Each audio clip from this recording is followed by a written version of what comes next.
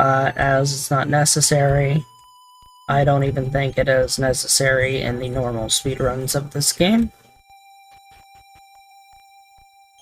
It is good to hear that the Restream PC is back up.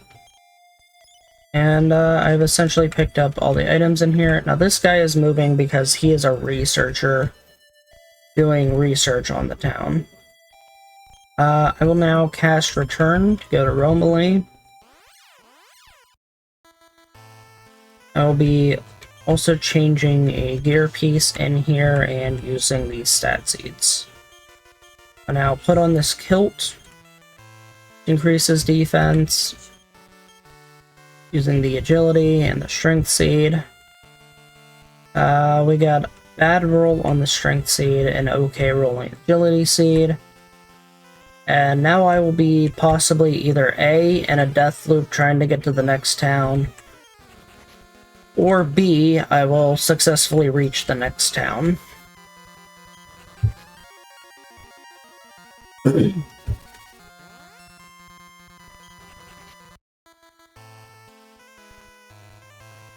And, yeah, we're gonna face some more difficult enemies here. So things like wild apes. There's gonna be an enemy called a catfly. There is an enemy called a vampire. And, they will kill me if I try to fight them. They do too much damage. I take too much damage, and I cannot deal enough damage to them. Also, madhounds can randomly show up, which are very dangerous to me. They also cast defense, which reduces my defense, making me take even more damage. And I'm hoping for 2-turn or less fleas, because anything more than that happens.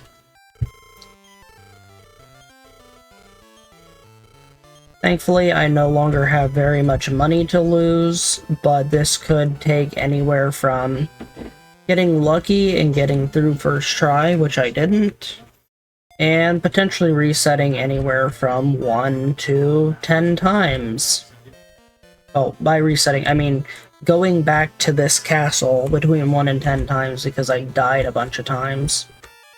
Usually doesn't take it that long. But, really just depends on how lucky you are. So, how long was the stream potentially out for? I don't know if anybody missed anything.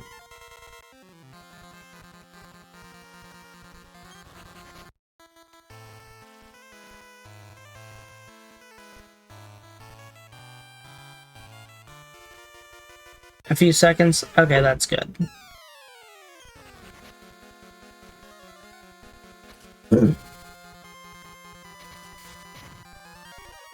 These are catflies.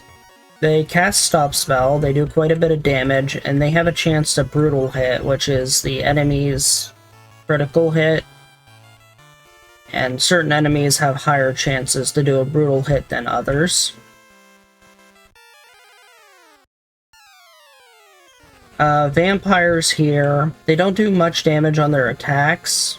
Actually, they do. Never mind, they do both high damage on their attacks, and they have Ice Bolt, which does a lot of damage.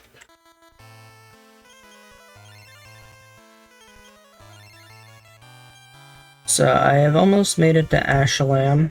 So, here is Ashalam. We're going to be grabbing one item from here and using the inn and moving on. This is an item called Bug Powder. These will be very important later on in the run, but not immediately because I don't need to use them at the moment.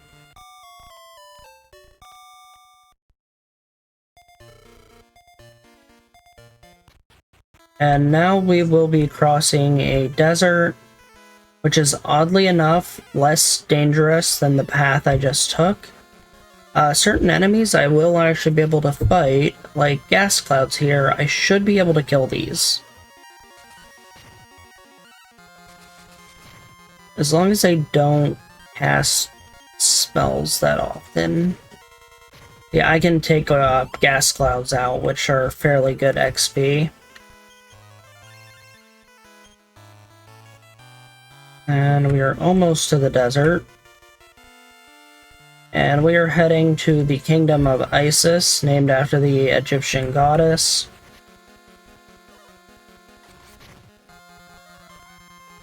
And, hell crabs. I cannot fight these things. They have too much defense and deal too much damage. So anytime I see hell crabs, I will run away from them. Thankfully, they don't spawn in large groups, so they're not that hard to run away from. Now, the way running away works in this, first turn you have 25% chance to get away, the second turn a 50% chance, the third turn a 75% chance, and you are guaranteed a runaway every fourth turn that you have clicked run. And hopefully we do not get very many fourth turn runaways. And we have reached the kingdom of Isis. Actually, without dying too, which is really nice. And I will be picking up some more items. An agility seed here. There is a book and a chest in the well.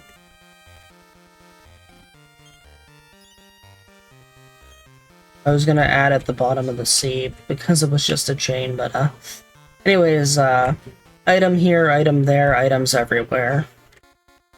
There is a shop we want to pick up some stuff at. Couldn't remember what this was, so I picked it up. It happened to be a tiny metal, which isn't useful. And we do need to pick up some gear here. So I had to sell a bunch of items to this place to get enough money. Because, in terms of money, we have no money.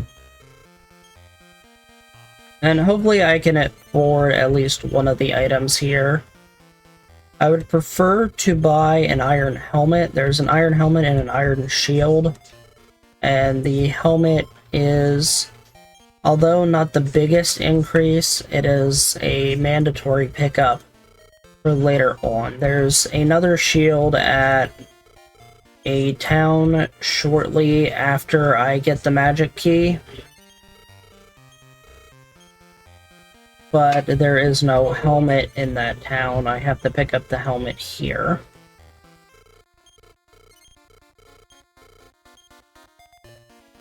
So I am just trying to sell all the unusable items that I have in my inventory. Also sell my fur hat. Should be able to get the helmet. Yep, the helmet is only 1,000. Now the shield is 1,200, which I don't have enough for, even if I sell a bunch of stuff. I'm going to use the inn. We're going to get the best accessory in the game here very soon. It is actually in a secret area in the castle. And by secret, I mean just slightly out of the way. Just tucked off in a side room here. In a basement. In a tomb. In a chest.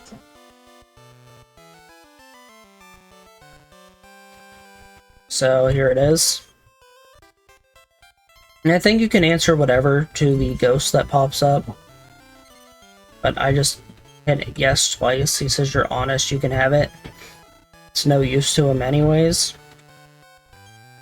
And now we have the best accessory in the game, which doubles your agility points.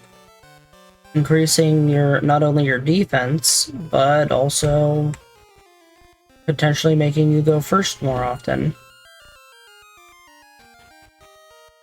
And we'll go ahead and leave here. And we're gonna go into the castle.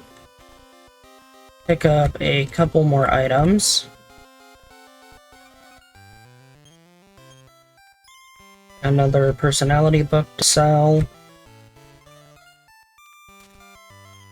And another token. And then we'll go talk to the queen and set a save point here. So in case we die in the upcoming pyramid, we'll just respawn here and be able to leave.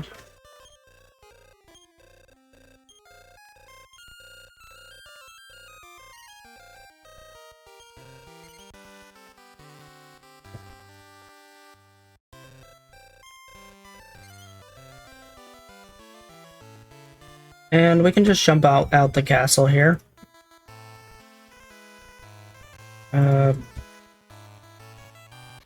Go in here, back out, and now we just head straight up to the pyramid.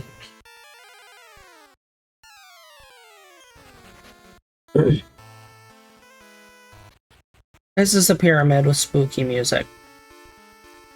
We will be visiting this pyramid twice. Once for the magic key, and then once later on for the treasury to grind experience points and get a bunch of items for money. Now, many fights in here I won't be taking right now. I, for the most part, do not have a high enough defense value to fight most things in here.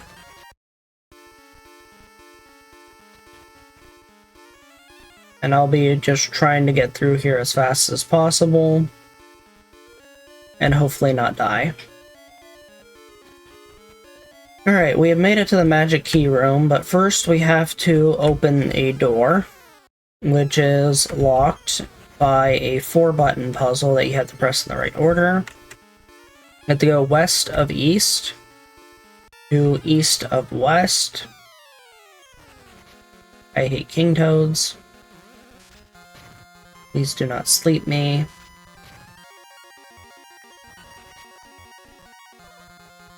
Please do not sleep me.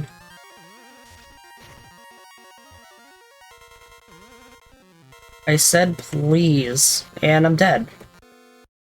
Great, so that's one of the enemies that can brutal hit. Mummies and mummy mans can both brutal hit using their secondary attack. That is very unfortunate. So we will have to walk back to there. So that's about a minute and a half time loss. Maybe 2 minutes, depending on encounters. Now, Carnamoths I can sometimes fight. I might actually be able to fight them now if I'm at full health, but well, they did damage to me, so I'm no longer at full health. But they're only outside the pyramid. I didn't mean to hit parry.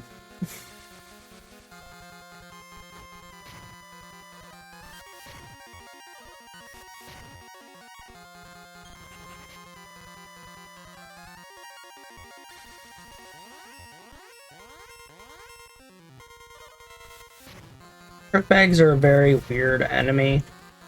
They have a lot of support magic, and they drop a lot of money if you are able to kill a trick bag. But if I see a trick bag with other enemies, for the most part I'm not going to try and kill it, because it'll probably use surround and then I won't be able to hit it. And then it'll use increase, which will boost its defense, and I won't be able to kill it. And then the other enemy will probably kill me. So, back into the puzzle. It resets every time you die unless you finish the puzzle. Yet again, another Mummy King Toad fight, which is very unfortunate. But we got away from that one. So, as I was saying, west of east.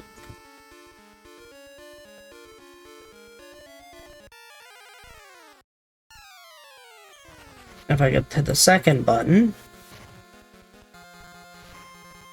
mummies can also call for horks, which are like zombie people. And they have the potential to do a lot of damage too. Okay, he luckily did not die there. Then east of west, to west of west, then east of east is the last button. It is a little child song, I think, in the castle itself that tells you the buttons you're supposed to press. But for me, I just have it memorized. And I'm dead. I am having some very unfortunate encounters. This game can sometimes just bully you a lot. And this is the RNG type of stuff that makes the estimate 7 hours and 30 minutes instead of my PB, which is 6 hours 16 minutes. And never know when you're going to get stuck in a death loop because the game decided it didn't want to allow you to play.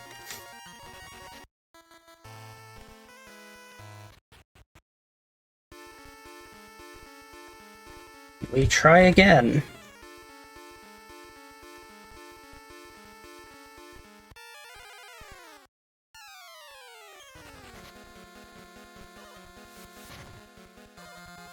Later on, these mummy mans are really easy to kill and are good for experience. As of right now, they're constantly trying to kill me.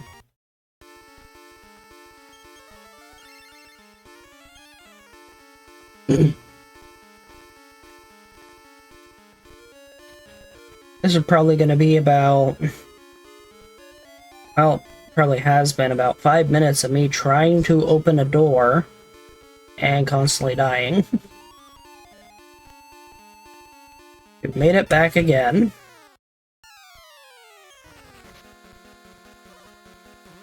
Yeah, this fight isn't as bad. I didn't mean to hit parry.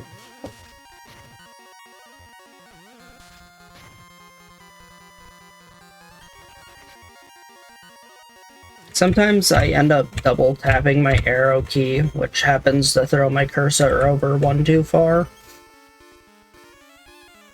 I use a keyboard to play this on emulator, so it happens.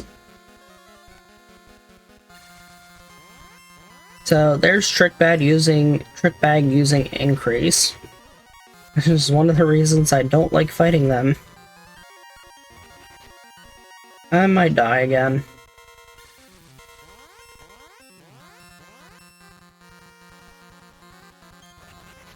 Okay, luckily the mummy mans did not attack that turn.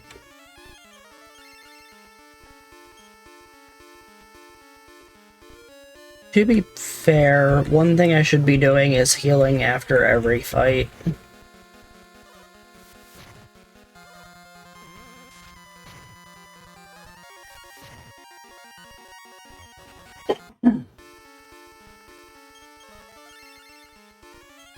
I definitely don't have as much HP as I would like to have right now. I could have anywhere from 60 to, I think, maybe 80 HP at this point, if I level high enough.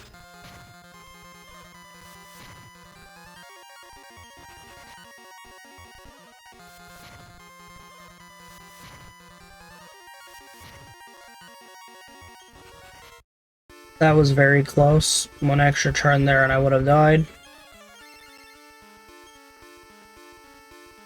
Alright, can we hit the last button this time?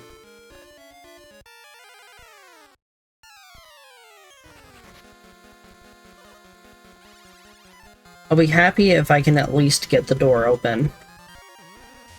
Because once the door's open, it stays open. So even if you die, you can always come back and still get the key.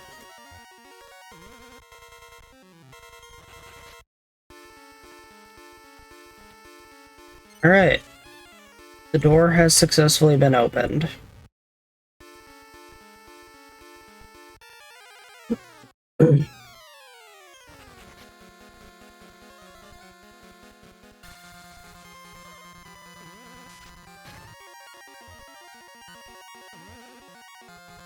And I am now asleep.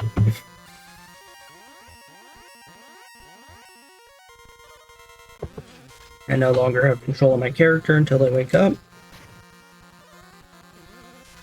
And I could potentially end up in a sleep lock here or die.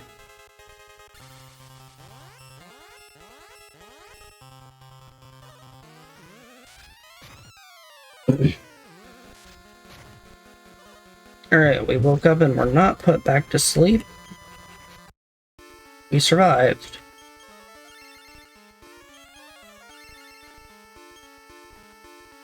Now, after I get this key, I will probably take an intentional death to get out of here. Hopefully I can get the key without dying.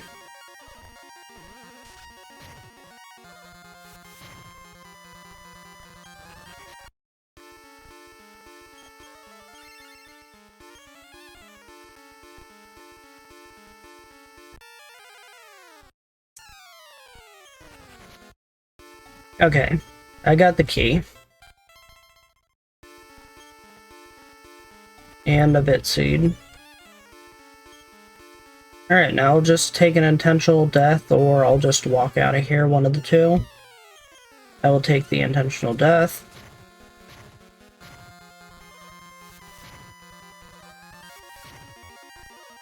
Maybe.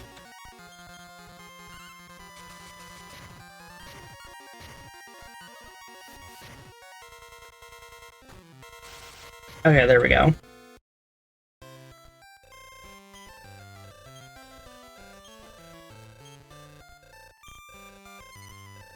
And now I need to return to Romilly. I am going to the castle of Portoga to start the next major quest of the game, which is getting some pepper to the king to get a boat to allow me to travel around the world in a boat, or a ship.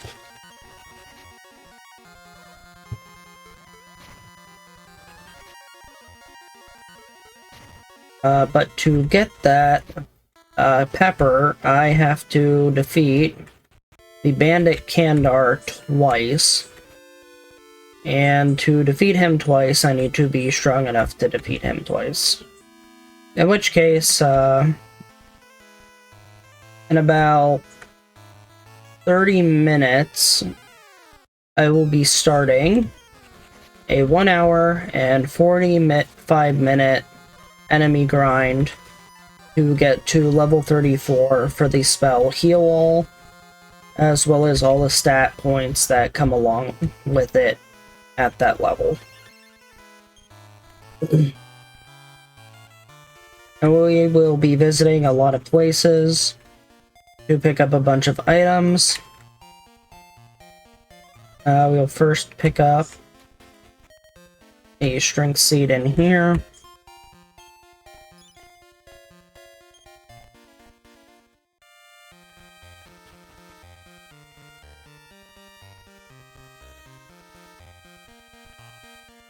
We'll go in here.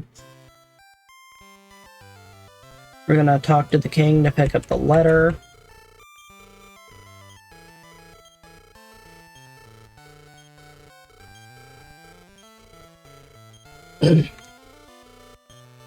This letter will allow us to proceed through a mountain range which used to be blocked to us, to the east of Ashalam. We'll also raid the treasury, and this treasury serves as a demonstration of effect tiles or hazard tiles, as these electric tiles will do damage to us and eventually lower us to 1 HP. There are also poison tiles, which will do the same thing, but I think they do less damage. We'll then pick up our next weapon in the game. So we will actually be selling some of the stuff from the treasury, namely the mist and the tattoo. We will be buying a steel whip, replacing our spiny whip,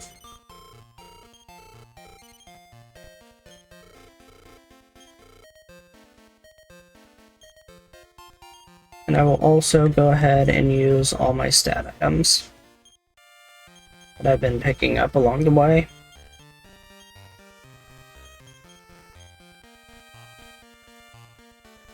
And now I'm going to use this in.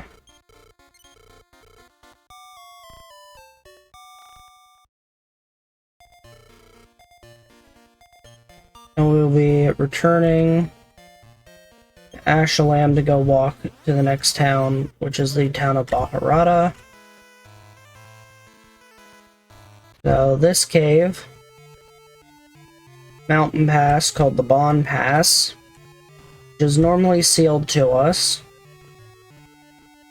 So you can see the path over here, but you can't reach it. There's also a well in here with a hidden stat item. Normally you would use a thief character, and one of their skills makes items on the ground light up. There are also 2 chests in here, but they're junky items that aren't worth much, so I'm not picking them up. I'm gonna use the life acorn and show the letter to Norud. We'll say yes, we wish to go east. It says to follow him. Now we couldn't pick up the life acorn after talking to him, because then he'll just go back and you'll have to talk to him again. And he opens up the path here. And oddly enough, it's not to the right, where they could have just said, oh hey, or just open up the path normally. No, he opens up a path down here. It just goes around the entire thing, and you end up on the other side. I don't know why they did it this way, but it's kind of funny. And now we walk to Baharata and hope we don't die again. These things here are pretty dangerous. There's only a couple enemies I can actually try to fight. The only enemy here I could try to fight is that heat cloud. The deadhounds are very dangerous. And will more than likely kill me if I try to fight them.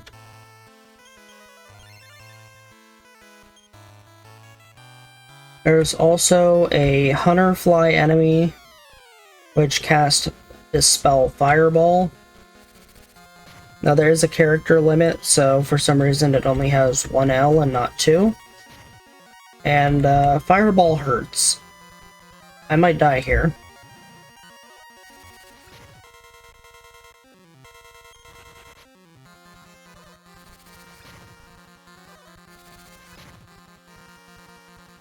I am on 1 HP. That is amazing. That was a 4th turn runaway, and it put me to 1 HP. We're almost to Baharata. We're getting an annoyingly high encounter rate, though.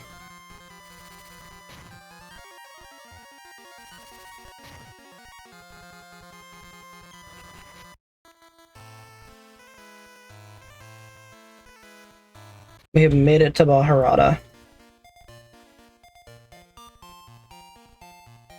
Oop, I've gone the wrong way. So now, I need to do a cutscene here. So, gang of bandits, that would be Kandar's men. For some reason they abducted the pepper shop lady. Don't know why. Maybe she was attractive. Maybe they wanted some pepper and she refused to give it. I don't know. But now, there are some gear items I need to pick up. So we're going to be doing some revisits. Namely the town of Aliahan. We're going to go grab the items from the treasury here. And if you talk to the guard, he makes a funny comment about the treasury. We'll actually talk to him. So, he won't say a thing about whatever we happen to do, which means he understands we're just stealing everything in the treasury that the king did not intend to ever give us. Just because our father, the previous hero, often helped him, and a lot of other people in the town.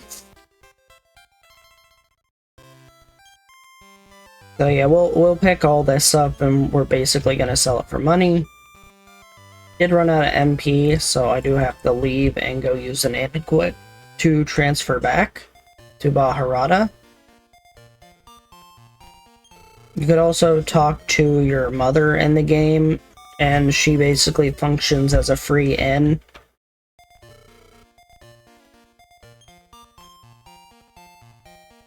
The Kingdom of Isis also has a treasury that you can access, but it's only accessible at nighttime, and I don't want to... Oh, this is the wrong shop. I don't want to have to walk around the desert and try to get it to nighttime. At least not right now.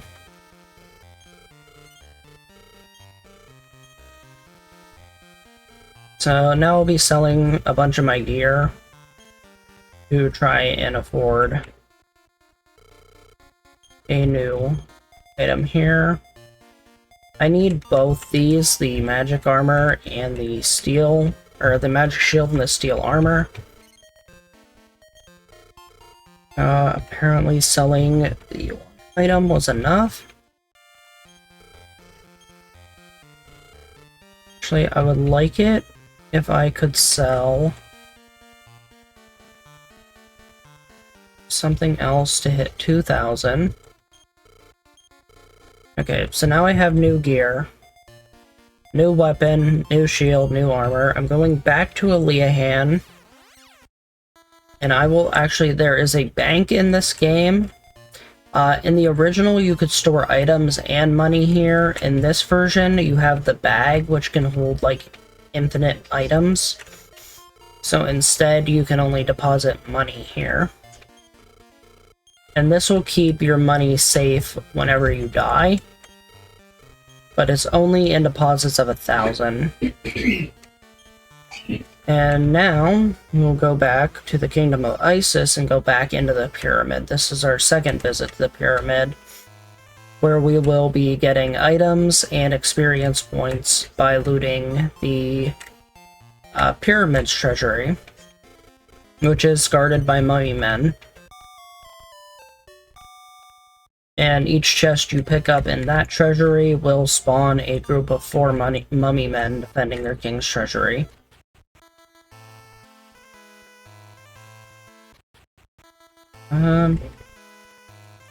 Sure if my keyboard is having issue or if the game's just eating my inputs.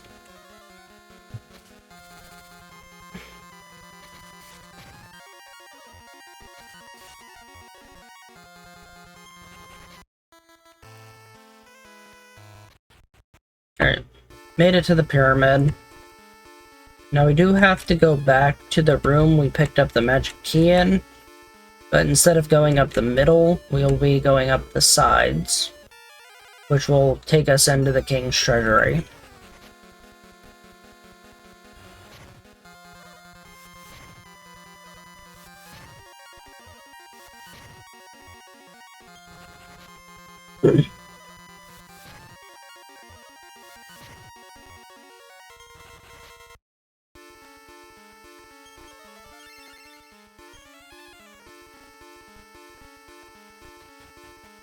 And hopefully we'll get at least 2, maybe 3 levels off the upcoming fights, which will be very useful to us to have,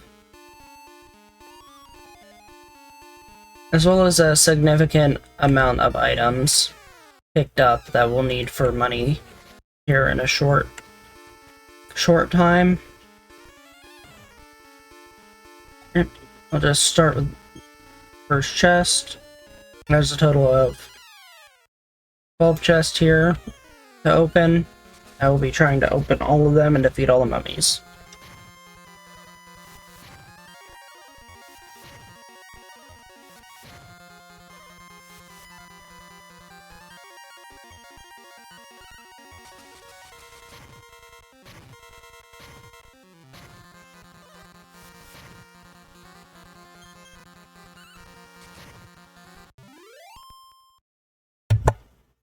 Sorry, my nose is really stuffed up at the moment.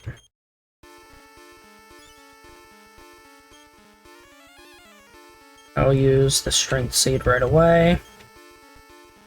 I'll also use this Agility Seed. And this Strength Seed that I forgot to use. Safety Heal. Next chest.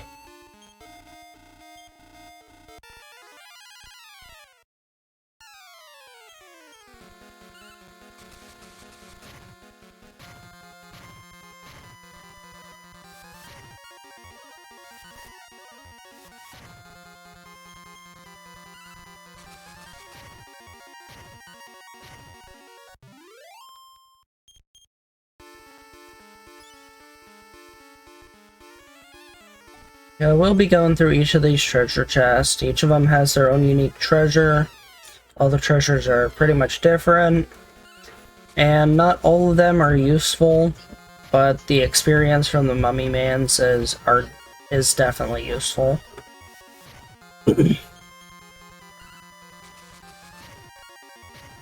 And I hope everybody's doing well tonight, and hope everybody's been enjoying RRLAT7. I know I've been in here for some of the runs. I did miss the start of the Resident Evil series because I was sleeping to get ready for this run.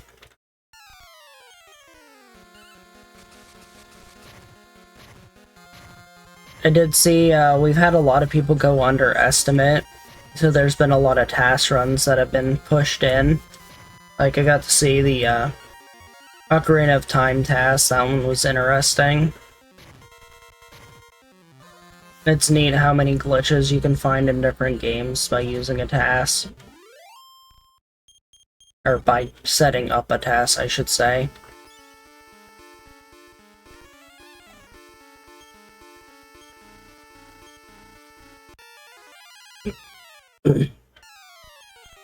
Now, there is only one major glitch I can think of in this game.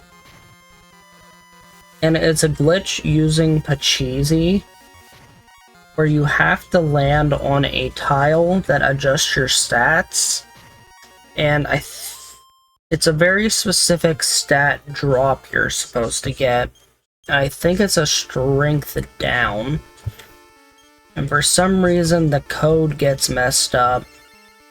And the next fight you do, where you kill an enemy and get experience, will actually give you like the maximum amount of experience in the game and will instantly level your character to 99. And I think it works for all types of characters too.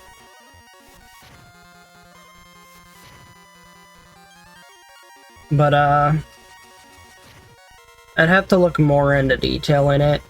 I could possibly do a solo hero run that uses the glitch, which would cut out an hour and 45 minutes of grinding, if not a lot more time than that, because being level 99 is insane. And I'm very curious what a run like that would end up being.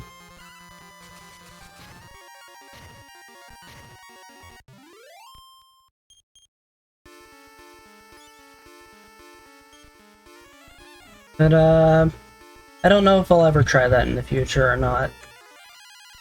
This game doesn't really, I'm the only person who runs the solo hero category for this game, so I kinda had to make up some of my own rules for it.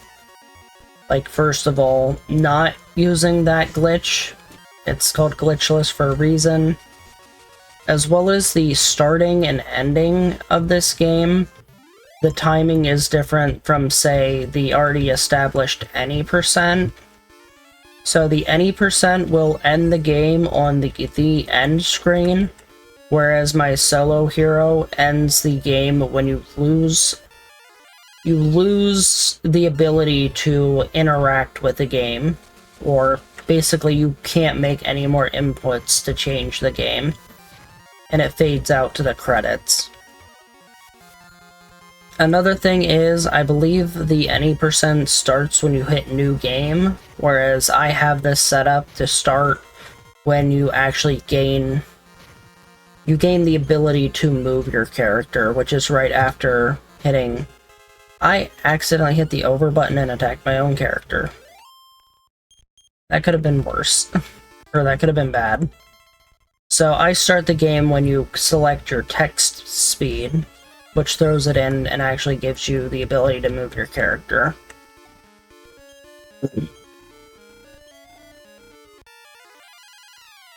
Other than that, my route varies differently compared to the original game, Solo Hero, because the stat spreads are a lot different. Or the starting stats are, at least, as well as the bosses are different. So I have to route in a bit more at the beginning that the original game wouldn't have to, because they have double to triple the stat values I would. And there's some things like that throughout the run. I'm currently the only person who runs this, and I was hoping maybe somebody else might get interested in trying the game sometime. Or at least eventually. It'd be nice to have somebody else run this besides me. And maybe have it made as an actual category, say on speedrun.com or something. Maybe in the future. That would be nice. And if anybody ever wants to try and attempt the run, and wants to know what to do for splits or routing, they could always ask me. My DMs are basically open for questions. There's also Dragon Quest RTA Discord, where people run like almost all the Dragon Quest games. And there's actually a section for the Super Famicom Game Boy Color version of this game. For some reason they're combined, but that's because there's a limited number of people that run the games. Community for Dragon Quest is pretty big as a whole, but when it comes down to individual games, you'll have anywhere from 4 to 10 people that are interested in all the nuances of the different games. Or at least the older ones like 1, 2, and 3. The Super Famicom version also has a randomizer, and I might actually try to play the original version eventually. So, we are now done with the pyramid grind.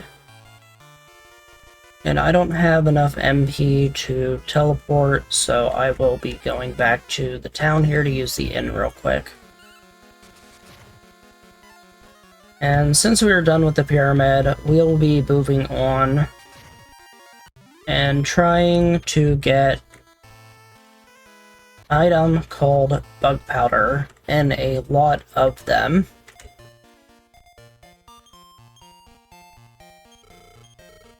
So first,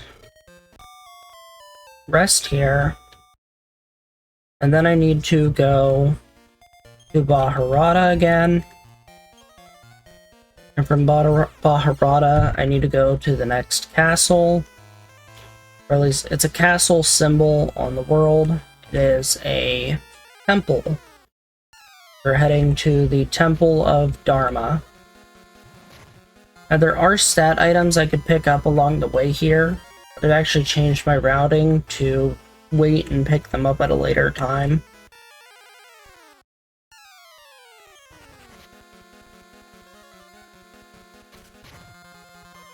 So instead, I am just heading straight for the temple, and trying to run from most fights. There are certain fights I will take, though, if they show up. This is not one of the ones I'm willing to take.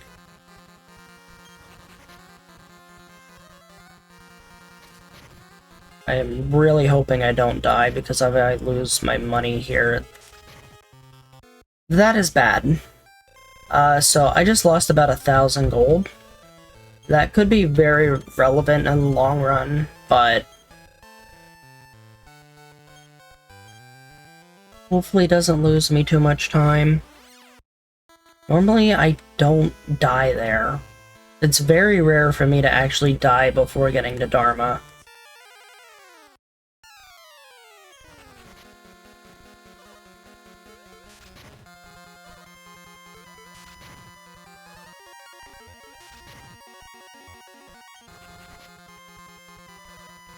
So 1,000 gold is, I think, the equivalent to 3 bug powders. Maybe more. I have to double check on the price. I just need all the gold I can get at the moment to buy more bug powders, and there's an important reason why you need to pick up a lot of them.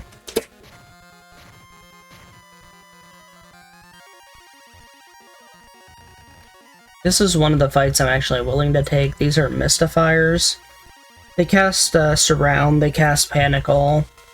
They're not too much of a threat to solo hero. These things can actually be annoying when you have a party.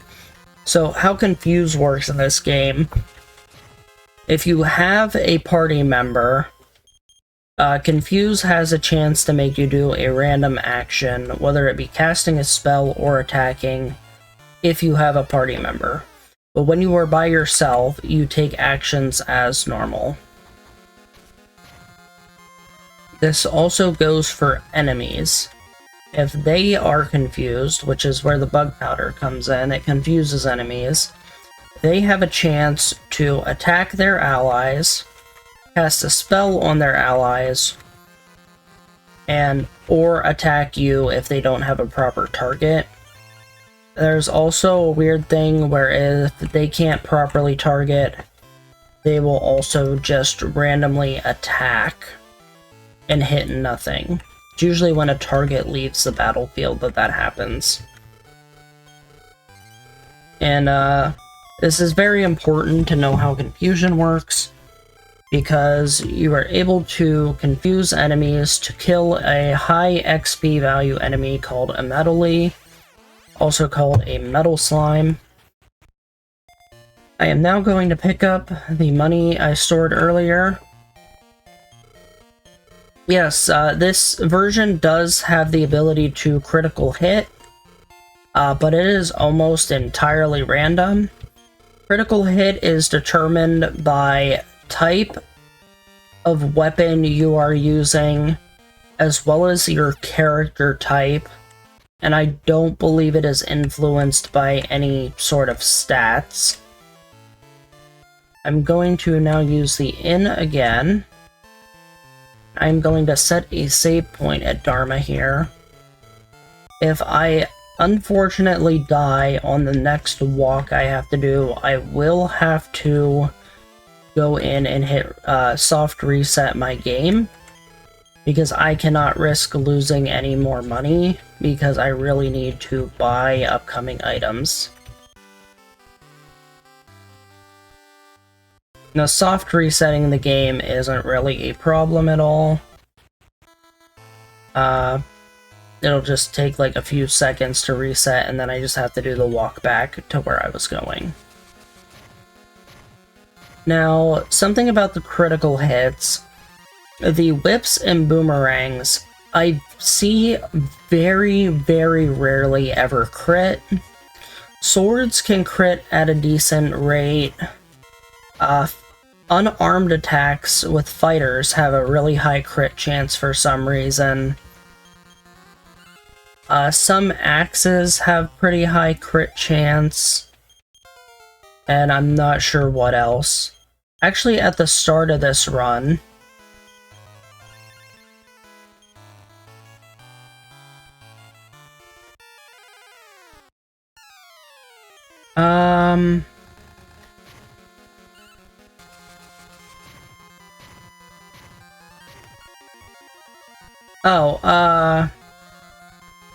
not sure how to answer that. So, you don't have to solo hero this game, that's what you mean. Or do you mean, is it crucial for a solo hero to get crits on bosses? Because it's not necessary to get crits on bosses, so later on I'll explain it, but certain bosses in this game have regeneration. and will regenerate their HP. But in this version, they actually don't regenerate.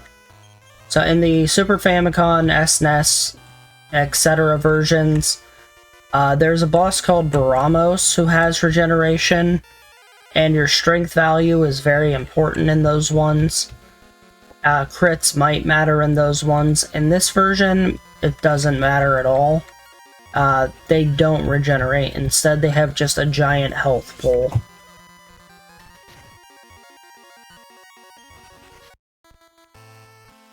I'm not sure if that's what you were talking about, or if you were asking something else.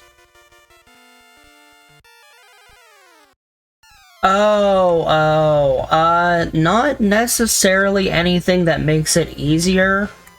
The solo hero run is possible on all versions of the game as far as I know. In fact, the Game Boy Color version is both harder and slightly easier than the other versions because of certain nuances.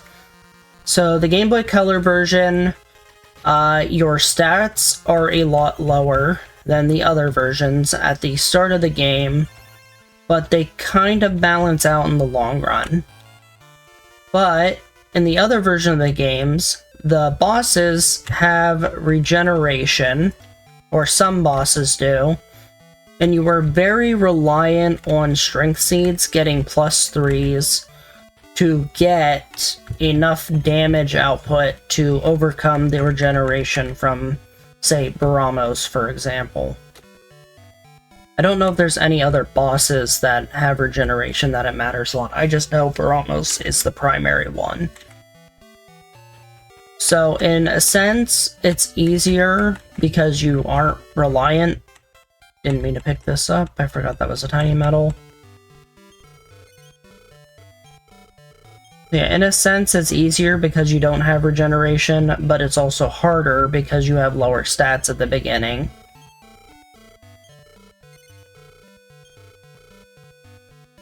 And, there's also gear changes.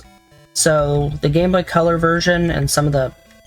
I'm not sure which versions have it, but they added gear to the game. And different gears can potentially make it easier because you just have more defensive options. And now I have what is basically the second or third best helmet in the game. So that will raise my defense quite a bit, which is very relevant. Oh yeah, no problem. I understood what you meant after a while there. Or after you phrased it differently that last time. I, for some reason, am losing focus on what I am doing. Alright, so now I am picking up a very important item, and multiple copies of this item, called Bug Powder. In other versions of the game, it is called Poison Moth Powder. And what it does is when used in battle against an enemy, it'll either A, confuse them, or B, have a chance to confuse them, dependent on the enemy type. Some enemies, it's kind of like a 1 in 3 chance. Others, it's kind of like a 1 in 2. And then some enemies, it's a guaranteed confusion. I will be now selling all my generic junk items that I don't need. Trying to get as much money as possible.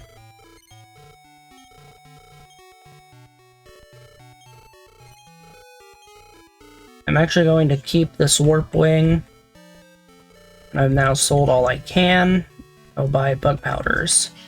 So yeah, 1,000 gold is essentially 3 bug powders, which I had lost earlier.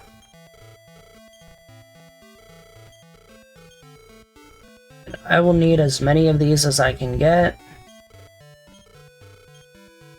to try and confuse enemies into killing metalies or metal slimes, which give about 4,000 XP each. We'll be beginning a 1 hour and 45-minute grind, roughly, very soon.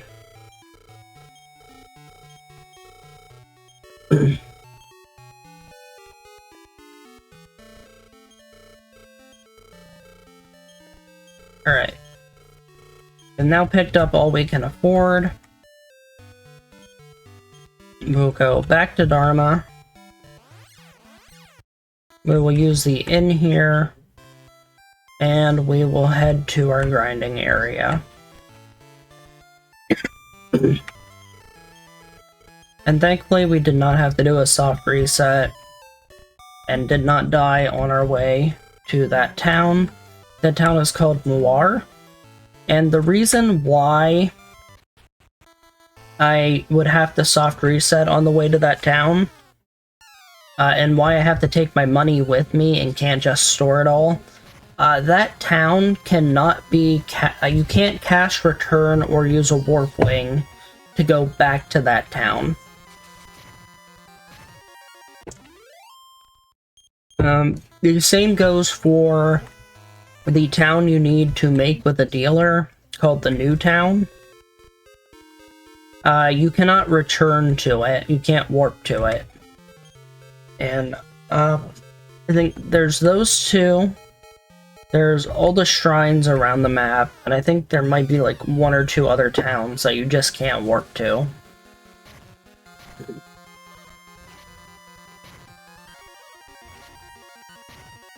I'm very curious if the 2.5D remake will change that at all, or if it'll keep it the same. Oh hey, silver monster medal. So, those are useless for this run. The purpose monster medals serve are their collectibles, and the Game Boy Color version specifically, I don't know if the original even has monster medals. But the monster medals in this game are used to unlock a bonus dungeon exclusive to this game called the Ice Dungeon. Which is, bonus content after the bonus content in this game. So, there's the main any percent. Then there is the extra dungeon called the Sky Dungeon. And a super boss at the end of that dungeon. I don't think it's possible to beat the super boss with solo hero. If it is, I think you'd have to level to at least 80 or higher and max out your stats. I haven't tried it yet personally. But at the end of RRFTP's run that I did of this, I did actually visit the Sky Dungeon. And, pretty much got my butt kicked. We are now going to the top of the Tower of Garuna to go to where the medalies spawn at. We're gonna grind in here. But, one thing this game has is that Ice Dungeon after the Sky Dungeon, and, that's where the monster medals come in. Okay, so this is a decent fight. So these are medalies, they are worth 4k XP each, they flee from battle, they cast blaze, and they do attacks. Essentially, you want to try and kill different amounts of them before they flee the battle, which is where the bug powders come in. Medalies have 4 HP. They have a 50% chance to be confused by bug powder. Garudas are, I believe, a 100% to get confused by bug powders.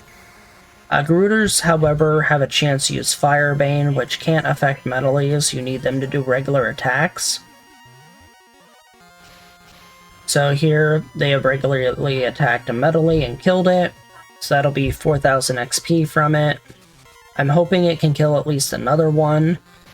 The less bug powders you use and the more kills you get means you don't have to go reshop.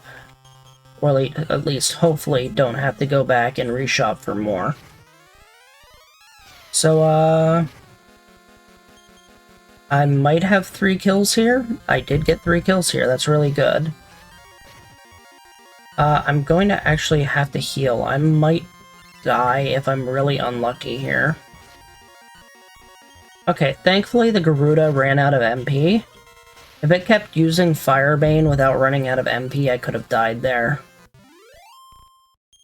And that is 12,000 XP. I'm probably going to get at least 3 levels, maybe 4 levels here. These levels will slow down the higher level I get.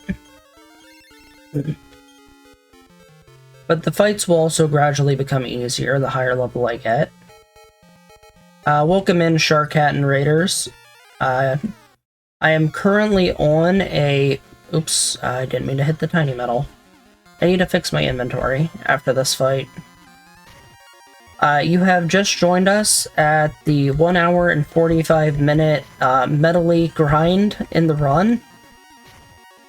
This is the first major grind in the game. The second major grind comes much later in the run and is also much shorter. So the first grind is this 1 hour 45 minute.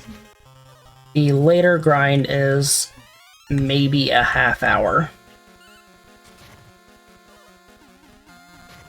So we'll be here for a little while and confusing enemies to kill these metalies or metal slimes.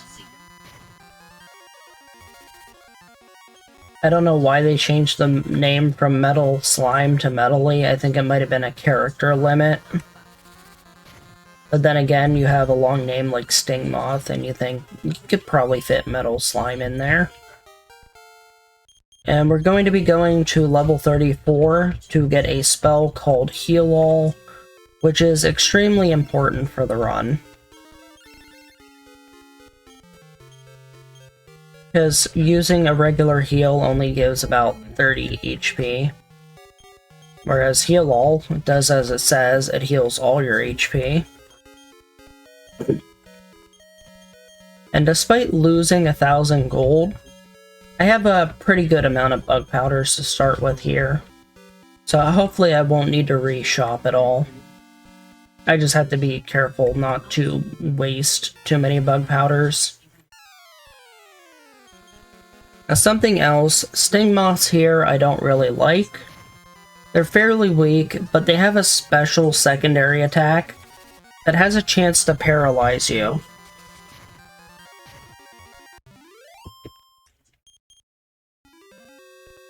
And if you get paralyzed with Solo Hero, you cannot cure yourself, so it's an automatic game over.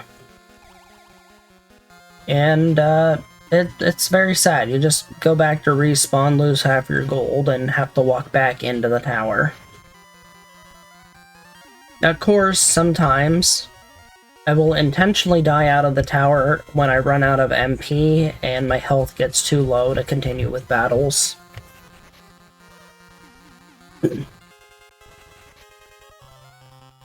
I was hoping the metally I confused would be able to kill another metally. The first one it damaged ran away, and the second one it damaged is still alive. And then it damages the third one. Please hit. Okay, I killed one. So if I get at least 1 kill per bug powder use, that's very good. It's really just unfortunate when you get... so now there's an attack glitch, so for some reason it's targeting me and doesn't register that there's another possible target, unless it uses Blaze. But if I get at least 1 kill per 1 bug powder use, it's usually pretty much worth it. But I would prefer to get more than 1 kill per 1 bug powder use, because that's going to be the fastest way to level.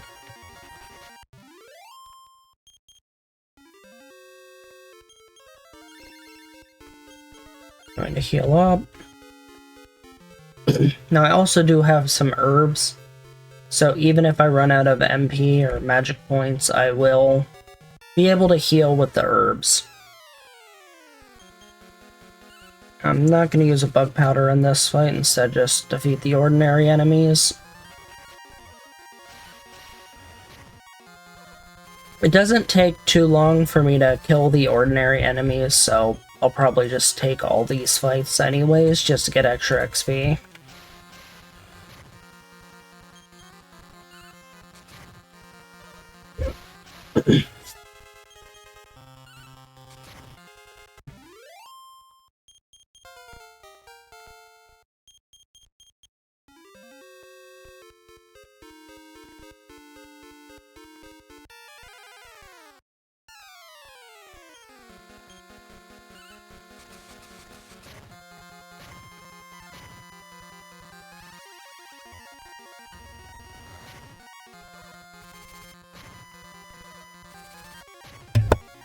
Now, something about this fight, these sky dragons are very nice, but also evil enemies at the same time.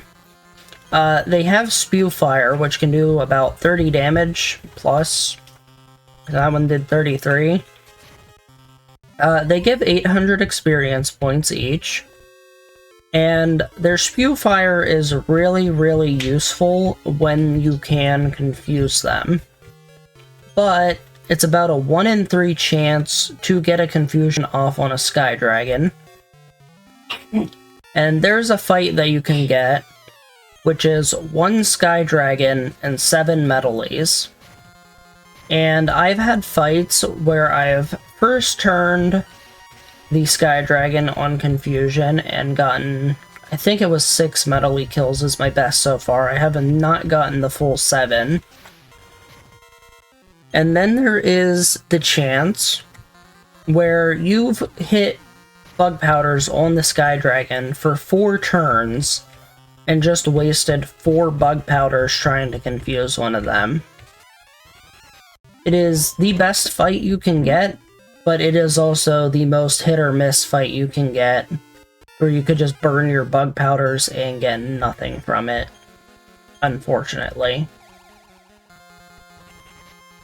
I am hoping I get a decent amount of those fights, but I'm hoping not to burn my bug powders on those fights. I'm hoping I either get first or second turn confusions.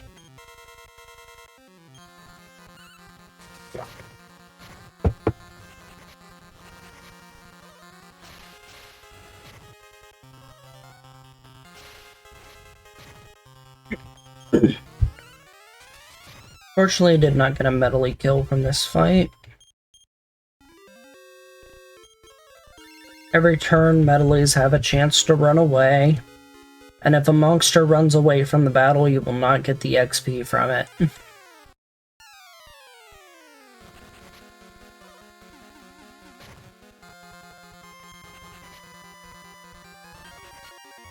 And, fights full of pure metalies I don't really like taking. Metalies have about a 50-50 or a 50% chance of getting confused off a bug powder.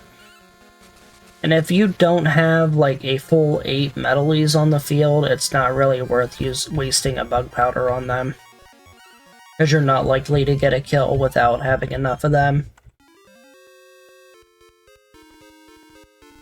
Even if you have enough of them, there's a chance you just waste your bug powder and it doesn't get the confusion proc.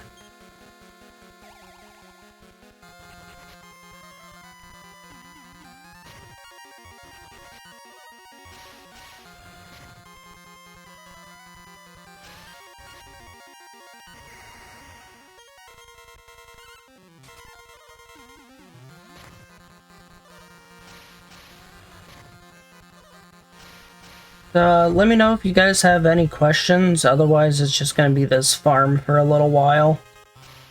I'll just try to think of stuff to talk about the run. Or if anybody has any questions for me as a streamer, feel free to let me know. And as for this farm, I have tried finding other methods to farm, and this happens to be the fastest available one. So what got me into this game, or running it at least, as a kid, this was one of my favorite games on the Game Boy Color. And I happened to do this as a challenge run one time, as an adult on stream, And the first time I did this, it took me like 20 hours to beat the game. But I found out, yay, hey, it's possible to beat this game with just the single hero, without having party members or anything. And I started thinking of, hey, what could I do to route different parts of this game? What items do I need to pick up? What enemies do I need to kill? And I just slowly developed the routing over time and turned it in from a challenge run into an actual speed run. I also looked into the Dragon Quest and Dragon Warrior game speedruns Discord and found out, hey, other people have run solo hero for other versions of the game, but nobody was really doing this version. So it went from just being a favorite game of all time, well, one of my favorite games of all time, to, hey, I'm gonna also speedrun this game in some way.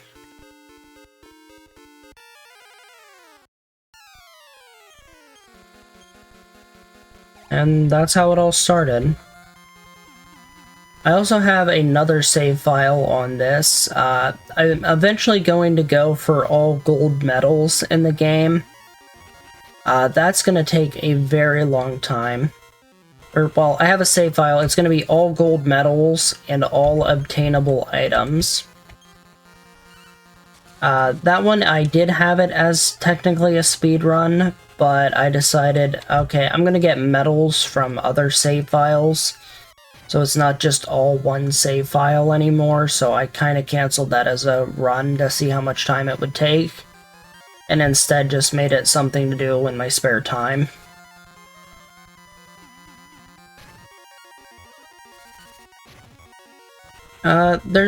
Honestly, I wish this game just had more of a viewer base, or just a player base. It'd be nice to have somebody to compete with on this run. I wish the Sting bots would stop doing that open mouth secondary attack. That's the one that has a chance to paralyze me. Now, I have run out of MP, and I am almost out of herbs. Never mind, that was my last herb. So I might be able to do one more fight in here before I have to take an intentional death.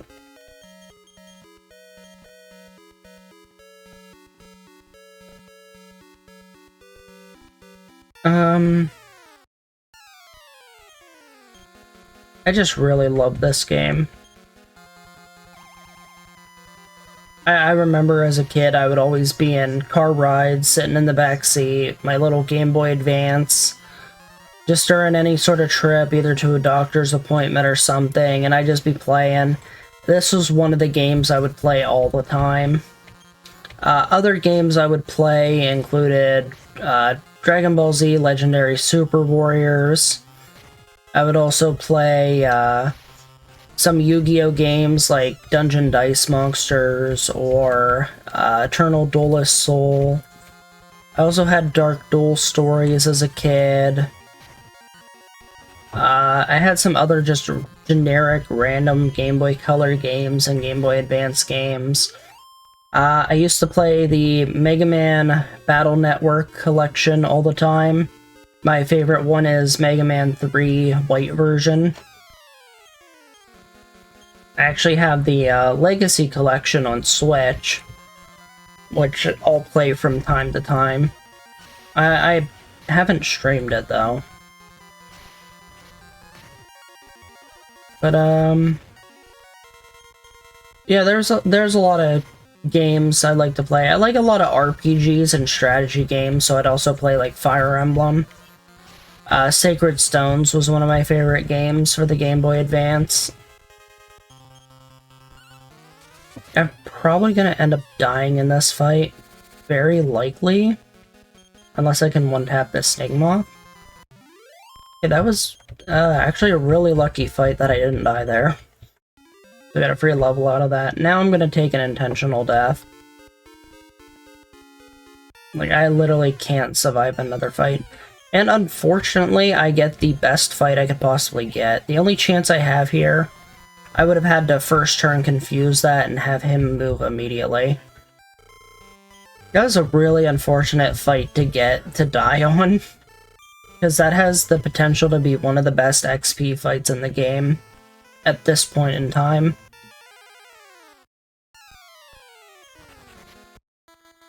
Later on in the game, once you make it to the Dark World, there's an enemy called the Salamander. There's also an enemy called Metabel. Salamanders are worth 6,000 XP each, and you can kill them relatively easy once you have the proper gear in the Dark World. And the Metabels, or Metal Babbles, give like 30,000 something XP. But for solo hero, it's really difficult to kill them. They have 6 HP, they run a lot more often than Metalies do, and I've only found 2 potential ways to actually kill them. There's an armor called the Blade Armor, which reflects half the damage dealt to you back to the enemy. And there is a sword called the Falcon Sword, which I don't typically buy because I don't farm the Metabels. I think the Falcon Sword can be used by the main hero. I'd have to double check it. But it'll let you attack twice in a fight. So essentially you would equip the Blade Armor and Falcon Sword, and you'd attack the Metabel and hope it attacks you back and doesn't run away from the fight. So it'll take about 2 damage from attacking you, and you'll do 2 damage to it. So you have to get 2 turns where it doesn't run away. The other way of killing them is just get a really, really lucky critical hit. In which case, I have done it... One of my previous PVs gets a critical hit kill on a Metabel. I think it was my 645 that got the critical hit kill. And it's just a really nice XP bonus. And then the primary way to kill them is when you have a party of 4 instead of a party of 1, is to use what's called the Bee Dragon strategy, which in later games they actually change how Metalies or Metal Slimes and Metal Babbles take damage. So like if you were to try and use Bee Dragon in Dragon Quest VIII, the Spew Fire will not do any damage to them. But in this game, Bee Dragon Spew Fire does like 30-something damage to them. The same goes for confusing the Sky Dragons in the Sky Dragon Metal fight. If you confuse them and they do Spew Fire, it does about 33 or 34 damage to all enemies on the screen, including itself. And it'll just instantly kill Metalies, which only have 4 HP. That's why it's potentially one of the best XP fights you can get here. The unfortunate part is potentially means you are rolling at basically a 1 in 3 chance every time you use a bug powder on it to get the confusion that you need.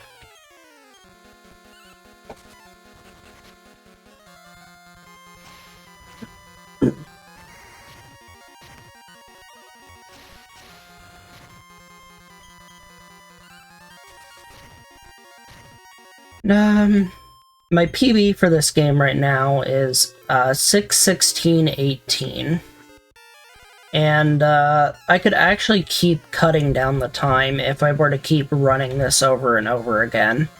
There is a lot of RNG that goes into the run. There's chances to die at many points of the game. If you die to a boss, you lose a lot of time.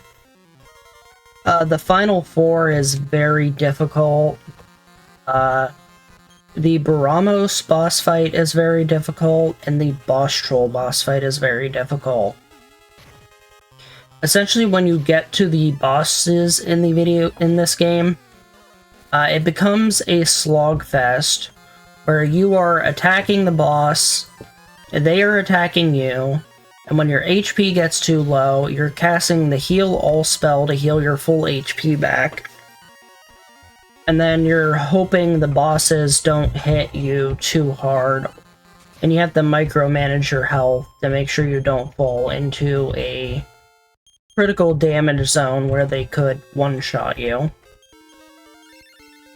In the case of Boss Troll, I ended up dying during the RRFTP run and lost 30 minutes because of it. And this is because when I went back into the fight, there's a critical item that you need called the No Mask, NOH Mask, which it's a cursed item, which prevents you from using items and spells outside of battle, but it maximizes your defense stat for the helmet slot, making you take a lot less damage in battle. And I use it for the boss troll fight to try and guarantee that I don't die. But, as I said, RNG, there's still a chance to die. And, if you die in that fight, after equipping that mask, you have to go to a priest and decurse yourself, because you must use an item to even fight boss troll, called the Lar Mirror. And if you're cursed, you can't use the item. So losing the No Mask means you might not have high enough stats to beat boss troll, and you're gonna spend some time getting an extra 1 to 2 levels. So I ended up having to get 2 extra levels. Maybe it was 3, I think it was 2. And then refighting boss troll a couple of times, trying to kill him. And eventually succeeded after a half hour of time went by.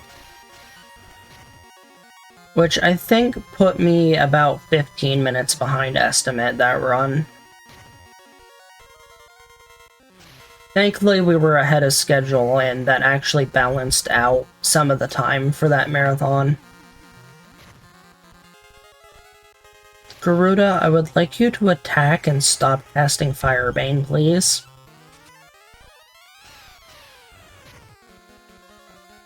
And it hit a 1 again.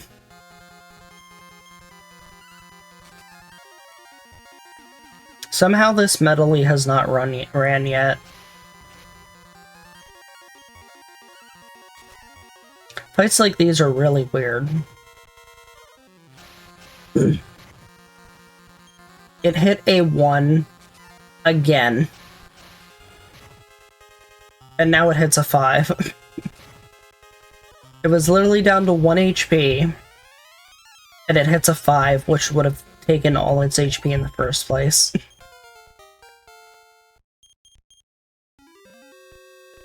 This game is silly sometimes.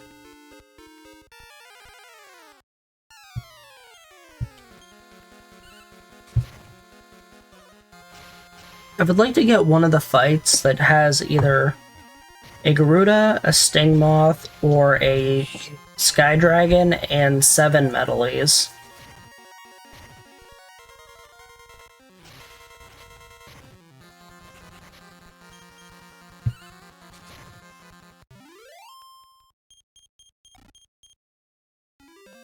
My time's only a 6 hour and 16 minute 18 because of trolling RNG. My sum of best is like 5 hours, if not sub 5 hours. It's kind of weird how much RNG actually plays a factor in this game, which also might be a reason why people wouldn't want to run this. Yeah, I just checked my personal, my best segments, and it is actually sub 5 hours.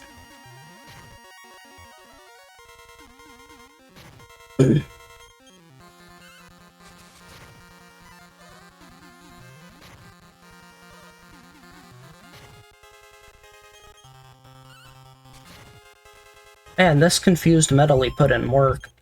It killed 2 medleys for me. Yeah, now the regular any percent of this game, I think, is either sub 4 hours or 4 hours and some odd minutes. So if you were doing this with 4 characters instead of the solo hero, it'd be even faster.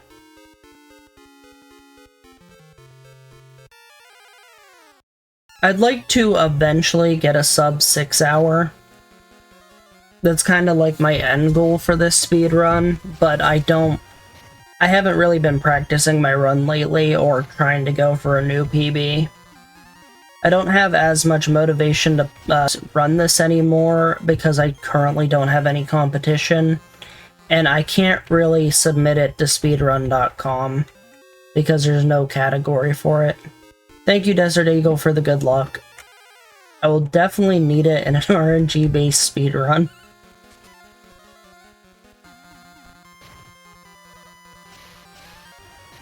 Now, if I could eventually get this category on speedrun.com, that would definitely motivate me to submit more times. Or to submit a time and get the rules set up and everything.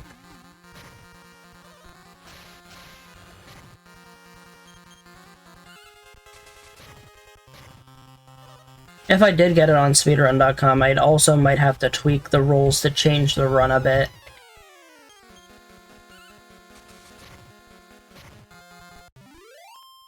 Because I had to make up my own rules for this since there's no category for it.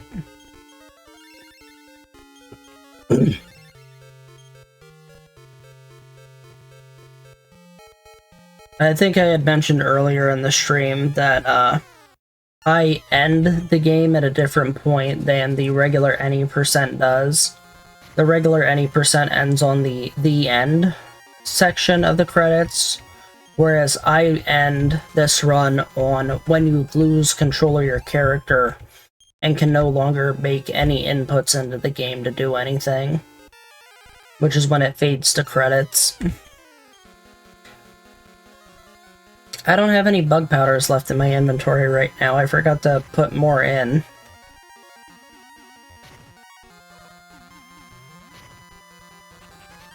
That's unfortunate because this was a decent fight to possibly have a bug powder on.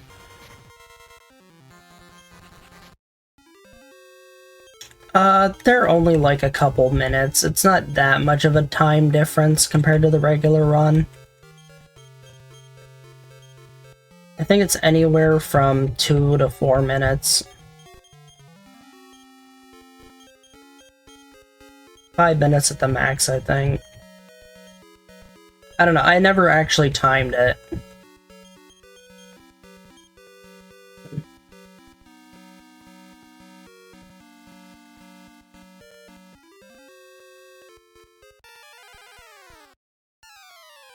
Yeah, also, a lot of people running this game on any percent are probably playing the Japanese version.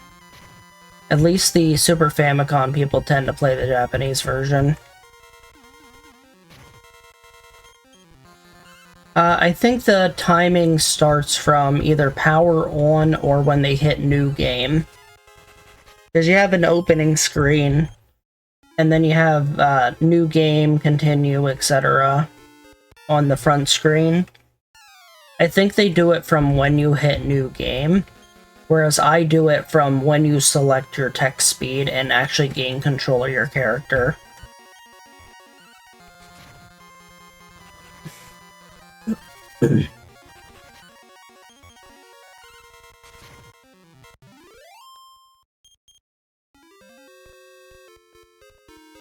Now, the difference between me starting on the text speed versus starting on new game, if I haven't set the text speed where you would start, you literally just sit there on that screen until you're ready to start your splits. Whereas if you hit new game, you'd have to spend like, I don't know, 5 seconds doing the menuing. The reason I do it on the scroll text speed, though, is because it lets me put in any character name I want. Even though there's only four letter slots. It actually allows me to pick a name instead of just going, oh hey, I'm gonna hit new game, literally click the A button once to be named A, and then just go from there. Like, I actually like being able to name my character. So I really don't like the idea of starting from when you hit new game. I'd rather start when you actually gain control of your character and are able to do inputs into the game.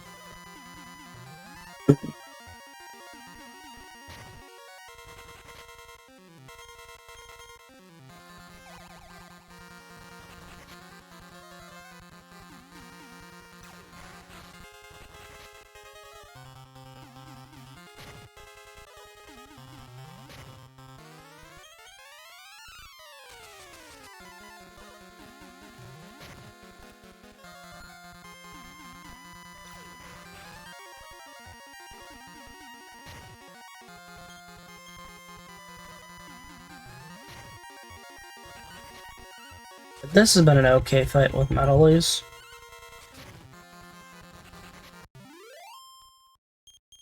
I am glad you agree, Desert Eagle. I also think it's the most accurate way of starting time, because, like, different people menu differently. Some people might actually take time to put in a name, which would cost you a few seconds to do if you were to start on new game. Now, there is somewhere where I agree that new game is better starting time than actual input, and that would be Yu-Gi-Oh! Forbidden Memories, where Yu-Gi-Oh! Forbidden Memories, it starts on new game, and then you have the name selection, and then you go into the game.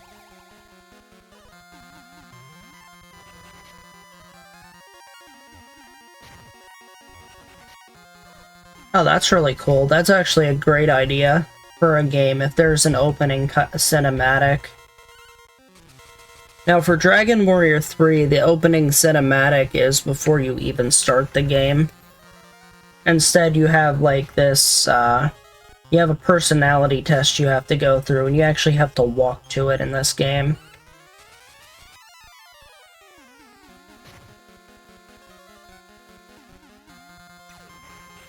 Now, if I were to talk to the Dragon Warrior 3 community on speedrun, maybe they might change the any percent to actually reduce the artificial extension down to what I have for my solo hero. But like, I don't think there's enough runners for people to actually care about it. At least for this version, there's not many runners at all. This is a game I really would like more people to get into. But I think the reason why there's not as many runners... So from what I've heard, since this is a remake, 2, the older systems like Game Boy Color, SNES and all that, didn't have as big of a video game following in the like Europe, USA, any like English speaking countries as they did over in Japan when they released, based on the timing. And eventually video games of course became more popular worldwide. But back then, when these games were released, they didn't have as much of a following. People might not have had the money to buy them, or the systems.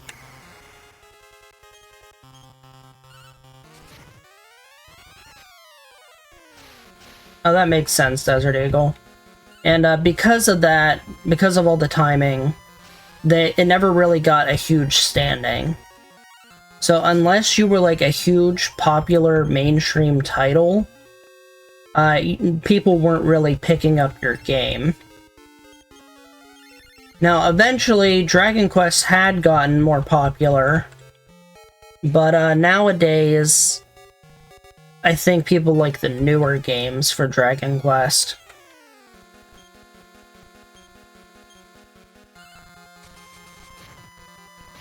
And the games do have a bigger following in Japan, like even to this day, even the older games. Because I noticed the Super Famicom version has a ton of Japanese runners that run the Japanese version. And they're constantly running it, but it's the any percent 4 character, it's not the solo hero.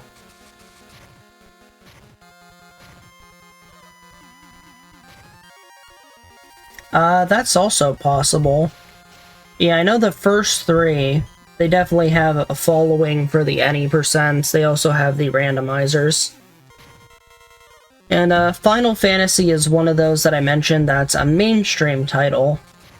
Final Fantasy is the Squaresoft half of Square Enix, whereas Dragon Quest is the Enix half of Square Enix. And Squaresoft happened to be a lot more popular than Enix was way back when. Still, they were like the biggest RPG publishers out there, and they made some really good games.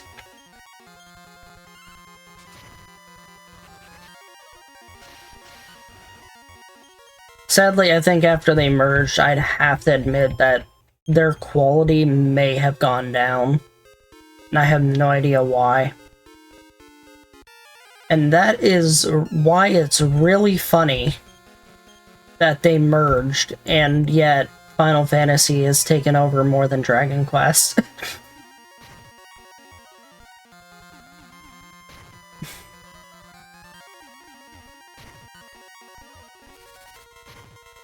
I don't know why Final Fantasy has just been way more popular than Dragon Quest, at least in the Western audiences.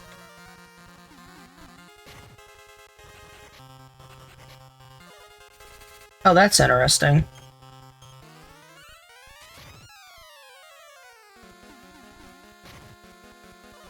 Oh, right, the movie ventures. I completely forgot about those.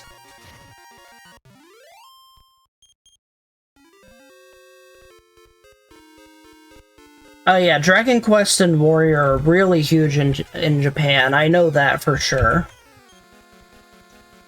And I didn't pay attention to how many bug powders they had left in my inventory again. And Dragon Quest is still huge in Japan.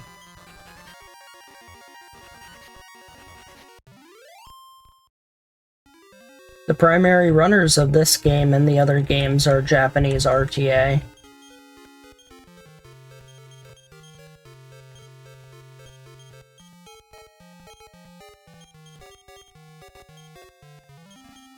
Final Fantasy XIV, I want to say, almost failed. It was a flop at first, and they had to fix it. So they had to do a lot of money into it to fix that. I do want to say Square Enix is definitely in a better position than Squaresoft was beforehand. And probably on par with how Enix was beforehand.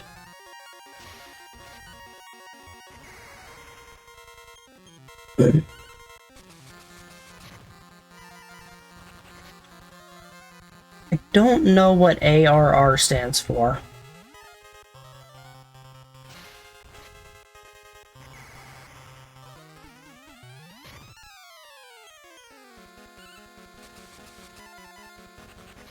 Oh, Realm Reborn? Oh, is that that's the expansion to 14, okay.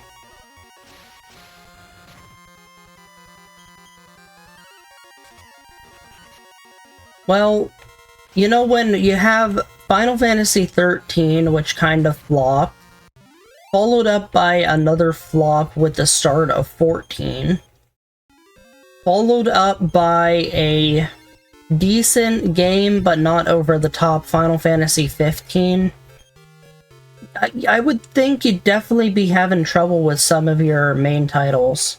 Wait, you don't think 13 didn't flop? Oh, it sold... Oh, right. It sold fantastically, and then people got really mad after playing it for a long time.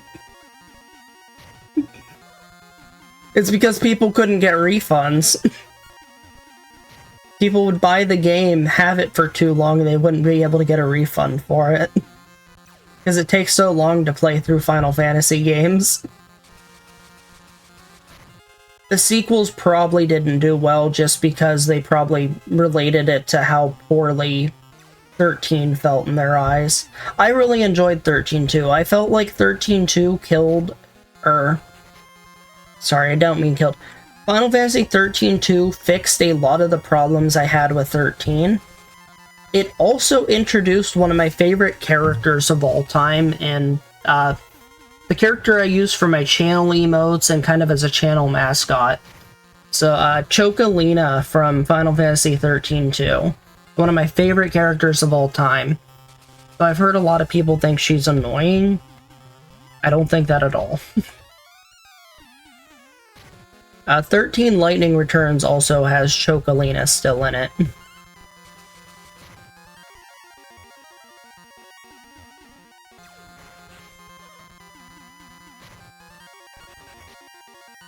Oh yeah, the Spirits Within movie. That movie was so weird. Lightning Returns was a dress lightning game. The battle system was really fun in Lightning Returns. There was a lot of comedy with that game. I want to replay it sometime. I was trying to replay the 13 trilogy, and that was a very unfortunate fight. I think Advent Children did well because it was based on 7, which was one of the most popular Final Fantasies from what I know.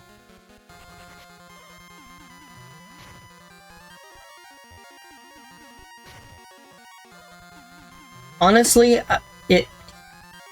if I could go back in time and work for Squaresoft, I would suggest them, if they were to actually make a movie, to not make it a standalone.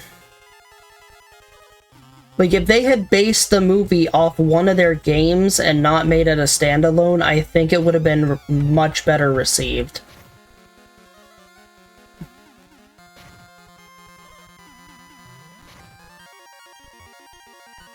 It was such a weird movie, man. Like, I thought it was supposed to be like a kid's movie, too, because, like, Final Fantasy felt like a kid's game at the time, because I would play them. But then it seemed more like a freaking horror movie, and it was like, what is this? Wait, there's a Final Fantasy 15 movie. That's interesting. I haven't seen that one. I'm very curious. Anybody know how Final Fantasy 15 did on sales? Because I did buy it. I think I even had the pre-order for it. And although I relatively enjoyed the game, it felt very boring after a while. Like, very boring and repetitive, I want to say.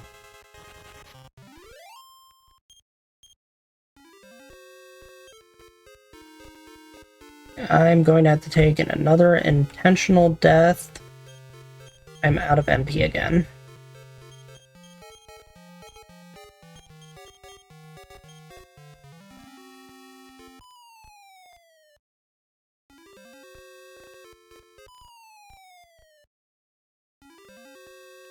I didn't actually mean to fall here. Just wanted to take an intentional death.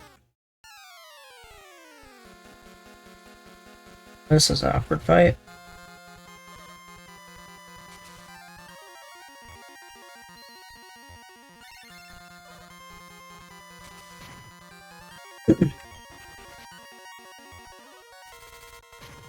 I think Final Fantasy has such a big following at this current point in time that if they release any mainstream game, it's going to sell well. Now, I don't know, Final Fantasy 16, did it finish releasing? Because I know it was supposedly a PS5 exclusive, which made me refuse to buy it. Like, I don't have a PS5, nor will I ever buy one.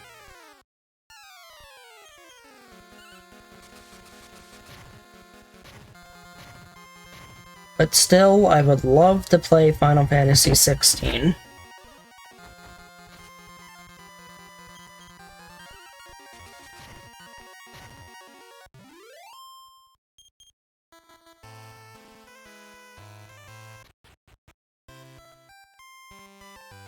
Somehow I made it back to the temple alive and didn't need to do an intentional death.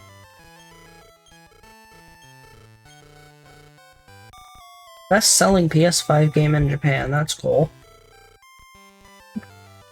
I seen a couple trailers for it, and I seen the announcement for it. But when I seen PS5 exclusive, I got really sad. It's like, I can't just buy a PS5 just to play one game that I want.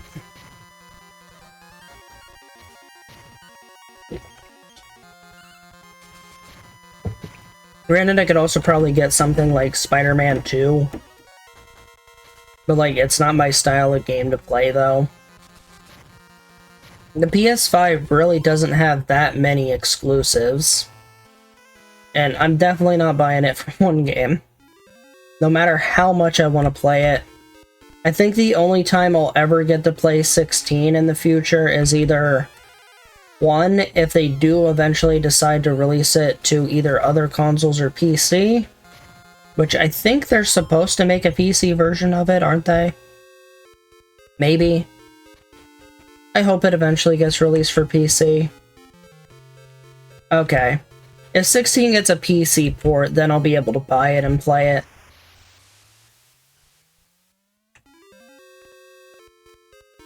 So I'd love to eventually play that game.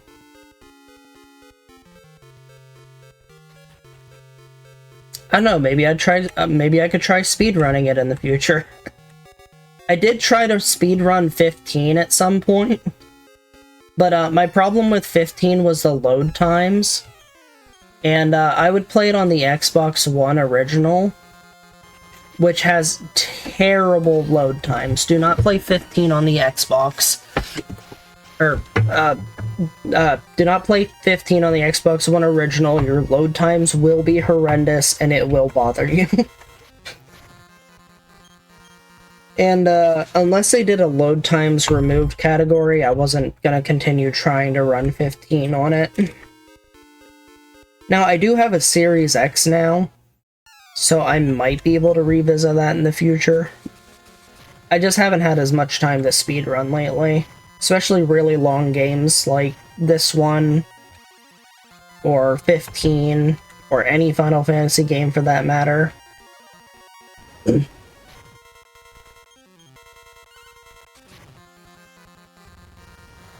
What happened with the 13 port that it was a really big problem? Because I have 13 on Steam at the moment, and it seems like it runs perfectly fine.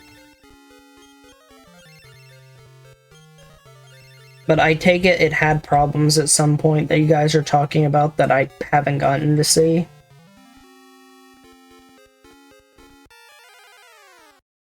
Oh, okay, that's interesting. I don't know if I've had a crash on it yet. I don't even have the best setup. I, actually had to buy RAM for my computer to try and run Baldur's Gate because my computer couldn't handle Baldur's Gate 3 for the longest time. I think I only have like a 1060 3GHz graphics card. I have a 3GHz or something CPU. And then I bought RAM, so I'm up to 64 gigs of RAM. Fortunately, did not get a confusion on Skydragon. 1 in 3 chance strikes again.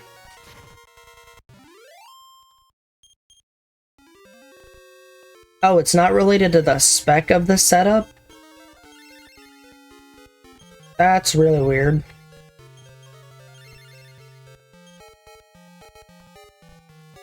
FPS with AMD CPU, that's interesting. I have an Intel i5. So I wouldn't run into the problem with AMD.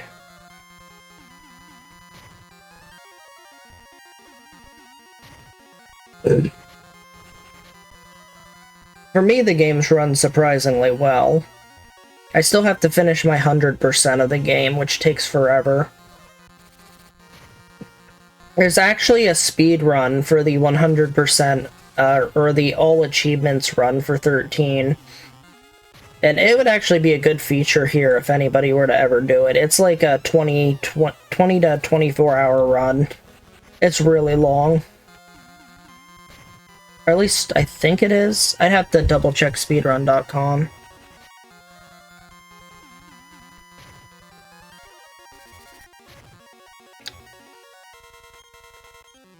My generation of CPU is an Intel i5, so 5th generation.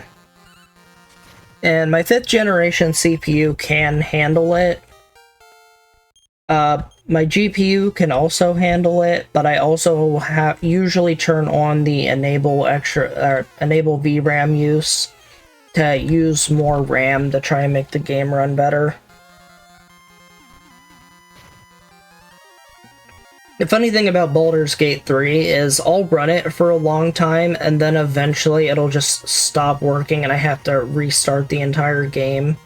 Like, I'll have to close out of the game, potentially restart my computer and boot everything back up, and then it runs fine again. I think it has a cache system that if it gets too full, it'll start running slower. I know there's other games I've played that have had some issue like that. I paralyzed and died. That's unfortunate.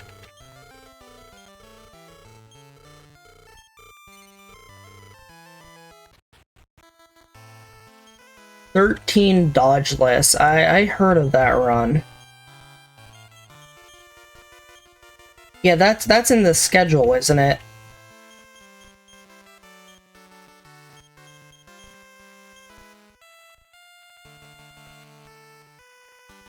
That'll be an interesting one to watch.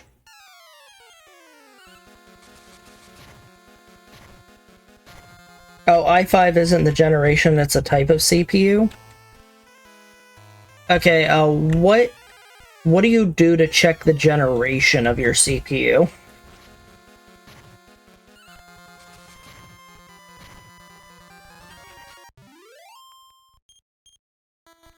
I think mine's an i5 7400 Intel. Would it just be where the Intel name is? You'd have to check, like, if it's Intel, like, 3rd generation, 4th, etc. I'd have to go into my specs and check it.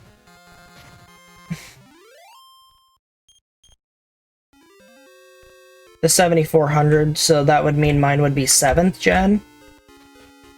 I think that's what it is, but I'm not sure. It's either 7400 or 3400.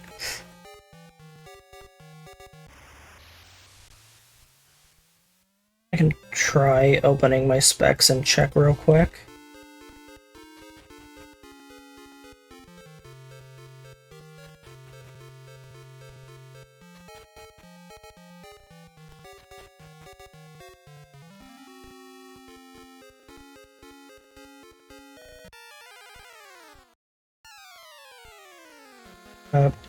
Oh, my input. Get there, I got it fixed. I have my specs up. Mine is a 7400, so I have a 7th gen.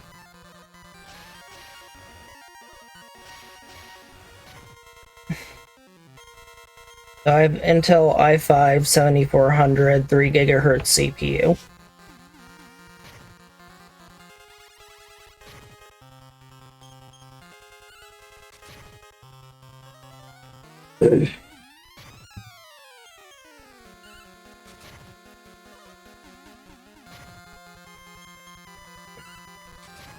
Metally, why aren't you running away?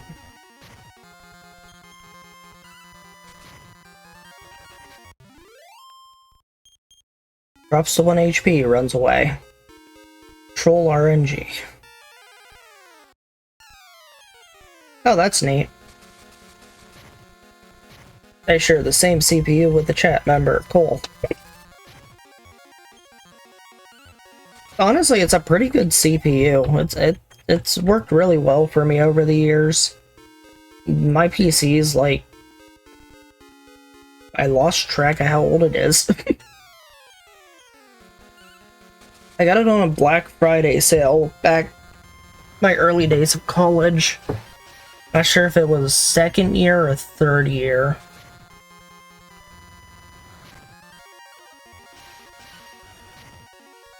So this is a total of 1 hour and 47 minutes. I got here, or hour 45 minutes, and I need to get to level 34. Preferably 35, but 34 is the bare minimum I need to get to get a spell called Heal All. Now, let's see, we are about, I want to say we're almost an hour into this. And this grind can take anywhere from 1.5 hours to 2 hours, depending on RNG.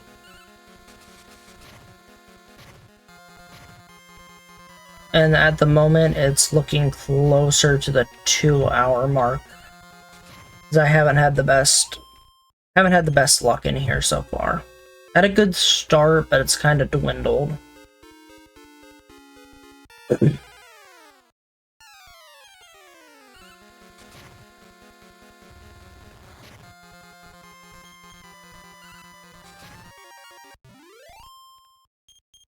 What I need if I want to level up fast in here is I need to get fights that have 7 metalies and then 1 monster. Preferably a Sky Dragon or a Sting Moth. Getting these other fights that just have a bunch of random enemies and like no metalies or barely any metalies is not very good for XP.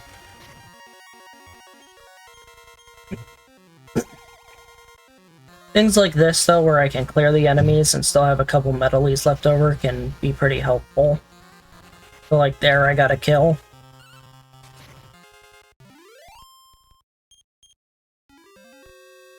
A 1-for-1 trade with a bug powder and a metally kill is worth it.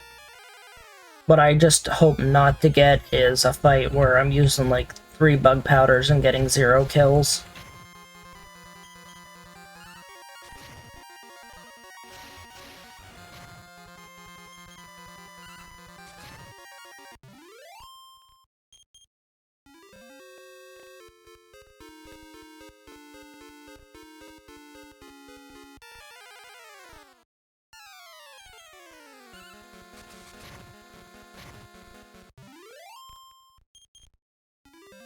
As of right now, I'm not getting any, like, really good fights. Yeah, I'm getting a lot of fights that just don't have metalies in them.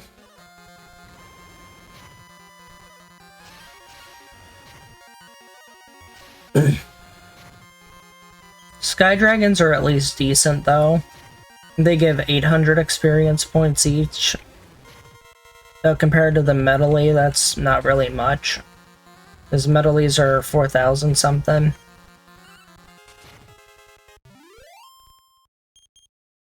It'd take five Sky Dragons and a partial Sky Dragon to equal a metally.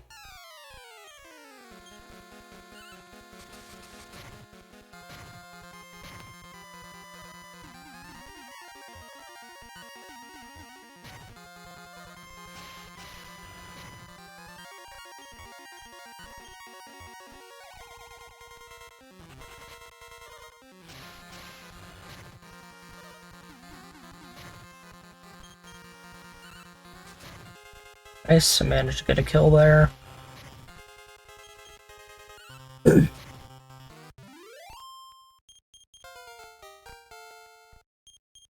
Alright, so I'm at 29 at the moment, which just gave me heal more. So that's actually good because that'll make my healing faster. And I'm gonna go ahead and check my bug powder count here. So I have 27 bug powders left, which hopefully is enough to get me to 34. I've been pretty conservative with my bug powders so far. I haven't been throwing them away unnecessarily trying to get extra kills.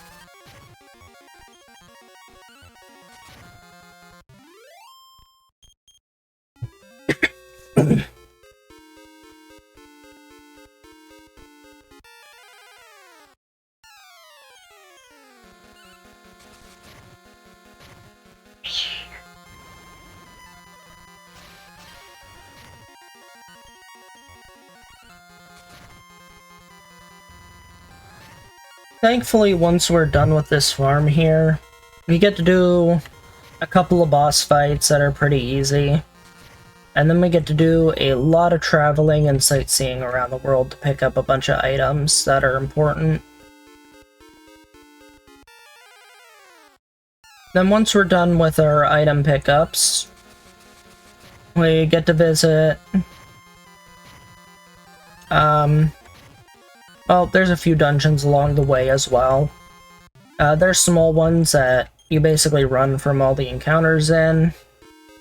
And then we get to face off against another boss twice. There's... so I'll just go through the list of the upcoming things. So after this farm, we go into the Kandar 1 boss fight, which is very easy. Especially, well, at this level, it's very easy.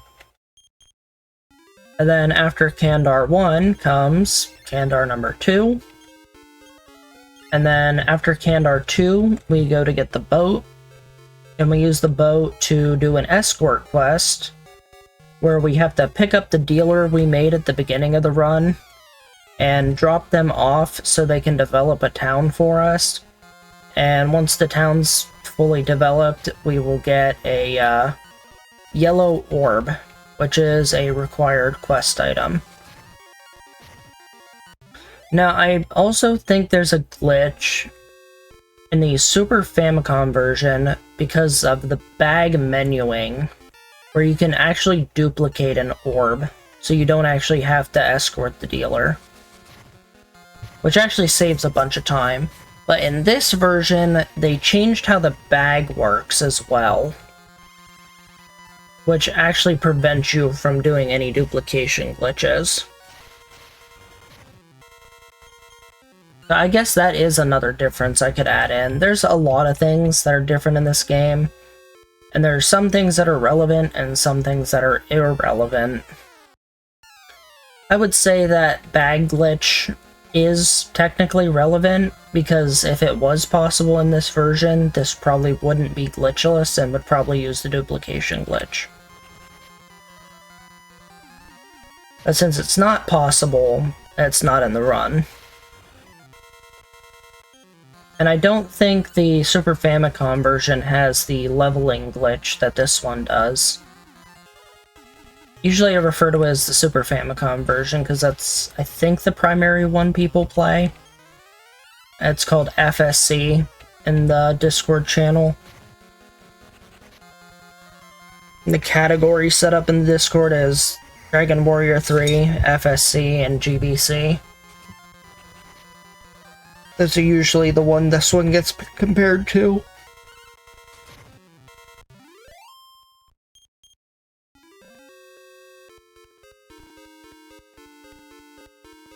Now, I think the SNES, the Super Famicom, and all that, they're literally, I'm pretty sure they're the same version. Hey, we finally got another Sky Dragon 7 Medley fight. We'll see if we can get a Confuse and a Spewfire here, or if it's just gonna be bad RNG again. So far, first turn did not get the Confusion.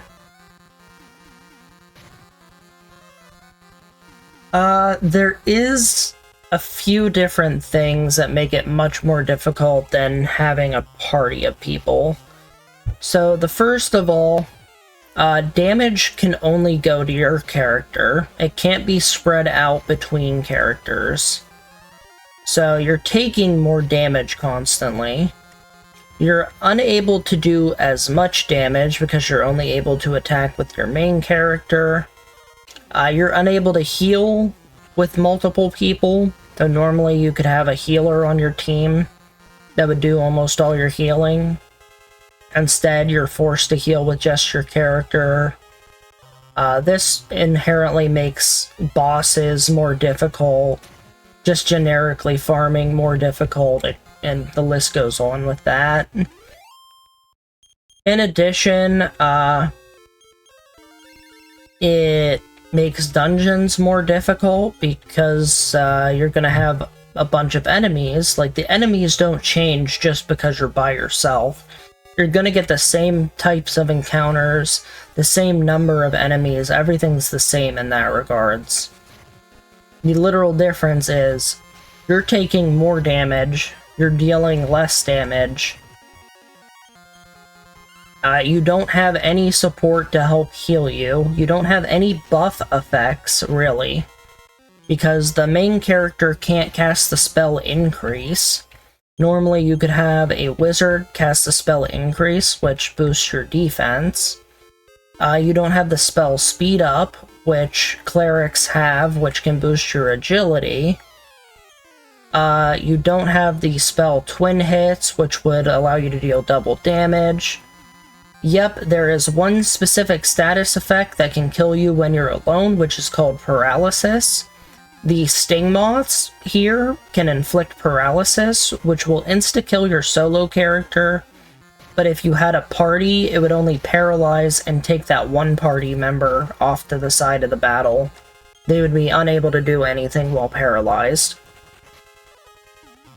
And essentially you would just cure it with a moon herb, but because you're by yourself, you can't cure it, it just insta-kills you. And then other status effects like Poison, they wear off as soon as the battle's over. Poison's not relevant. Confusion actually is less of a problem. So one thing you can benefit from solo hero is that confusion without party members means you still take your actions normally. And we actually use this to our advantage with a specific cursed item called the No Mask. It'll max out your defense, but it permanently confuses your character in battle. And also because it's cursed, you're unable to use items or magic outside of battle. This would have been a good fight to have Bug Powder. I didn't realize I burned out all my Bug Powders. I should have refilled after the Sky Dragon fight when I used like 3 or 4 of them.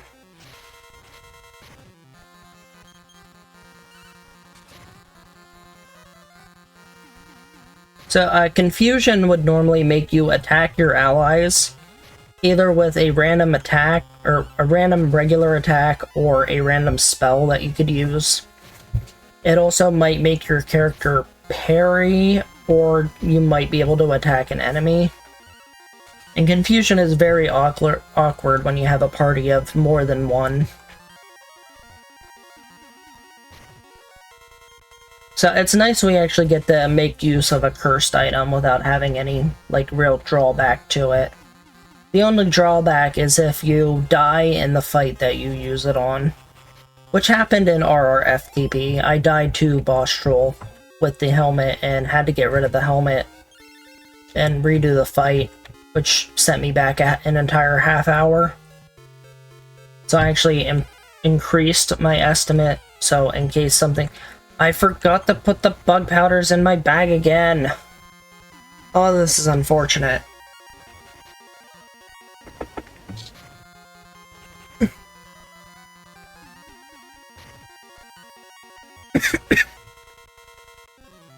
And now that I try to flee, I can't flee.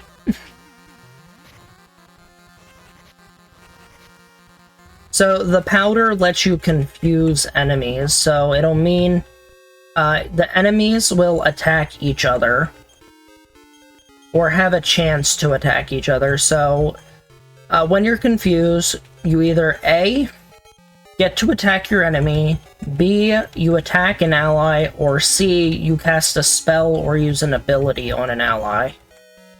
In which case, if you manage to confuse a Sky Dragon, which is about a 1 in 3 chance to make the powder work, it'll either do an attack against the metalies, or it'll use Spew Fire.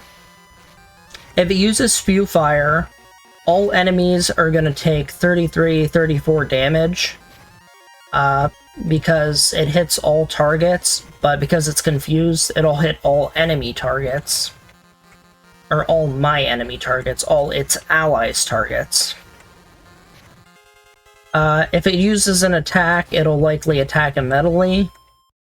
But if there's no metalies left on the field, the confusion won't do anything. It'll just attack me or spew fire me. If I try to confuse a metalie, it'll either cast Blaze on another enemy, or it'll try to attack another enemy. And if it doesn't have a proper attack target, it can either attack and do nothing, or attack and hit me. There's a weird nuance with enemies, that if its target leaves the battlefield, it could either default to attacking my character, or default to attacking literal thin air. Or literally just a blank space where an enemy used to be.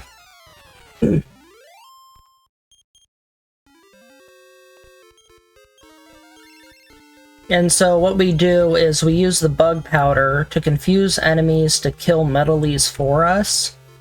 And metalies are worth about 4,000 experience each, plus a little bit. So if we confuse a sting moth, its only ability is to attack. So it'll either attack a metalie, attack thin air, or attack my character. If I confuse a sky dragon, it'll either attack an enemy, attack thin air, attack me, or it'll use spew fire. And then if I confuse a Garuda, it'll either attack me, attack thin air, attack an enemy, or it'll use Fire Bane on either myself or the enemy. So metalies, or metal slimes, they do flee very often. They flee to similar amounts in this game as they do in later games. Now, the difference in this game, say compared to... I usually use Dragon Quest VIII as an example, because it feels very similar to Dragon Quest III, which is this game. In 8, they removed the Bee Dragon / Spewfire glitch. So, if you have the spell Bee Dragon with a wizard, Spewfire will deal damage to metalies and metal babbles. Metal slimes and metal babbles in this game, as well as the other versions of this game, and it will do a lot of damage to them. Like, it's like 33 to 34 every hit. And it does a whole field-wide attack. But if you use Bee Dragon and Dragon Quest VIII, metalies or metal slimes no longer take damage from Spewfire. I also don't know if you can still do confusion farming in Dragon Quest VIII, because I think they changed the damage output from what enemies can do. I also finally managed to get a confusion off on a Sky Dragon, but sadly only got one metalie kill from it. Unfortunately, it did 2 attacks and not a Spewfire.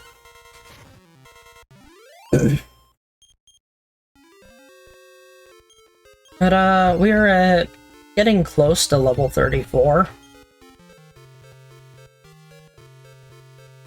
We'll probably have somewhere between another 15 and 30 minutes of farming here.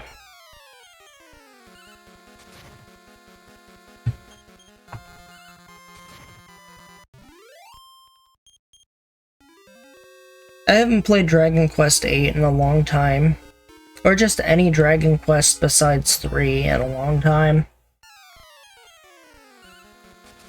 I want to eventually, like, go through and play, like, every Dragon Quest game again.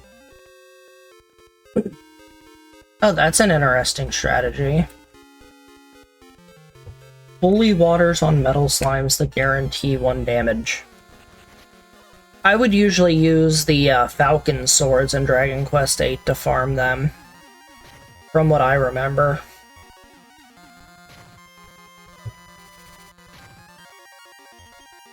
But yeah, speedrunners find all sorts of strange strategies in games. Before I even started doing the metalie farm, what I would do was just farm Sky Dragons at this point in the game. And then I found out from the FSC community that you can do the bug powder trick on metalies, and I started doing this strategy, and it cut off, like, somewhere between 1 and 3 hours of farming.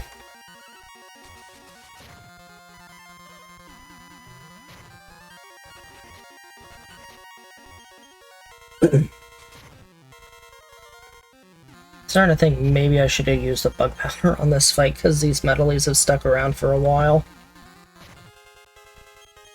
We're trying to get to level 34. So we're trying to get a spell called Heal All, which will heal all of your HP when you use it.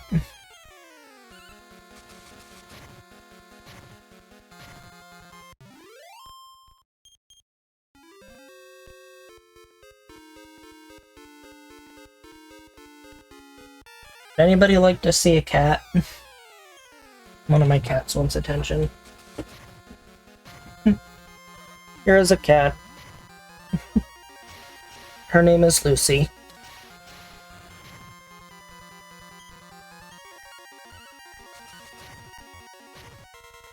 Cat cam.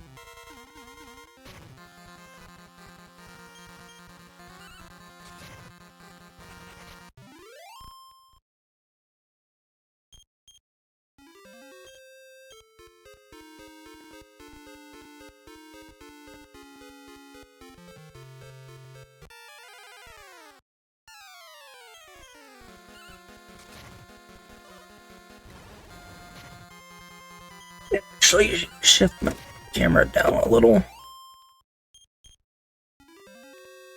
We got cat cam.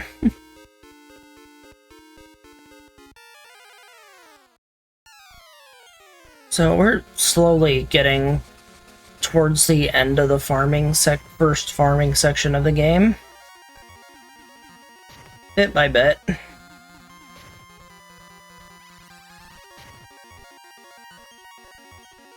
Try and get a metally kill here. Hopefully they don't both run. Nice, I got one.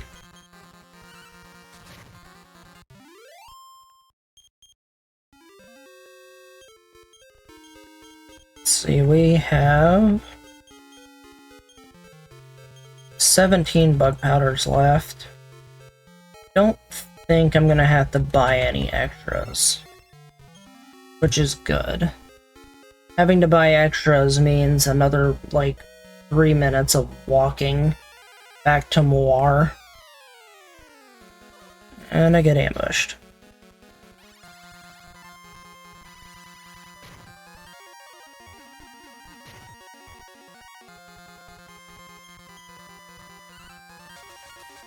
Yeah, Lucy likes sitting in my lap from time to time.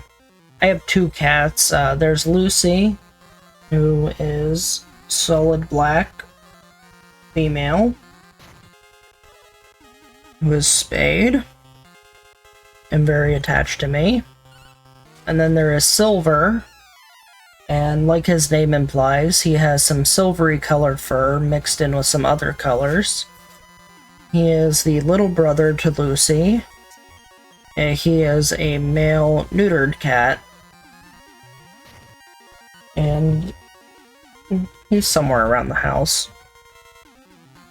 It's 2 in the morning for me, so either they'll come visit me to just sit and relax, or they're going around sleeping. And my sleep schedule is actually kind of reversed at the moment. I had to wake up at like 10 p.m. my time for the run, but I'm fine with that. I used to be used to night shifts really well because I would work 12-hour shifts. I don't currently work at that. I don't work at that place anymore though. But I would do 12-hour night shifts from like 6 p.m. to 6 a.m. Eastern Standard Time. Alright, we have hit 31. We need 3 more levels. And hopefully we can get some good luck with some of these fights.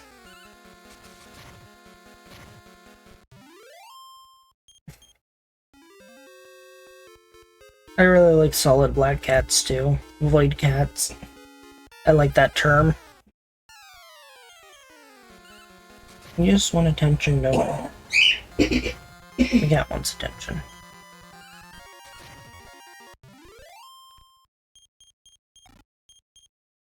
Ooh. So we just got a really lucky drop. Very rarely will a Sky Dragon, drop a life acorn. Actually gave me a full +5 too, which is really nice. Things that can be dropped here. Sting moths can drop moon herbs, which are for curing paralysis and aren't worth much. Garudas can drop tokens, which are used to play the Pachisi minigame for prizes, which also aren't worth much. And since I cut out Pachisi entirely, they aren't very useful in this run. Alright, we got another Sky Dragon Confuse. Sadly, all but 2 of the Metalies have ran away, and it didn't use Spew Fire. Sadly, only gonna get 1 kill this time because it got the targeting glitch. I want to say it's either a glitch or an unintentional mechanic where if it tries to target an enemy that's no longer there, it'll get stuck and it will attack, but the attack won't do anything. I don't know what exactly causes it, but there's definitely something in the code that makes it act like that. And I notice it tends to be distance-based, because if it kills an enemy... So you notice there's like 8 slots or 9 slots on the map there. And if you have one in the first slot on the far left, and you have an enemy all the way to the right, and the enemy on the far left or the right is confused, they have a tendency to be unable to hit the last 2 slots on the screen. So the Sky Dragon is targeting somewhere between the 2nd and the 7th slot. Heck, it might even be the last 3 slots away from it. So it could be that it can't target 7 through 9 for some reason. However, when there are other enemies on the field, it can still technically target 7 through 9. So I'm not sure why it does that when when the other ones disappear.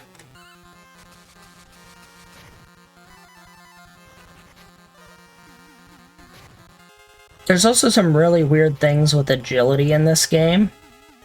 So I know in the FSC version, and possibly this version, you could have a character with 255 maxed out agility, and you can still get outsped by some of the bosses if you hit a really bad roll on agility when attacking.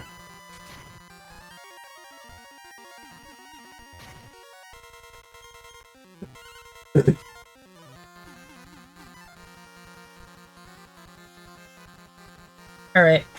Cat decided she didn't want to be in the lap anymore. No kills that time. How many bug powders are we down to?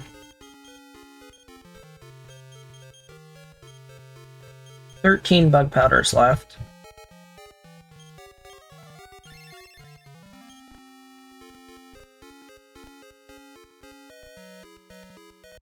I'm hoping these 13 can get me to level 34 without having to go buy more.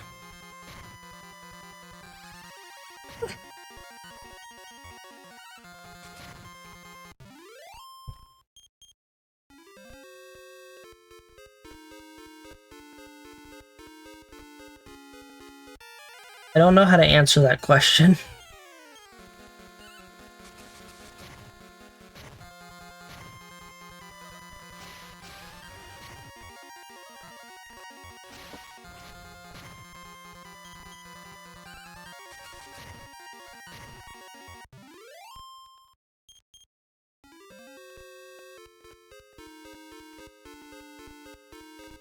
Why? Thank you for the good luck. Hey, Sky Dragon fight. Can we get the confusion first turn? Nope.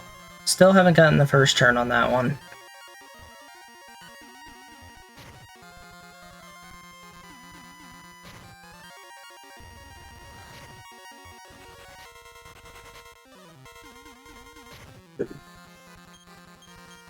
Okay, second turn. Still no.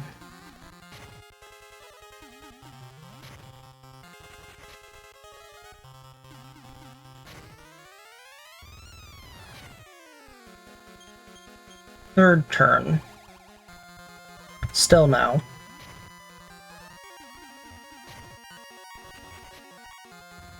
Fortunately, have used a lot of gunpowders. We'll try one more time. Nope, that is very unfortunate. I need to heal now.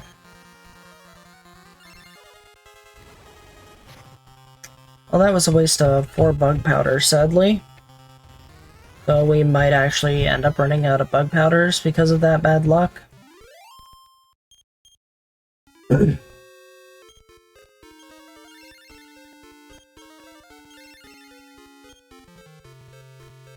Almost at MP now, too, because I had to heal.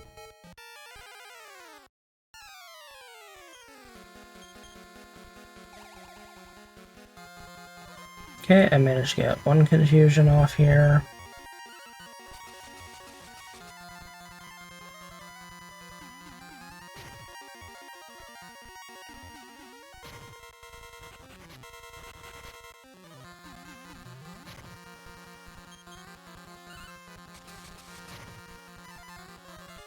I'm hoping Metally A is able to kill one of the other Metallys.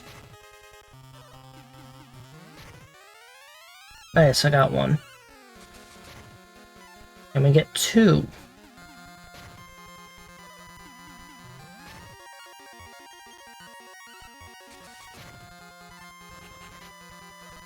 The answer is maybe. Unfortunate. I missed.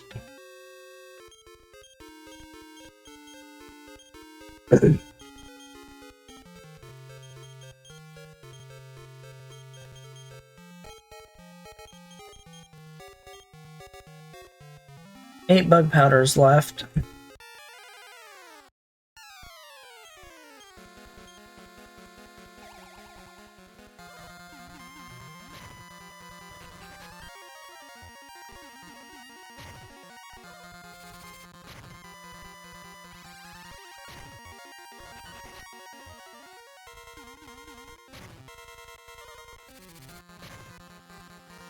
Hoping I don't get paralyzed here.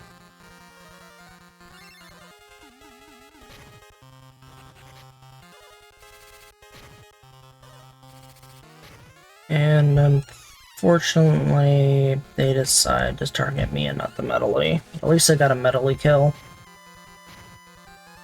No paralysis. Level 32. 2 more levels to go. Go ahead and put this last bug powder in my inventory. Now it's looking like I'm very likely gonna have to go buy more bug powders.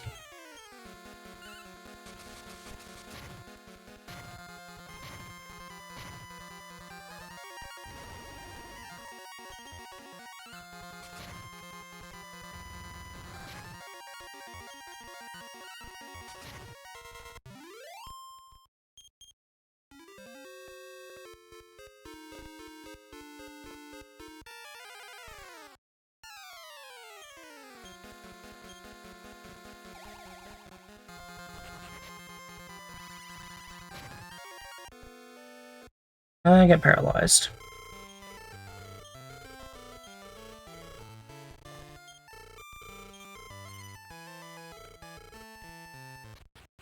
Okay, I'm just gonna go buy some more extra bug powders quick, and then go back into the tower.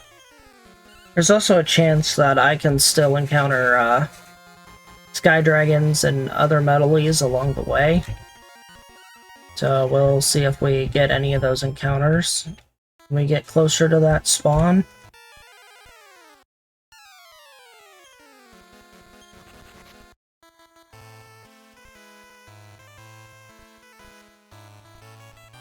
So now we're close to that spawn and might encounter, like this, triple sky dragons.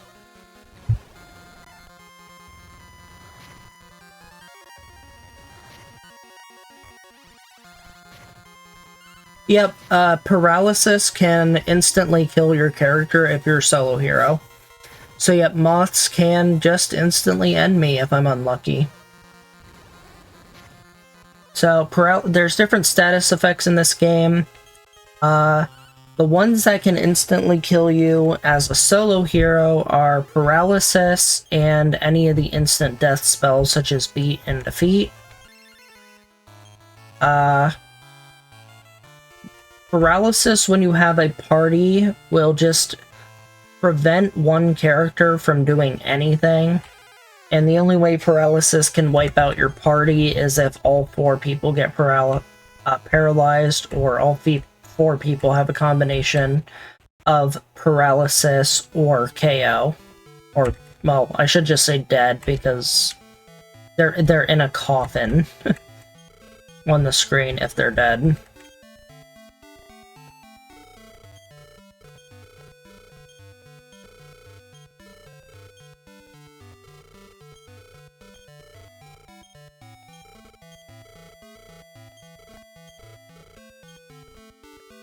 I don't really need much money for a while here, so I can just buy all these bug powders and not have a problem with money. I'm just gonna go ahead and cast Return back to Dharma. And we'll go back into the tower to get our last 2 levels that we need.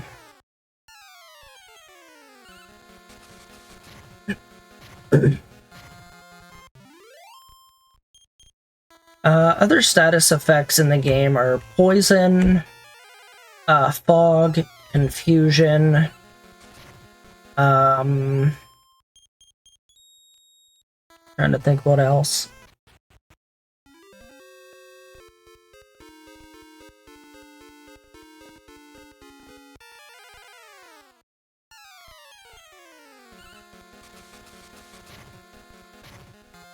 I swear there's some others, but I just can't think of them right now.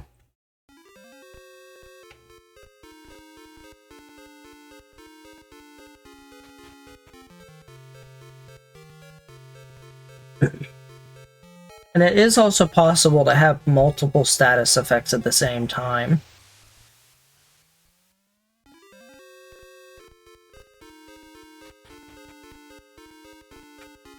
Now, the only relevant ones to this run are Poison, which last into the overworld screen, and you have to cure with an antidote. Paralysis, which can one-shot kill you. Fog is only relevant at the beginning of the game when you have monsters that can fog you. I just instantly die again. So yeah, also every time I get paralyzed when I don't want to be paralyzed, it's like a 1 to 2 minute time loss where I just have to walk the whole way back in.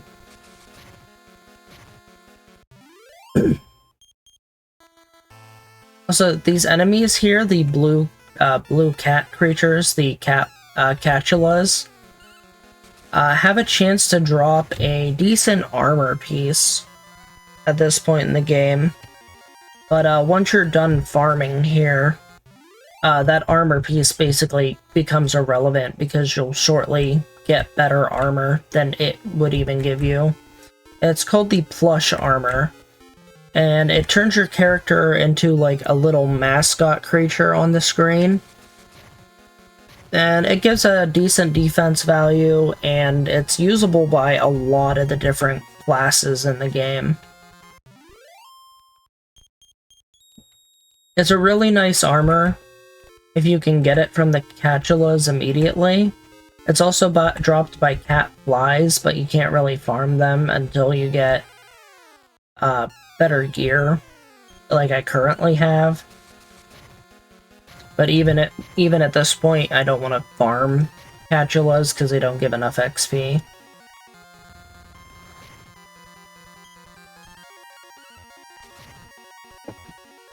So, I kill the Catulas, or the... There's no point in farming Catulas or catflies at this point, but I still kill the Catulas if I happen to see them. And just hope eventually one day I might get the plush armor early at the beginning of a farm, just to have a little extra defense. This would be something nice to have in a run.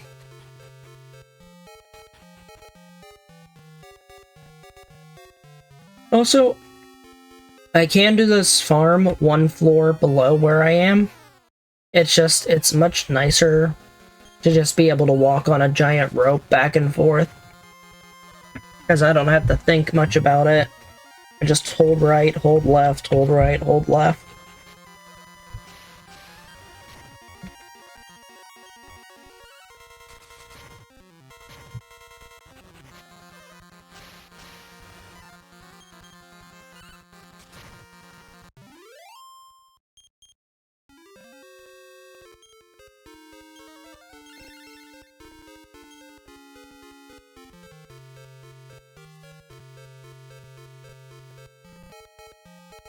Hopefully I can get to level 34 soon. I'd love to show off the rest of the game and not just be stuck in this tower for so long.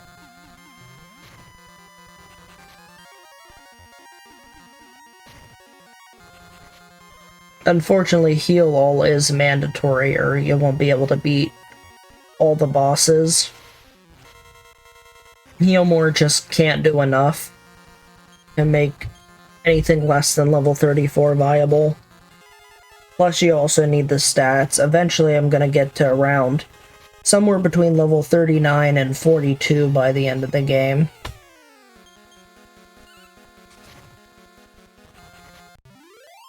That was an unfortunate fight. The Garuda wasn't able to kill any Metalies and then had a targeting issue.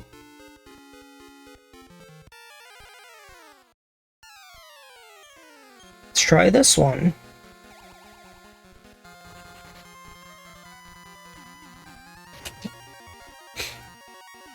Eternally in the tower, sleeping off poison in a cloud of fog, while paralyzed and blanketed in debuffs.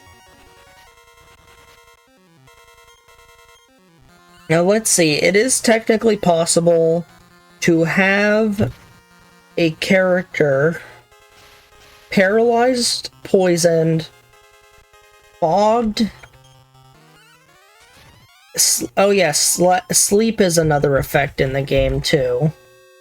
So you would need a fight. You'd have to paralyze and poison your character in a separate fight. Not your main hero, but like you have a party of at least 2 people. You need to get one of the characters paralyzed and poisoned in a separate fight. And then you could go into an Almirage butterfly fight. You could have them put to sleep, and you could have them surrounded. But if you wanted confusion with it, it'd be awkward. Let's see.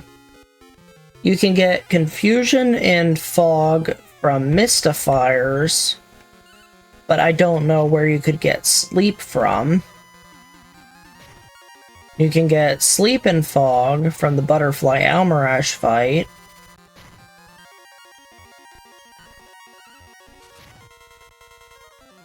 Oh, I know, you could equip them the Cursed No Mask to give them confusion. And then you go into a Butterfly Almirage fight, get them both fogged and slept. Therefore, you'd have all 5 of those status effects on at the same time.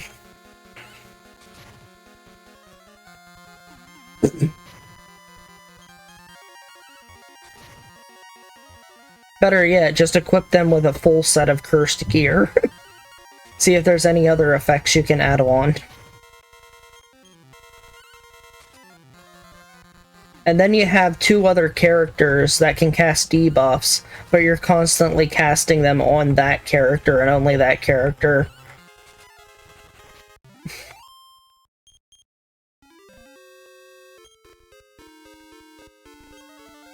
I wonder if that'd do anything to mess with the game's code at all. That'd be funny to try sometime.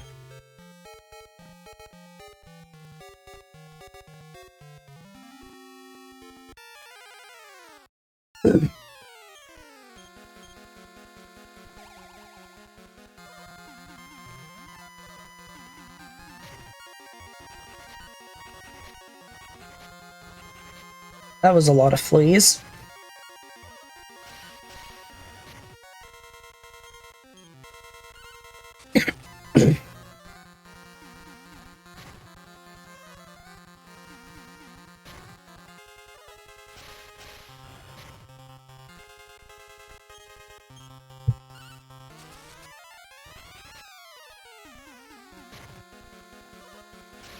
Come on, kill the Metal-y, please.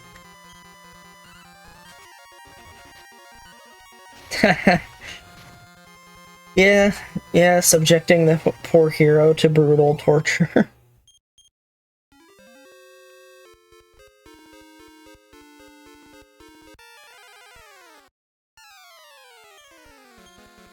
Trying to think if there's any other effects you could potentially apply.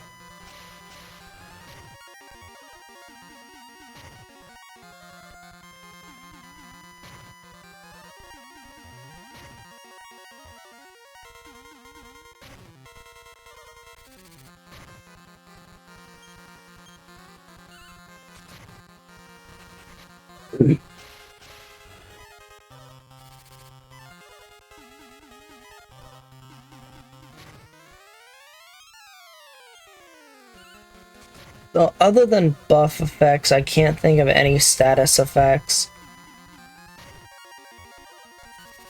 Because there's nothing like freeze or anything like that. No freeze, no burn.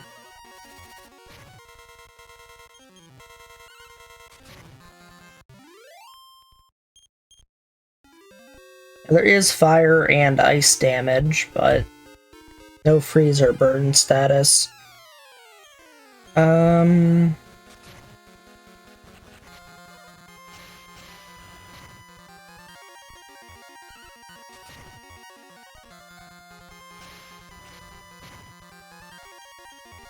No, I really can't think of anything.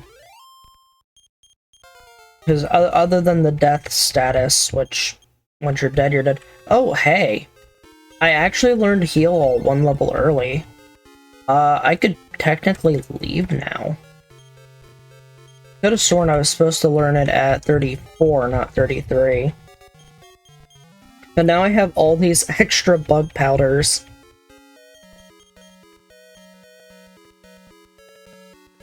Alright, so for safety on boss troll, I am going to use the rest of these bug powders, but I'm going to throw them away willy-nilly. So usually I'd be 5 minutes ahead of where I am right now. So I am currently 5 minutes behind my PB. Which doesn't even have a particularly fast grind, it just has an above average grind.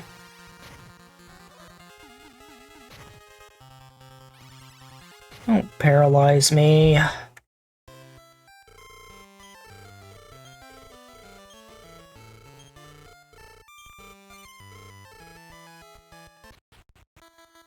Well, I was gonna do another level, but...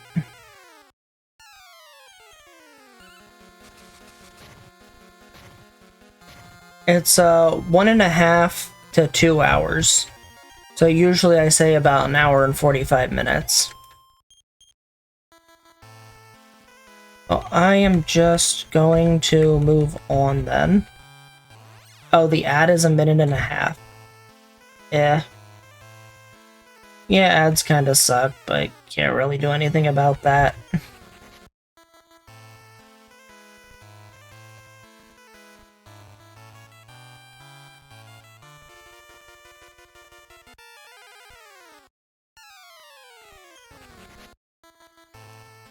Let's see, I have 262 health. Is that going to be enough for boss troll?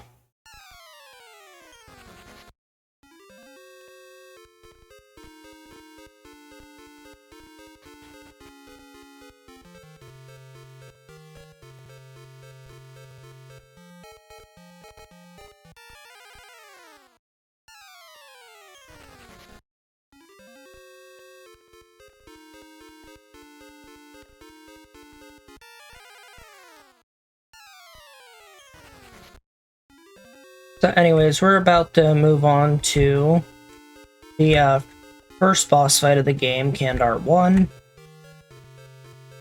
We are climbing this tower that Kandar and his goons are hiding out at. And we're going to the top of this tower where him and his men are hiding.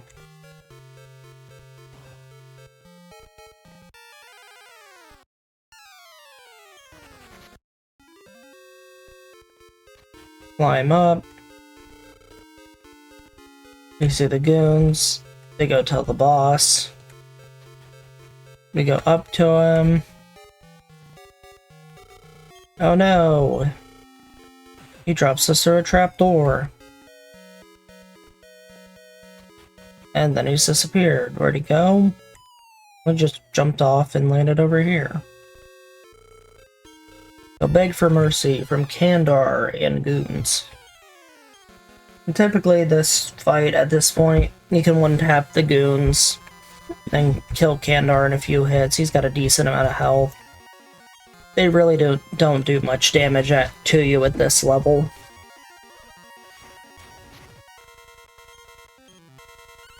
Now the goons in this fight can only really do attacks, but on Kandar 2, the goons have the defense spell, which if you get hit by it, you potentially have to heal on Kandar, wasting an extra turn or two. But for this one, it's really easy. You just keep attacking and eventually he dies. No, he technically doesn't die, he runs away.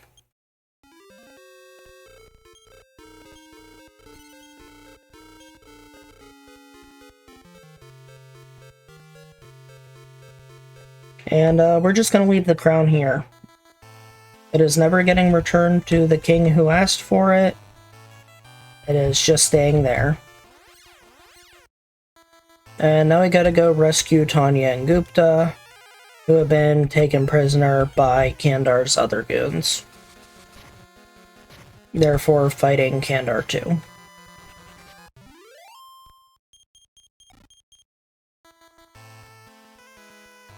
Now we do have to fight a couple of his goons by themselves first, and then we rescue Tanya and Gupta, and then we fight Kandar and his goons together.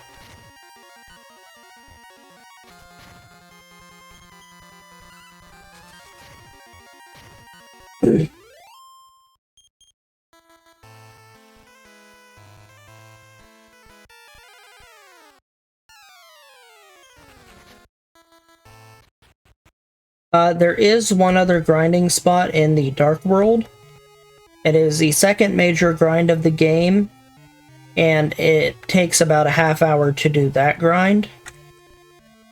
There's also a backup grinding spot next to Bostrel in case anything were to go wrong, and that I would need extra levels, called the Blissbird Farm, where you get a Kong by itself in a battle and have it repeatedly summon Blissbirds, and you kill them over and over again to get a bunch of XP.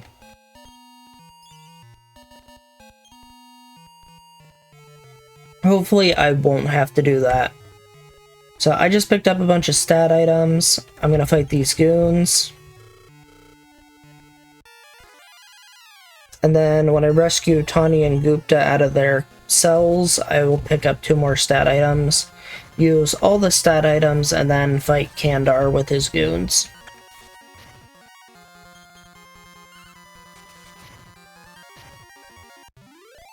Now these guys are almost the same stats as the original goons, but the 2 goons in the Kandar 2 fight will actually have higher HP, and might take 2 attacks to defeat.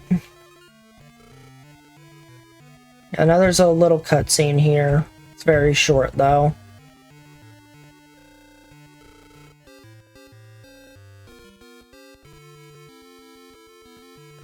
And there's 2 items hidden here. There's the Luck Seed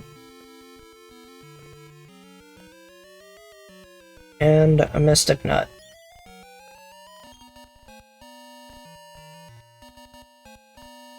Then you come out here. They've been ambushed by Kandar, who just got back. I'm gonna go ahead and use all these stat items I just picked up.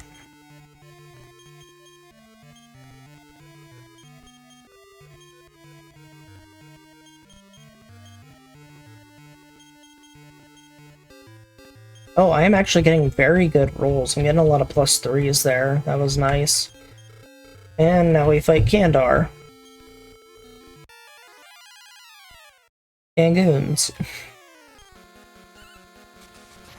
And hopefully we can defeat both the goons before they cast defense on us. Or hope they miss defense. Unfortunately, they landed a single defense on me. So, yeah, that sucks. And now this is a back and forth between Kandar and myself. And I'm probably gonna have to heal. Definitely going to have to heal. Normally he doesn't do enough damage to warrant a heal here. But with the defense cast, I keep taking a lot more damage than I should.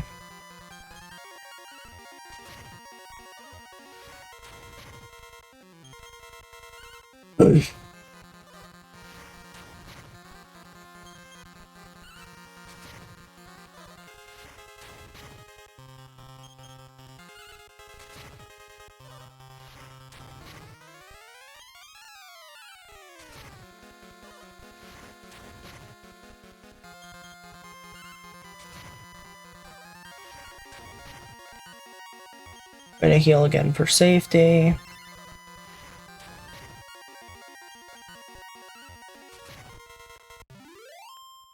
And now he's defeated.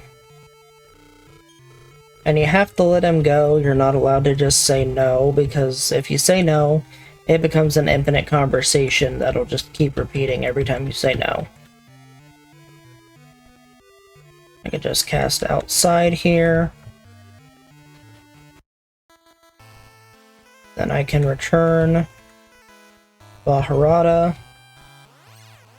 And we did all this just to get some pepper, which we give to the King of Portoga, who will give us his ship.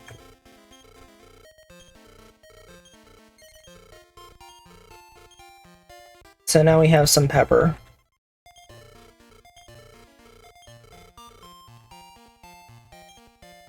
We go ahead and return to Portoga. And now we have a lot of traveling item pickups to do. We have to escort a dealer we made at the beginning of the game to develop a town for us to get a required item. And we're basically on the quest to get 7 orbs from around the world.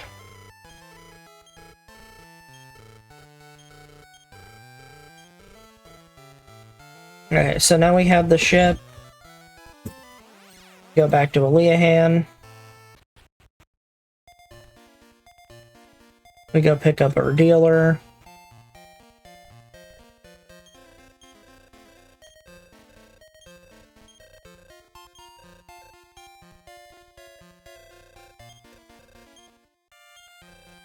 And we're not using them to actually fight or do anything.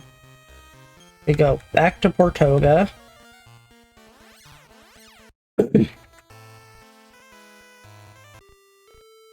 And we're gonna go drop them off to develop a town for us.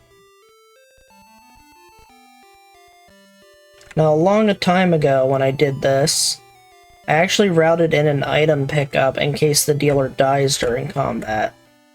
But at current level, I'm pretty sure I'm guaranteed a flee from any monsters on the way. So they can no longer die on me.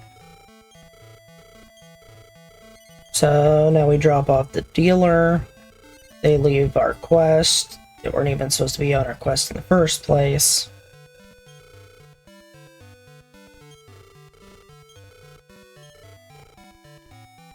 Okay, so we have successfully escorted the dealer. And we're gonna go pick up the first orb in our quest out of 7. We're heading down to the Pirate's Den. We'll pick up a stat seed the red orb, and an accessory that I'm going to be selling for money.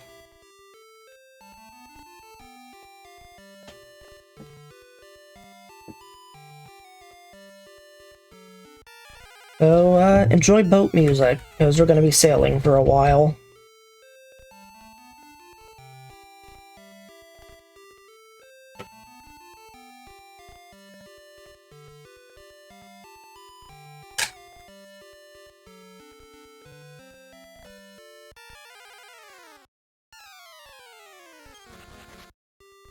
Most of the water creatures I don't want to fight, especially jellyfish. They have a chance to paralyze me. Right. Made it to the pirate's den. There's a little hidden entrance under a rock back here.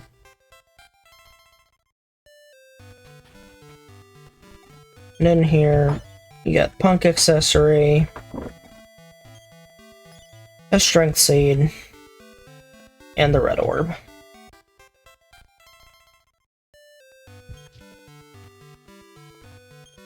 We're gonna go ahead and cast Return back to Leahan again. And we're gonna be going to get the final key in the game. It's quite literally called the final key. And it opens up the remaining doors that we don't currently have access to.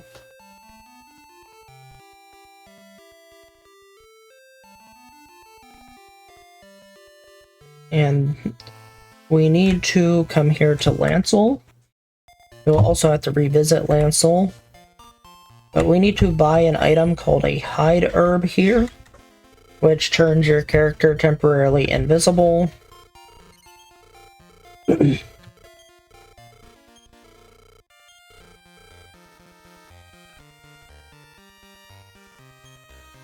And then we go back to Portoga. And we're heading to a place called Eden Bear, where normally if you try to walk in, they will call you a bumpkin and not let you in the castle. So you quite literally have to sneak in by being invisible. This can either be done with the hide herb, which is how you're supposed to do it, or if you have a wizard in your party at a high enough level, they have the ability to cast invisibility.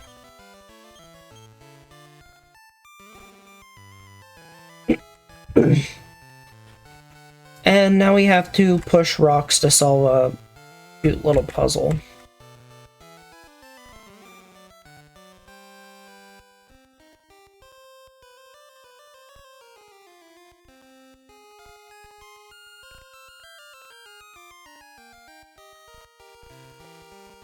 I made a mistake.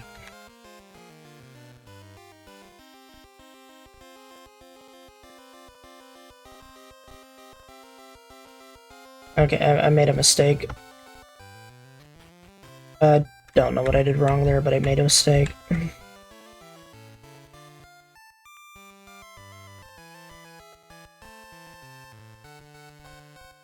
Oh, I see what I did wrong.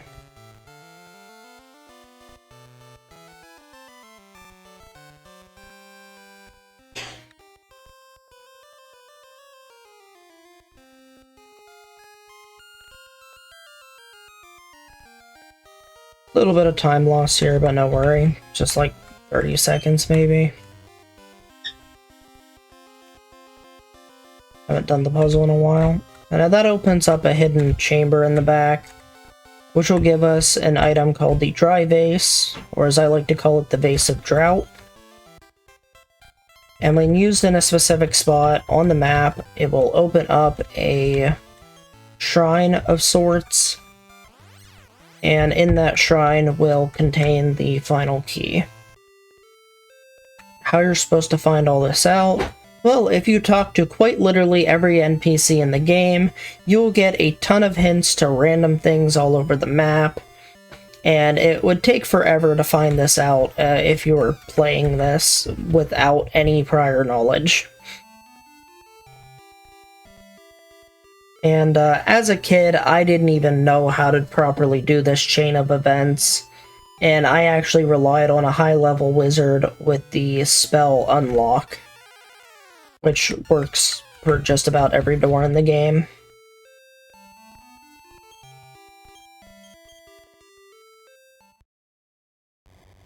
But as a speedrunner, you gotta know your information. So here we go. Drive Ace is used, and that is literally the only use of it in this entire game. There are other items like it that do similar functions. And there you go, final key. And now we return back to Lancel. This is just to Zoma. Yeah, I haven't found a way to make Solo Hero manage to beat the Sky Dungeon. If I do find a way, maybe in the future, I might try to make that a run. But the problem with that is I would have to farm salamanders for a very long time.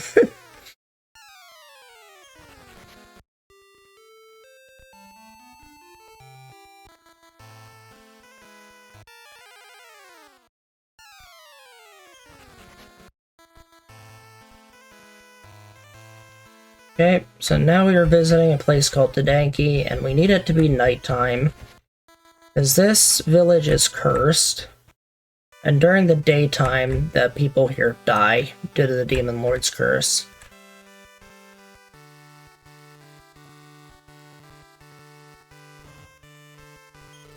Would add another really to the realer. Yeah, definitely. I don't know how long that one might take. I'd have to figure out what's the minimum level I could beat the Grand, or you call it Grand Dragon? Well, actually, there's two boss fights. There's the Grand Dragon, which would be the Ice Dungeon boss. That one's definitely impossible to do as solo hero. But if I did Divinagon, that one would be the Sky Dungeon, which might be possible.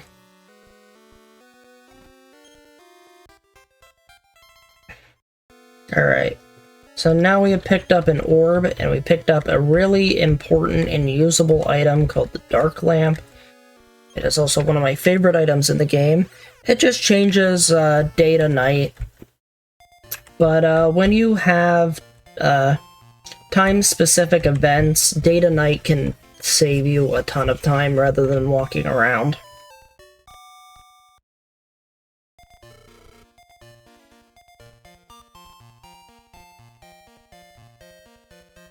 Yeah, I wouldn't be able to do the Ice Dungeon Grand Dragon. Now, the only thing I can think of is if I did do Grand Dragon with Solo Hero, I would have to have all the gold monster medals from a different save file. Because if I had to earn all the gold medals that I need, or no, it's silver medals, isn't it? I can't remember what all medals you need. I think it's like every silver medal. I would have to earn a lot of bronze medals just to get that to work. And another problem is you'd have to defeat Divinagon within a specific amount of turns to get the wishes. And doing the turn limited thing is impossible with Solo Hero. I can say that right now. The turn limitations on getting the wishes from Divinagon are physically impossible. Like, I've run the math with other players and determined the turn order you have to take, and it's... heck, getting the fastest turn kill with the regular party is hard enough as is. So getting it with a solo hero is quite literally impossible. Now, if I could technically have all the gold medals from another or all the silver medals or whatever I need for Grand Dragon from another file, and I could beat regular Divinagon, there is also a chance I could also beat regular Grand Dragon with Solo Hero. But that does mean I have to get at least one wish from Divinagon, and that one wish has to be to get the Ice Dungeon open.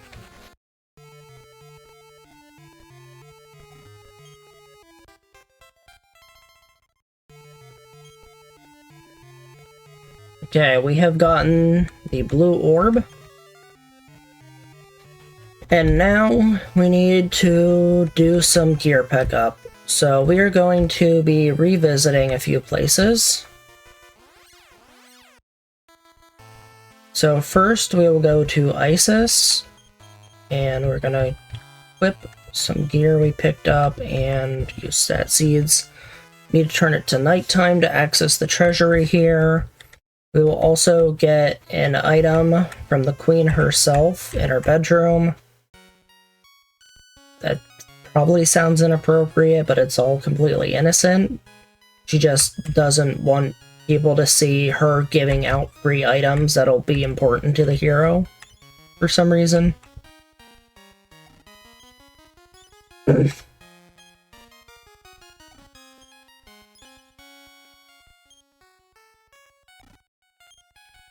So we're just gonna loot the whole treasury on this side, and there's 3 chests we want to pick up on this side.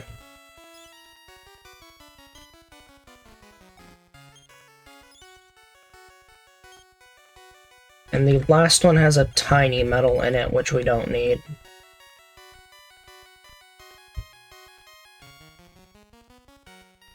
My movement has been suboptimal a large portion of this run. I keep getting caught on everything. So you talk to her, she's glad that we're here, away from prying eyes.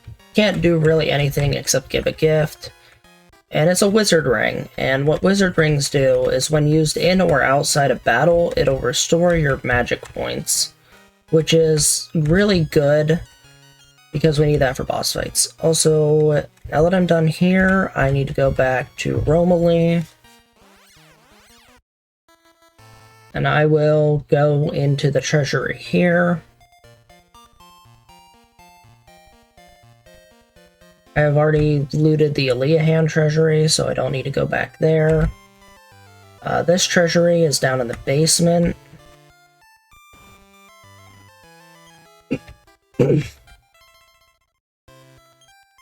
Also, there is only one place you can actually buy wizard rings in this game, and it is locked behind Boss Troll's Change Staff, which you also have to eventually give away. I was gonna return back to here to go outside, but I'm just gonna walk. So now I need to go to the passageway between Romilly and Portoga.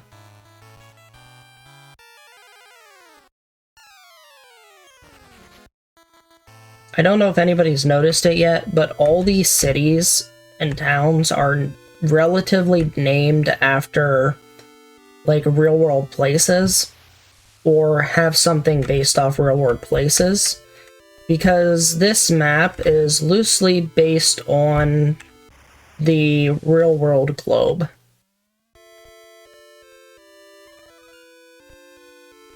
And we leave this shrine, we're now in the Samaneo area. And, yeah, the real-world map that this is, it's loosely based on. Portoga is basically Portugal. Romilly is Rome in Italy. Kazov, I believe, is... I want to say Kazakhstan, but I'm not 100% sure. Because it's straight north of Italy in this game, which makes me think it's supposed to be something else. We're gonna have a cutscene here. So while this cutscene is playing, I'm actually going to fill up my drink really quick. I just have to mash through the text until the cutscene happens.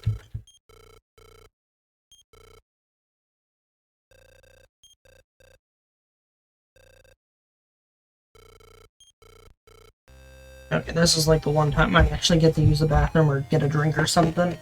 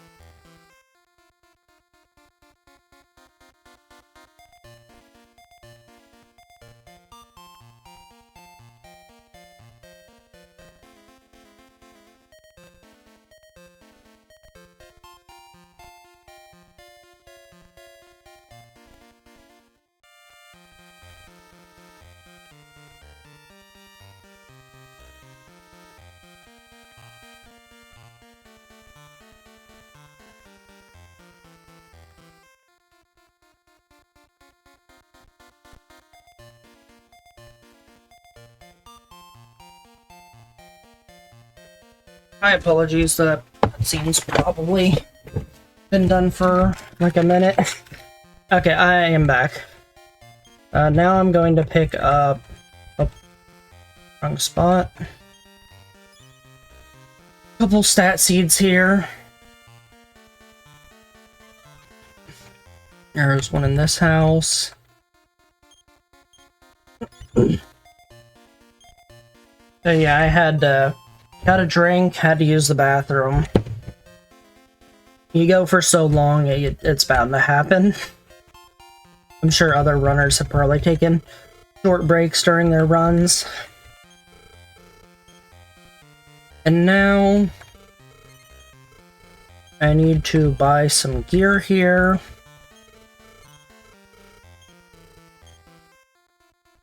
And sell some gear here. Actually be able to afford the gear. Sell the ruby.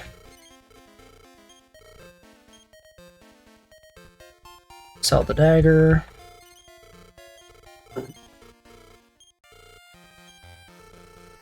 We will buy a new single target weapon. We will buy a new shield. Trying to remember what all I needed to purchase, and that should be everything here.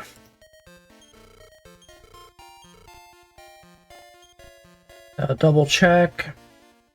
Zombie sword, dragon shield, terra armor. Yep. I have the correct gear. I'll go ahead and use my stat seeds.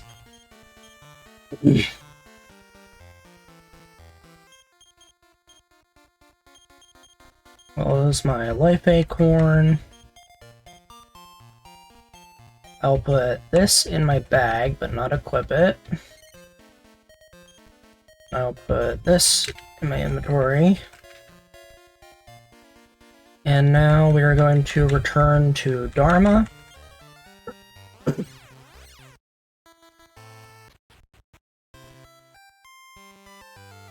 And we'll use the inn here. And now we have 2 boss fights coming up, Orochi 1 and Orochi 2. And then after that, we have a dungeon to go through to get a few items. And then we have another boss, the boss troll.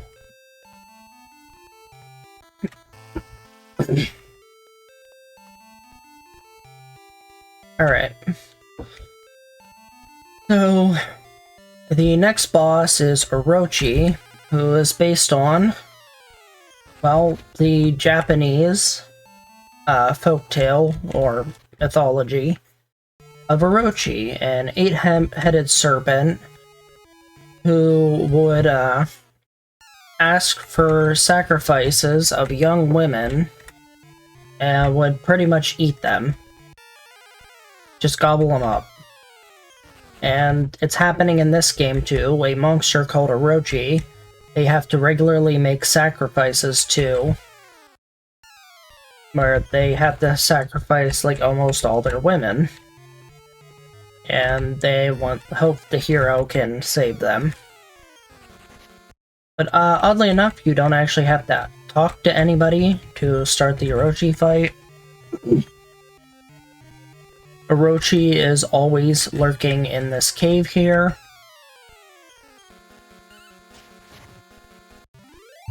Something else is that Orochi is secretly disguised, spoiler alert, as the leader of the Japanese town, which is called, the Japanese place is called Japangu. Alright, here's Orochi 1. I can immediately get a critical hit, that's cool.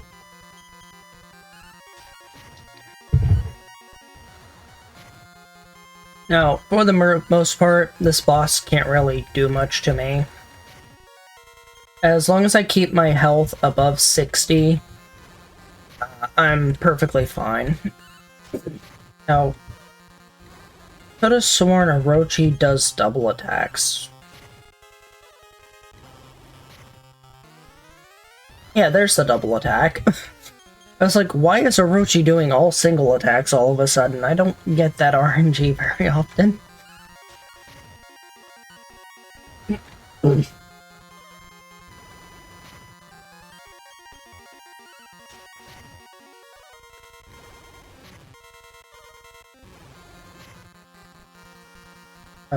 Cat, please stop hitting my...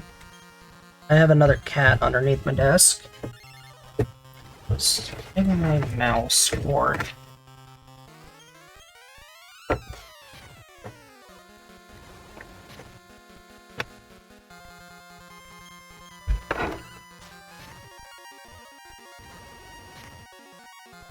Yeah, Orochi has the weak fire breath attack, which is also being partially negated by my dragon shield that I picked up.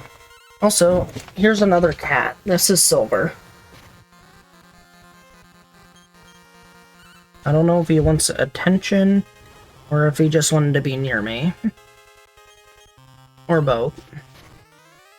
Say hi, Silver.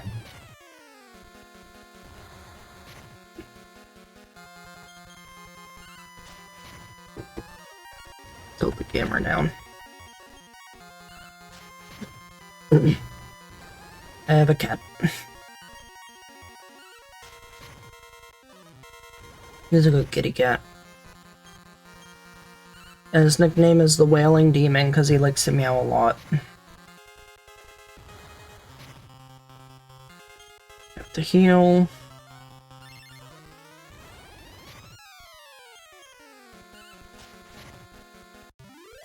And that's Orochi 1. Oddly enough, didn't have to heal if I had just hit again. I could probably do boss fights better if I actually paid attention to how much damage I'm dealing to them. I am going to take the Orochi sword and put it in my inventory. I need to remove this one. I'm also going to put the no mask in my inventory. I'll need that later for the boss troll.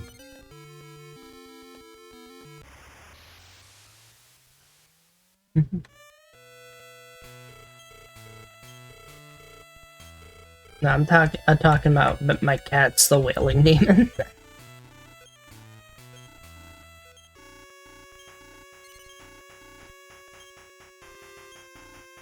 Oh, I meant to hit no here. So you say no, and then Orochi attacks you again. And this is Orochi 2. You can actually use the Orochi sword to drop Orochi's defense slightly.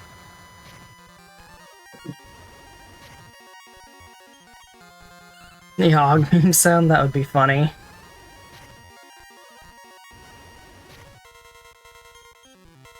There's a lot of different meme sounds you could put in place of that.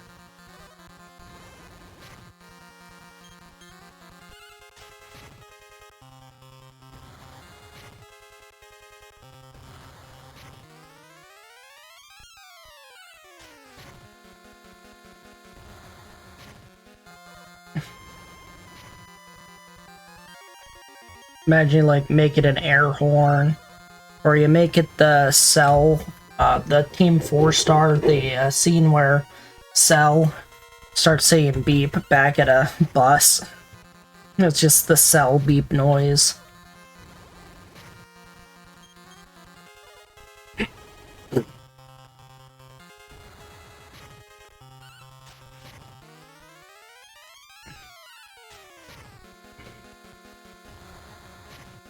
Heck yeah.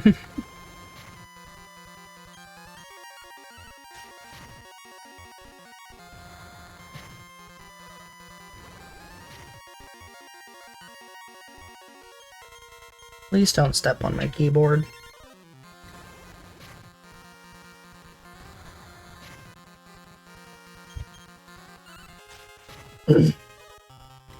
Him's a good kitty.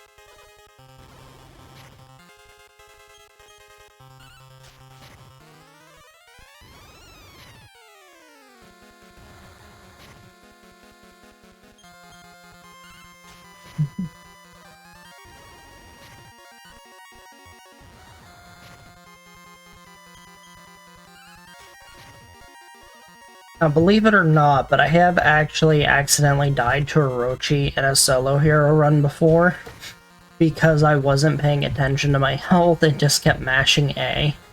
And, yeah, I forgot to heal. I actually have to pay attention to this fight, because you can technically die to it.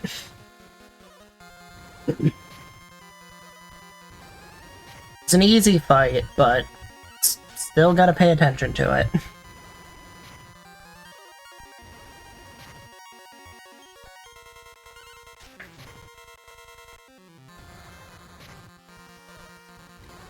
Not grinding Orochis, it's just that Orochi has a lot of health. We're killing 2 Orochis. There's Orochi 1 boss fight and Orochi 2 boss fight. They are mandatory fights.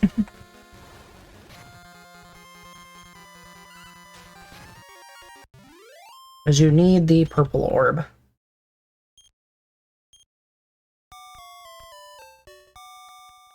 Alright, Orochi 2 has been completed. We have now obtained the purple orb. Now we will return to Samaneo. We will heal quick.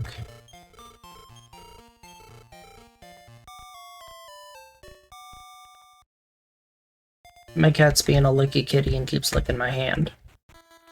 Why are you licking my hand?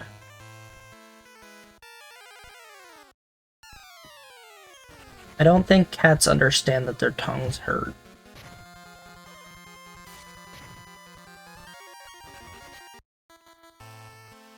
It's over, that hurts. He just looks at me and goes right back to it. Jeez, that hurts. Stop. Now he's looking at my other hand. Now, like, please stop it.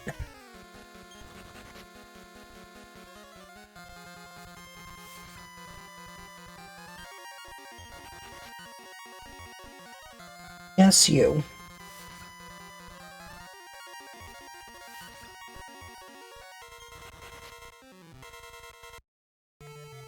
Okay, that's silly.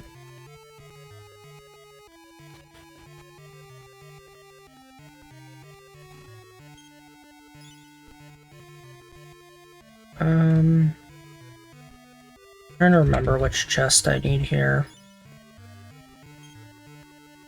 Okay, second chest. Fifth chest. Seventh chest.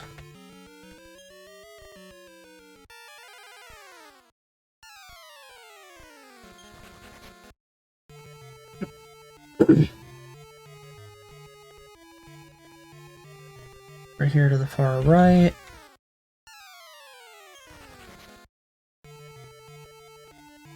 Drop down here. This will give us the water mirror.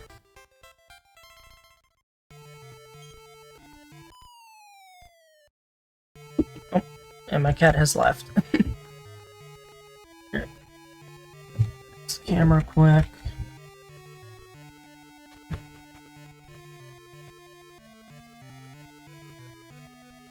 Alright, not that chest, it's this one inside the room.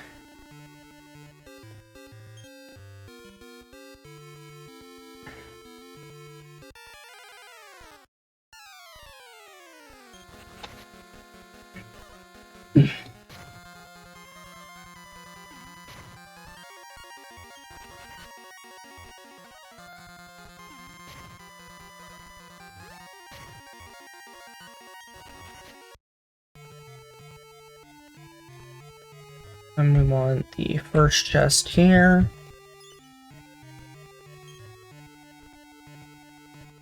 Cast outside.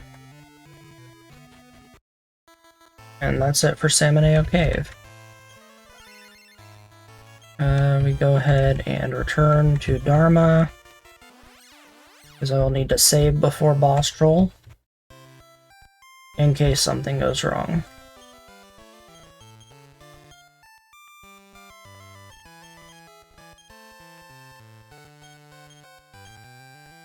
Just gonna put this in my inventory for later.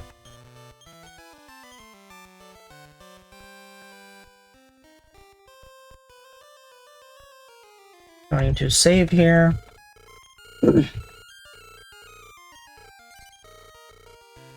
I don't want what happened at RRFTP to happen here. So I am saving before boss troll, so I do not waste a half hour if I do happen to die. And this way I can just easily reset my, do a soft reset and be perfectly fine.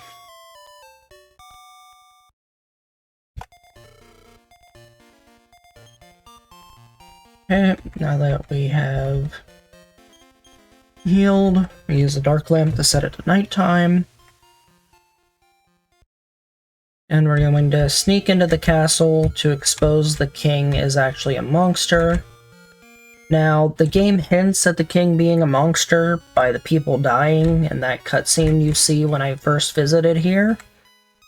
But you can actually find out the king is the monster by intentionally getting yourself thrown into the prison.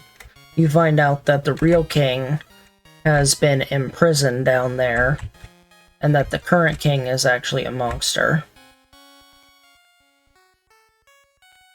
There's also a stat item to pick up here.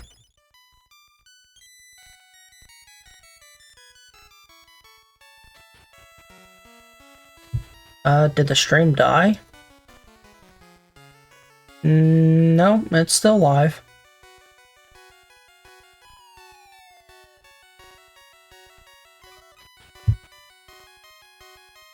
I don't know what might have happened, but it's still live. Okay, so checking my items. No mask, Orochi sword, spell shield I can go ahead and equip. Okay. Use life acorn. And use the alarm mirror.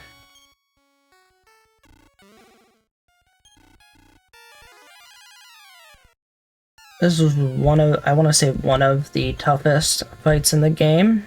We're gonna go ahead and equip the Cursed Snow Mask to max our defense. Going to cast Stop Spell because we do not want him casting the defense spell, which would lower our defense. Okay, so now we're at good status. We're going to use the Orochi sword to try and drop his defense twice. So there we got one. Now, Boss Troll has two different attacks. There's the standard attack, which just does damage. There's his wind-up attack, which has a high chance of brutal hitting or critical hitting. And I think his damage cap is around 180 damage. It's somewhere between 160 and 180. So yeah, there was a brutal hit. There's a chance I die if he double attack, or if he gets the outspeed on me, unfortunately. But I did save beforehand, so hopefully that does not happen.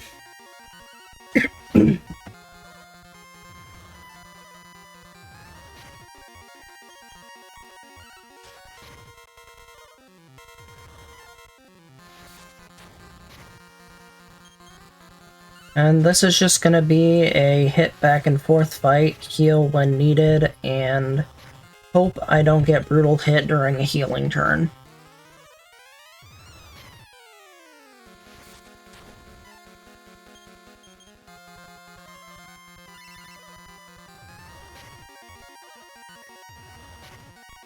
And hopefully this goes all well and good.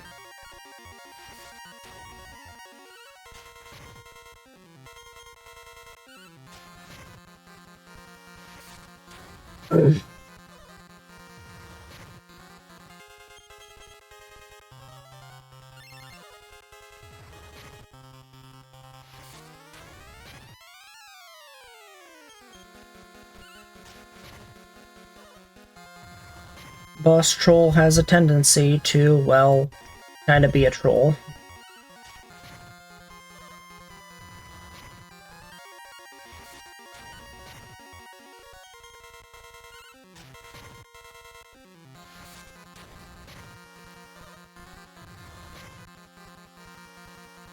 Right, heal.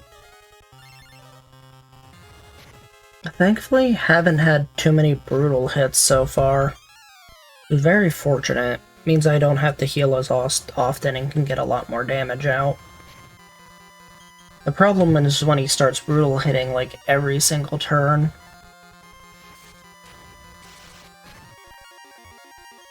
Right, need to heal. Because every time he brutal hits, I'm going to go down to a range that I need to heal or risk dying on.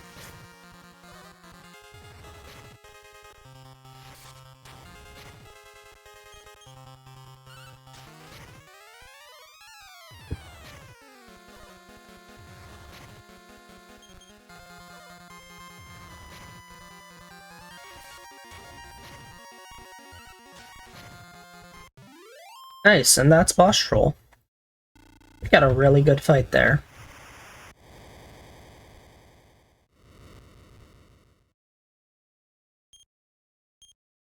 So, Real King was freed, and whatnot.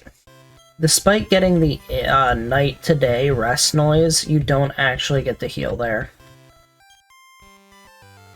And, now, because I have a cursed helmet on, I cannot use items or spells outside of battle. So I have to go into the town. And I need to go to the church, which is the only place you can decurse yourself. for a fee. So in the church here, we pick Uncurse. I accept, and it's based on level, on how much you pay for either Revive, Detox, or Uncursing. So now I am Uncursed, but I permanently lose the No Mask. It is gone forever.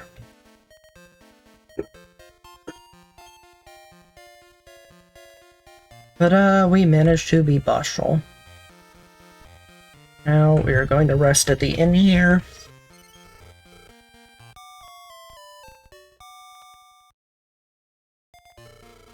I'm actually going to do this twice, because I noticed there's a problem when trying to progress the new village. I believe you have to rest a certain, or you have to spend a certain amount of days. Yeah, the mask is no more. That's funny. You have to spend a certain amount of days before the town will actually progress, along with completing certain objectives. So, beating the boss troll is the last actual objective of getting the village to progress, but then you also have a certain amount of days that you have to spend in-game for it to actually register that you're finished. So I think I've figured out a trick where I can rest at the Salmoneo Inn, and then rest a few times here at the Portoga Inn. And then if I go in and out of the town, it should progress properly. Hopefully. The game doesn't like me sometimes. My PB actually manages to get the progress almost instantly, and it saves a ton of time doing so. So yeah, this person here, the dealer, is supposed to put up a shop.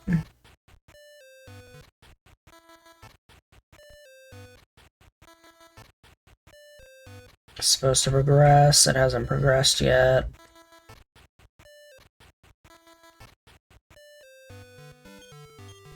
Unfortunately, so I'm gonna have to use a dark lamp.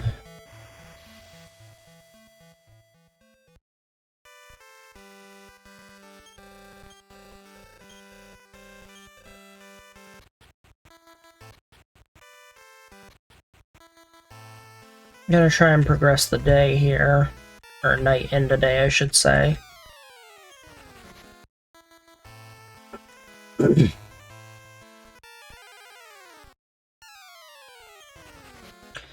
And sometimes progressing the village has taken me upwards of 5 to 10 minutes, and in my PB, I got it almost instantaneously. And I still don't understand how I managed to get it almost instantaneously. It was just happenstance, I guess. Because I rested at the Salmoneo Inn, and then I rested at the Portoga Inn a couple nights, and it progressed, and right now it's just not. And I don't know what I've done differently that's not making it consistent. Yeah, RNG giveth and RNG taketh away. In which this case, it is currently taking it away. Oh wait, no. It wasn't my last PB that I got it almost instantly. It was the PB before that I had it almost instantly. My last PB actually spends a whopping 5 minutes trying to get this to progress. I could try talking to the other NPC again.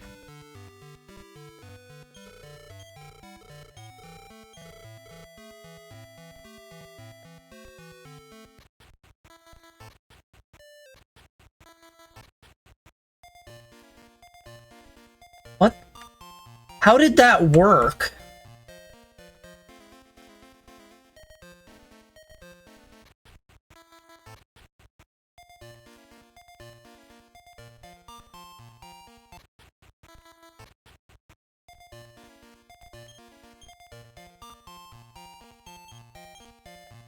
Okay. Thank you for the suggestion, Labradorian. I will try that in the future.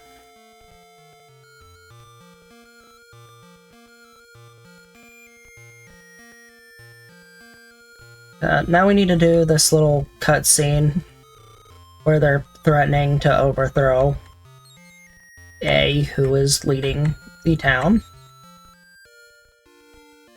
Yeah, turn away for a second. Turn back and whole town manifest. That is the new town progress. Thank you for the good luck, BioBilly. BioBilly Bones. That's a fun name. Alright, daytime, leave re-enter. Now there's a guard here, and A's been arrested. We don't need to talk to them, though. We just gotta go into his throne room. And here's the yellow orb.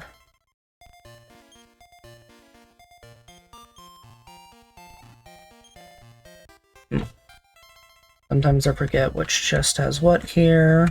I want the gold beak from this chest. Alright, now we would like to go to Noah Neal's, and we are going to buy some wizards for upcoming boss fights such as Baramos and the final 4.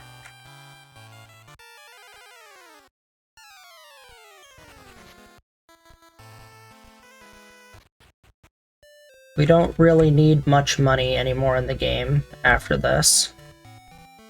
This is the Game Boy Color version. It has some very specific version differences. I did explain them before, but I can explain them again. Your starting stats are different, your personality spreads are relatively the same, but because of the starting spread being different, it balances out eventually. I am not getting a form that can actually buy stuff here yet. There we go, Slime can buy stuff. Other version differences include the Baramos boss fight. Baramos does not regenerate in this version of the game. Instead, it has a high health pool. I'm not sure what other bosses would normally regenerate. Yeah, no problem. There is an extra bonus dungeon in this version called the Ice Dungeon. I think the Divinagon Wishes also add an extra Pachisi track that the original version didn't have. There's a couple glitch differences, which isn't relevant to this run specifically, but in the Super Famicom SNES version, there is a duplication glitch for the orb that doesn't let you choose not to deliver the dealer to the town for progression. Instead, they will opt to duplicate one of the already owned orbs. In fact, they might even opt to do 2 duplications to get another orb if they don't want to go for the silver one. I'm not sure how many times they can dupe, though.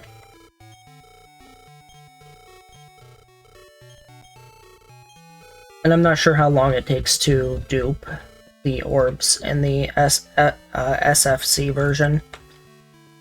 Alright, so we are done here. We can now go and deliver the change staff to an old man who wants it. In exchange, we get the Pirate's Bone, which we wouldn't normally need to get to find the pirate ship, but there's a coding thing that only allows the pirate ship to spawn once you have the bone. So we need a item called the Love Memory to progress to get the next orb, and one of the best armors in the game called the Blade Armor. So we do have to sadly turn in the change staff. We can't keep it forever like I would want to. Because if you have this change staff, you can buy wizards. If you don't have the change staff, you can't buy any more wizards. You can only obtain them from either farming them from monsters or finding them in treasure chests.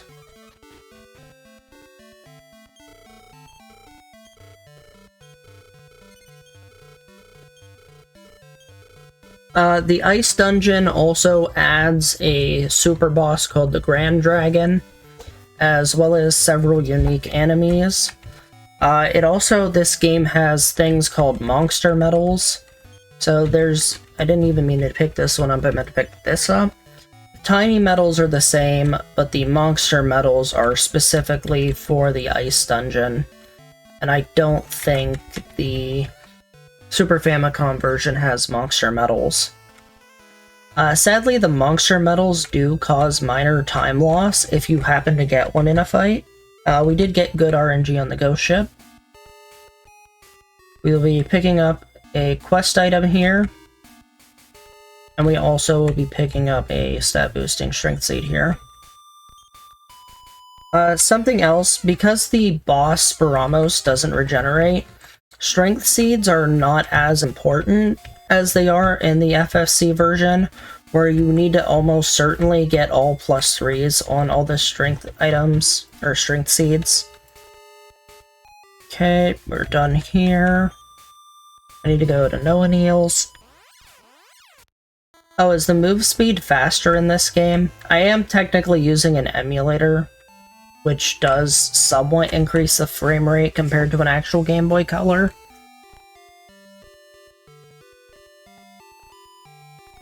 Yeah, I actually haven't looked at the move speed differential from this version to the SFC version.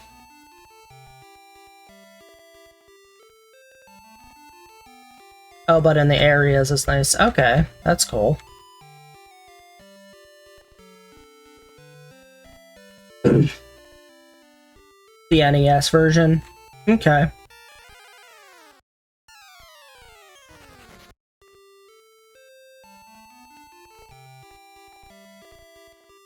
Yeah, there's the NES, the SFC, the GBC, and then the Wii Virtual Console.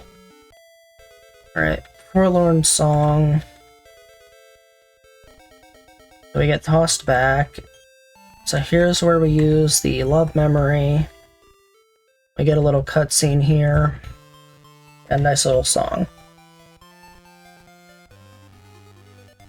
Now this cutscene could also be a short break for me to go to the bathroom, but it's much shorter than the other cutscenes.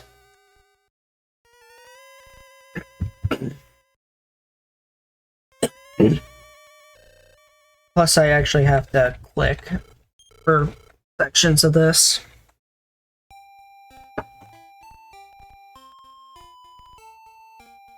Now the two spirits are reconciled, and they just float up to the sky, and the curse is gone.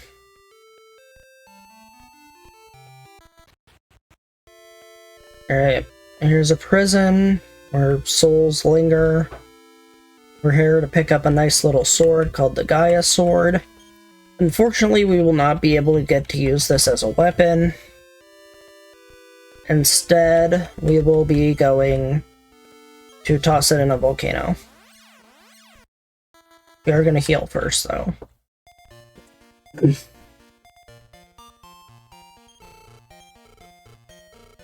Because there is an upcoming mandatory dungeon we have to get through. And this cave can be somewhat volatile. There is a monster that can paralyze you with its breath. And there is a monster that can cause instant death. I picked up a life stone earlier on, which can prevent the death or the beat and defeat spells one time. If they were to succeed, they will instead not succeed. And sword goes in volcano. Nice little cutscene here. This is supposedly the volcano your father falls in the opening cutscene. We find out later that's not the truth. And instead, it wasn't the volcano he got thrown into. Ramos instead actually threw him into the Dark World.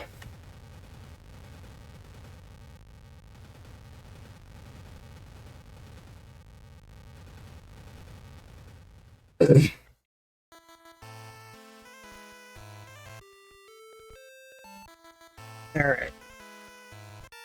It's a new area unlocked. And this is why we keep the steel. I can kill ice clouds here for a decent amount of XP along the way. These things aren't very strong. The only thing they can really do to hurt me is cast Snowstorm. Or breathe the freezing breath or something.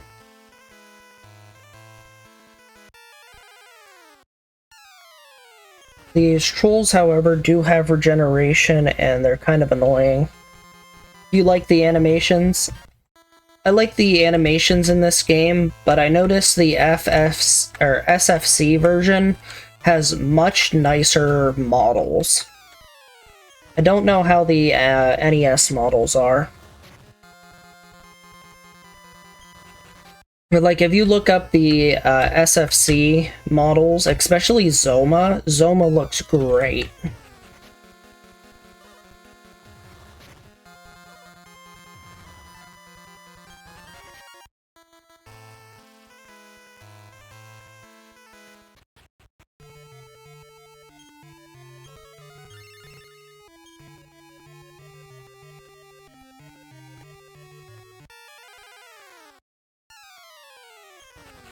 Okay, so those enemies there, the skeleton-like enemies, the green ones, those guys can paralyze you.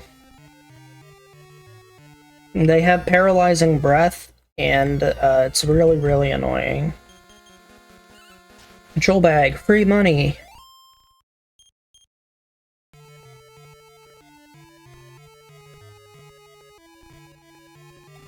Alright, we get a new weapon here, the Thunder Sword.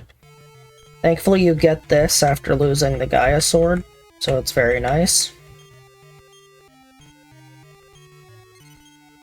So I'm gonna go ahead and automatically equip it, and soon enough we'll also get the Blade Armor.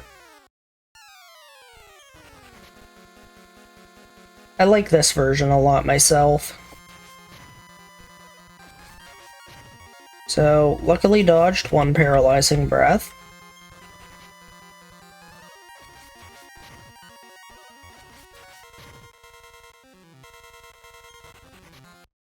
You know, it's been a while since I've actually died to paralyzing breath in this dungeon, so since this is a marathon, surely I'm going to get paralyzed at some point. Like, everybody knows it's a marathon curse that if something can go wrong, it will go wrong. We now have the Blade Armor, one of the top 5 armors in the game, if not top 3.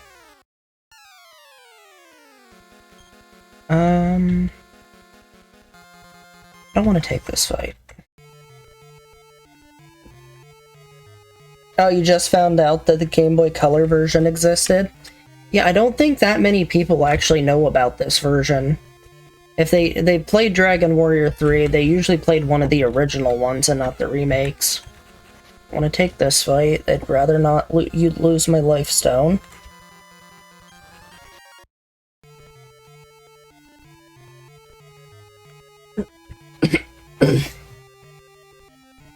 Also, this cave is called the Cave of Necrogond, or how I like to call it, Terrible Volcano Cave, or just Volcano Cave.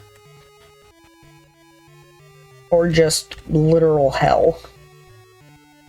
Because this place is huge, there's so many things that can kill you, and it's just annoying. I don't know. I'm still waiting for it too. I'd love the 2.5D one to come out. And they better have the ice dungeon or I'm going to be upset with them.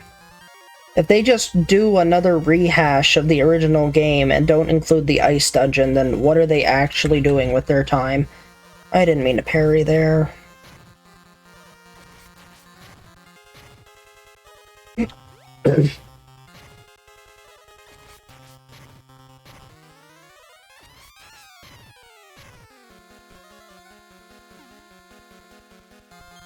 There's no release date for it yet, but I think I heard something about it coming out in either 2024. Unless it gets pushed back again, which case it'd probably be 2025.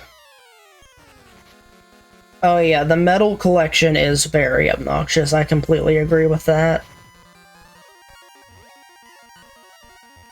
Especially all the boss ones.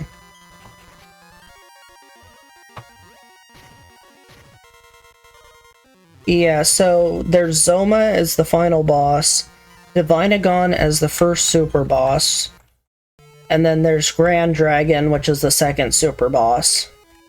And both Divinagon and Grand Dragon are more difficult than Zoma. No Orb Zoma versus Divinagon.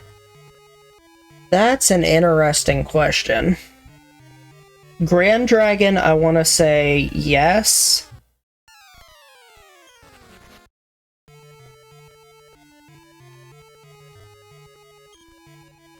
I want to say Grand Dragon is probably tougher than Zoma No Orb.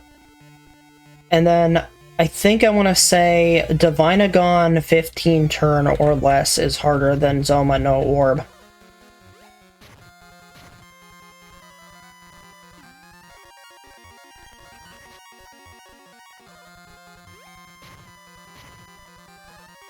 What's up, Bio Billy Bones?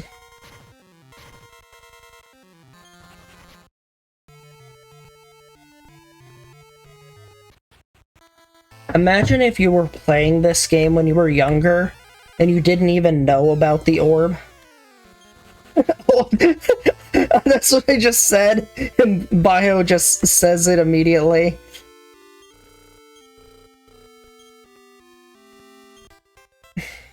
Alright, we got through Volcano Cave first try. I just got a gold split on that, that's cool.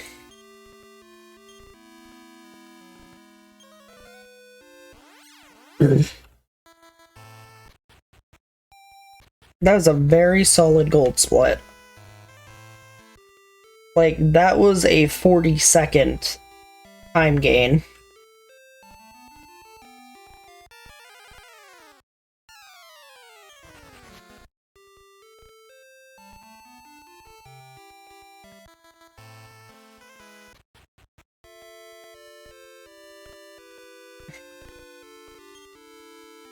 Alright, time to drop off orbs.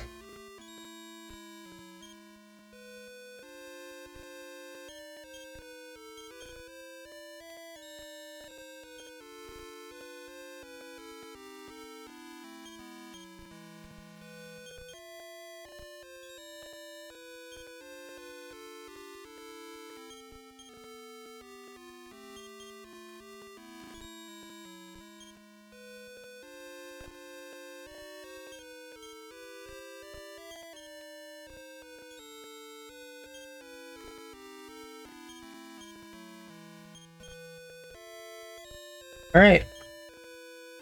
And for Burb.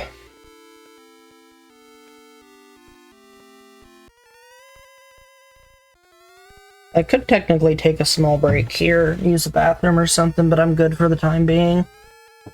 I also really like hearing the Burb song.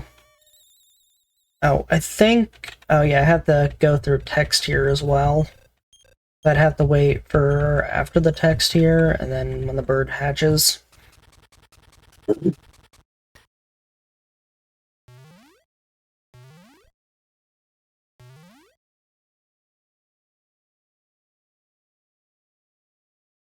Burb.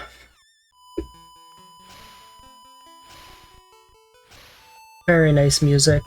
Oh yeah, the Dragon Quest VIII music is also really good for the bird in Dragon Quest VIII. I think 8 took a lot from this game, because they keep the female warrior armor similar, they keep the bird mechanics very similar, the songs very similar.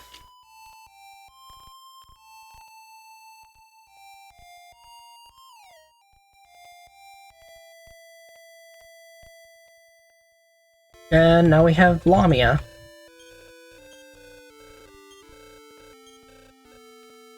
Anybody ever pronounces Lamia as Lamia, I just hate when people do that. Okay, now we need to go...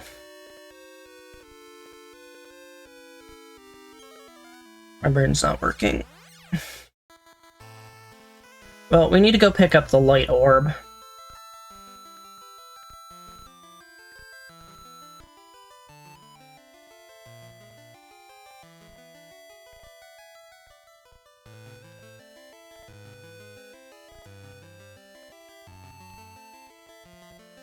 Pretty sure it's here, yep.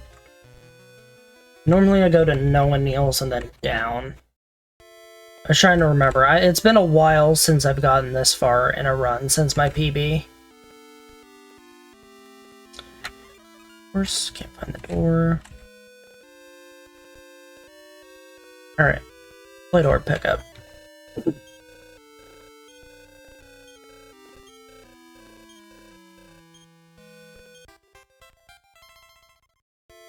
Alright, now we're going on to fight the demon world, or the demon lord's minion in the light world called Baramos. So we're going to go to Aleahan for right now. Or actually, no. We're going to go to Isis, which is where we need to travel from. I was thinking if I wanted to save or not, but actually I don't need to save.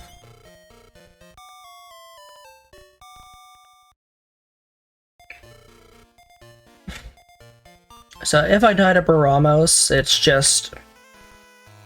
I die to Baramos, and I might either have to A, level up, or B, just try again.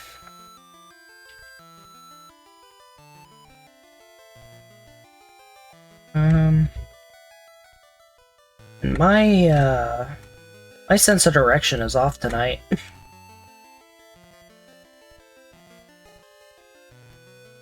Alright, into Baramos' castle.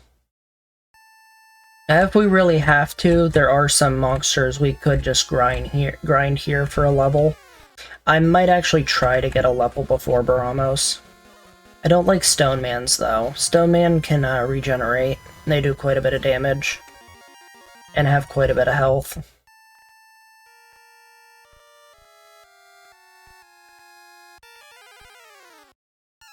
Now there are metabols that can spawn here. So, I could get a crit on one of these and kill it, which would be amazing. Yeah, I always prefer to travel from Isis. There is a save point where you can respawn from, and it makes it pretty easy. So if you set your spawn point there, and you die to Baramos, you can just respawn there. I don't think I'm gonna get a kill here. Nope, it ran away. Unfortunate, but like, you know, it's really hard to get metabol kills with solo hero. You either get a crit, or you have to get them to stay long enough to die to blade armor.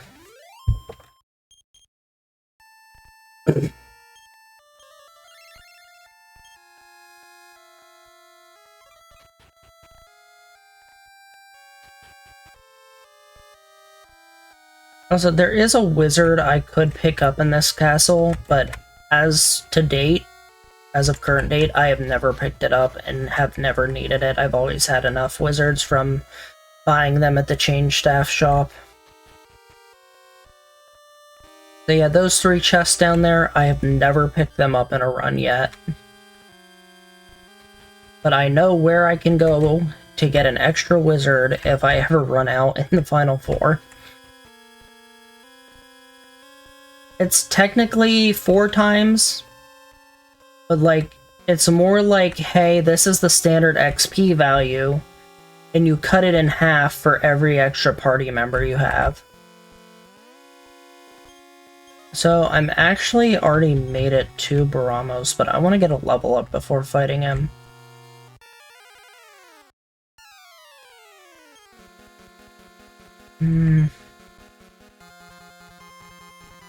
Are these the ones that can revive themselves?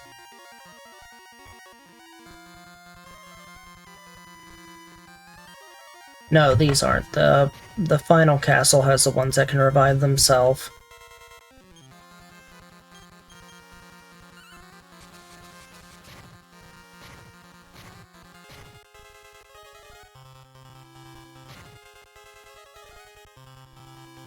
Oh, these ones can heal themselves. Oops. That's not good. I'm gonna have to run from this fight.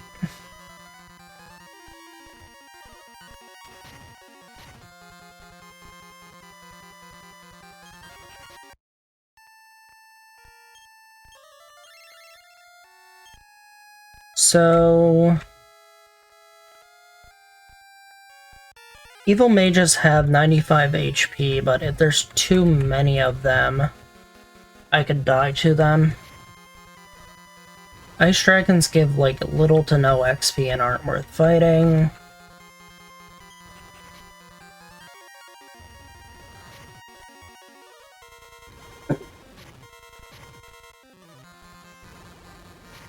Now, if I could one-shot the evil mages with the Thunder Sword, they might be better. Or just a smaller group of them would be better.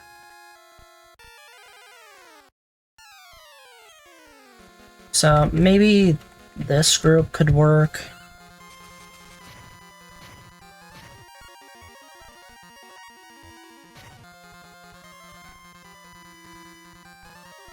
Oh, I got slapped. That's not... Hate that. Well, I could very easily die here. I didn't even die to Baramos, I just died to his minions.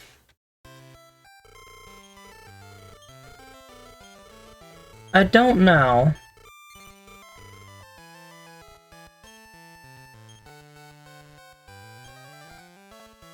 That is a good question.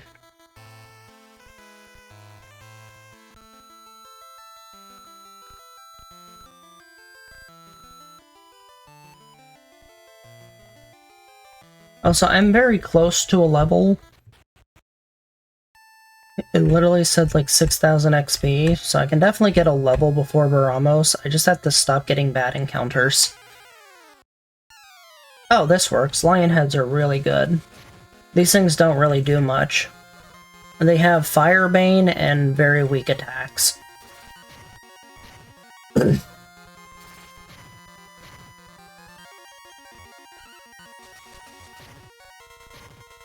They have 115 HP.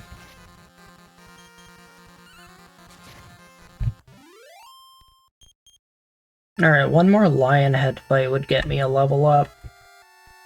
Or just a good mage fight that doesn't have, like, 3 or more mages. Or doesn't put me to sleep.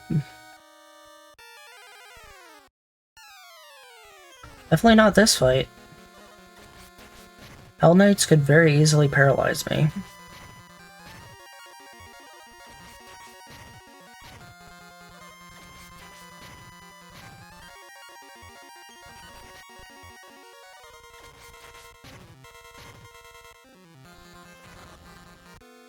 Like that.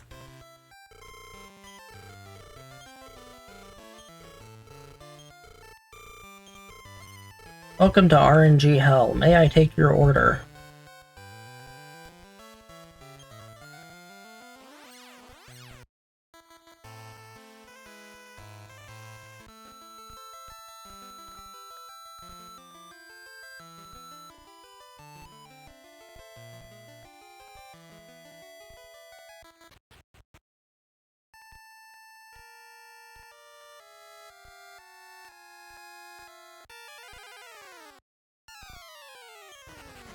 Also, a lot of the other pathways in this castle just lead to dead ends. It's supposed to be like one giant maze and you slowly figure out the pathway.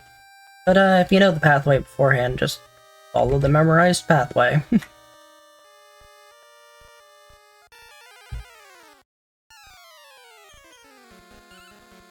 Okay, I'm gonna try and kill the stone mans. Hopefully they'll give me enough XP for a level.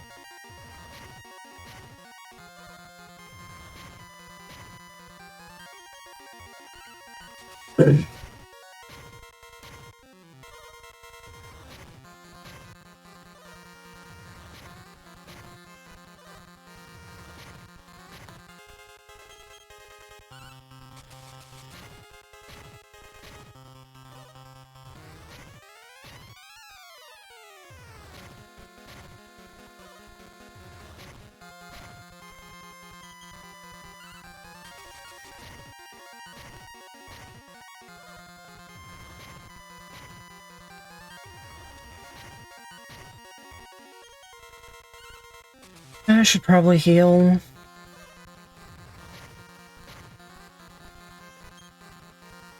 Hoping I can just kill this one without healing, and I can. Alright, level 34. And I got another Terra armor. That is so weird. I don't need a second Terra armor game. I already got rid of the first one. Sitting in my inventory doing nothing.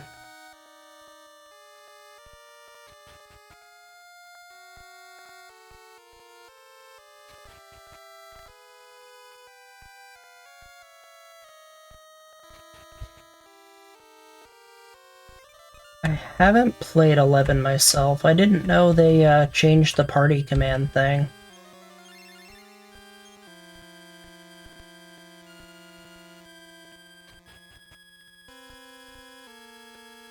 I find it odd that I actually just now hit 34 when I could have technically hit 34 back in the Tower of Gruna.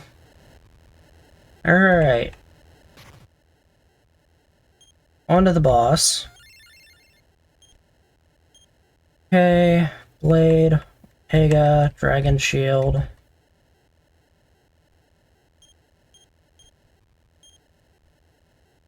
Rochi in front. Let's swap some things out for wizards.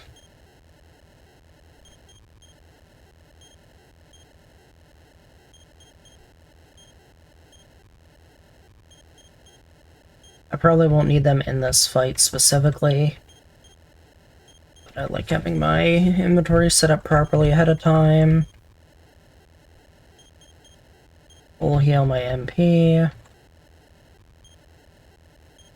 HP and MP are full. Here we go, we're almost time.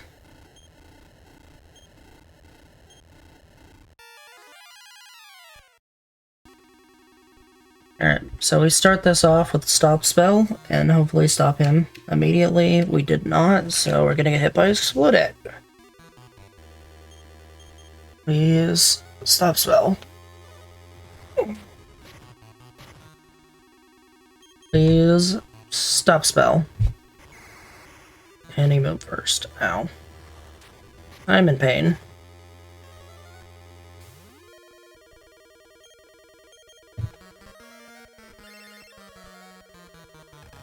This is gonna hurt. That is one of the spells that we want to stop spell. I think this is like a 25% chance, and I'm just not getting it. Tension is such a weird mechanic.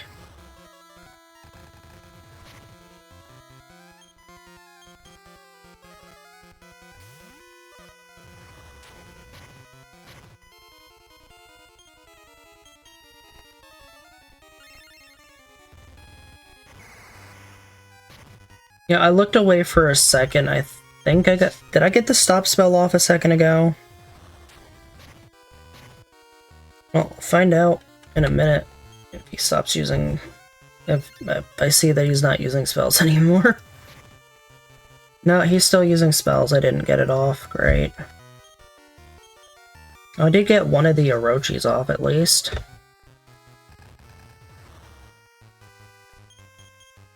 Please work.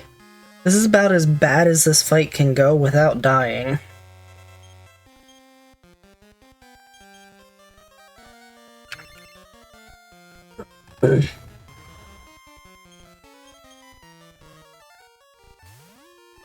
Finally! Can't use spells no more. Now I need to get a another Orochi off, which I just did. Surprised the Orochi worked.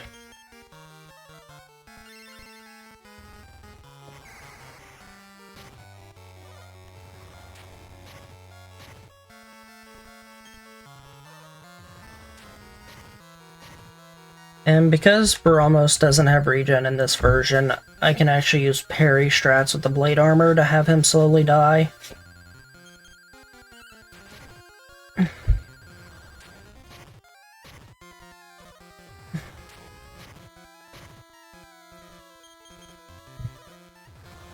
Uh-oh, I could die here. I'm dead. He went first.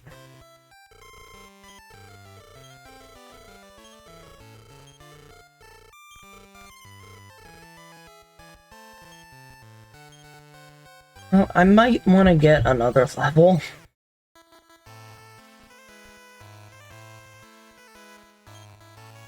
I have an idea. I'm gonna get another level to do this. I'm not happy with my current HP.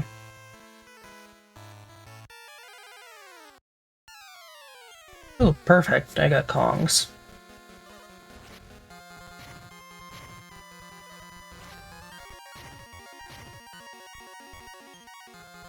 Oh. Uh-oh. I have wrong armor on. So this is a Kong Blitzbird strategy.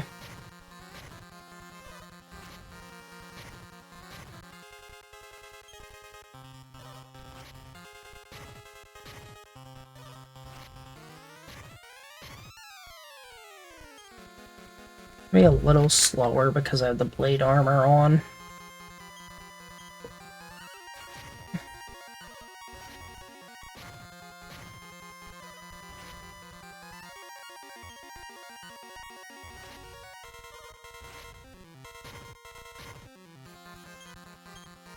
I'm hoping each turn they call a Blitzbird, then I kill the Blitzbird, and it'll just rack up XP, which will all pay out when the fight ends.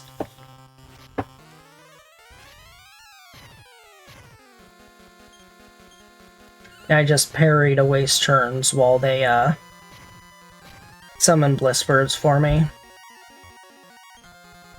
Yeah, so this is my backup strategy for XP when I don't have bug powders left and I'm post Garuna farm. I'll use the Blitzbirds to farm XP. Usually I'll only do this for a single level.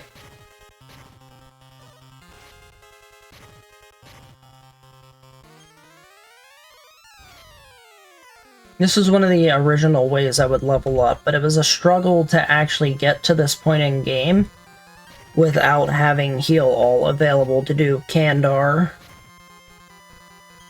Because I could get here pre-Orochi, but I had to do Kandar 1 and 2 to even get here.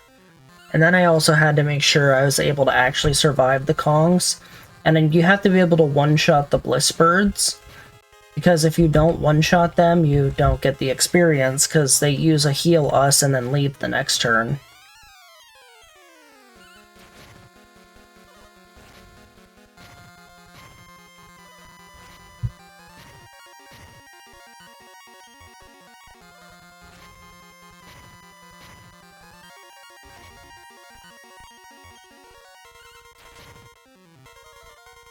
So there you can see, I accidentally, or no, didn't accident.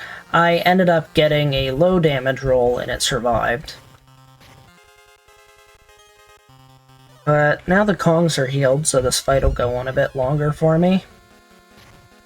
Now, I forget the exact XP they give, but I know I need 30,000 XP, and they give under 1,000. I think it's like 800 or something.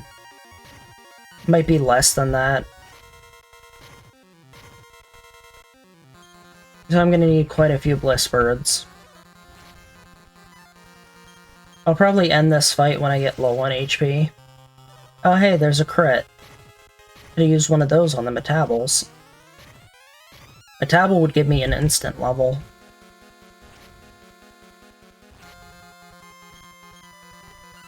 Oh no, it called for help, but no help came, because the whole field was full.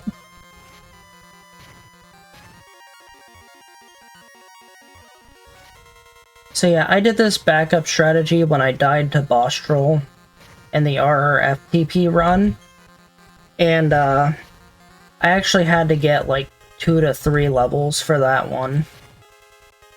It shouldn't be this bad for Baramos, but I am losing like... Right now, I was 9 minutes, 31 seconds behind PB in my, when I got the light orb. So now I am 10 more minutes behind that. But 20 minutes behind my PB is still 6:36 pace, which is an hour pretty much ahead of estimate, or a little under an hour ahead of estimate.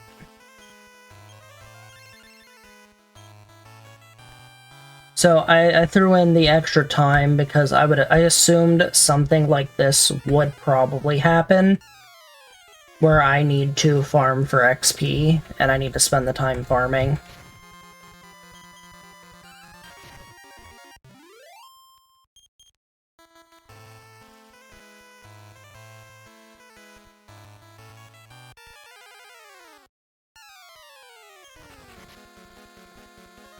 Need to get another Kong fight.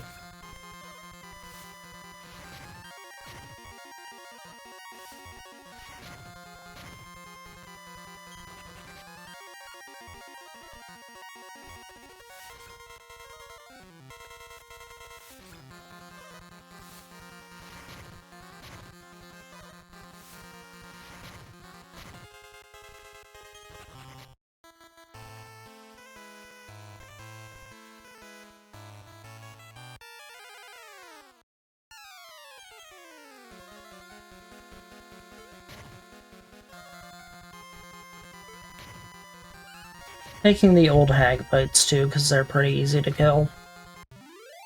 Only just a 2-turn.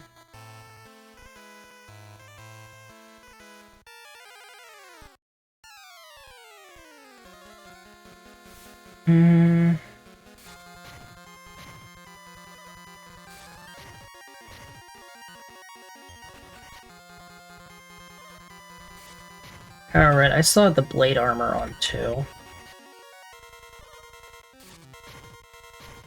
You know, I think I might go back to the Baramos Castle and get a level there on stuff.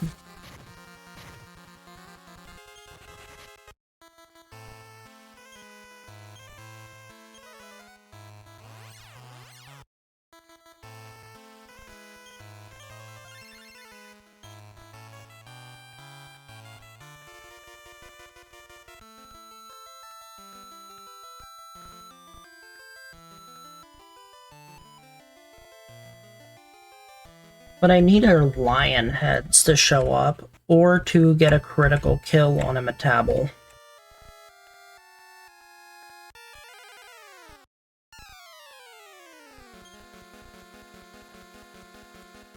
Nope. Not taking the evil mages. Stop trying to sleep lock me.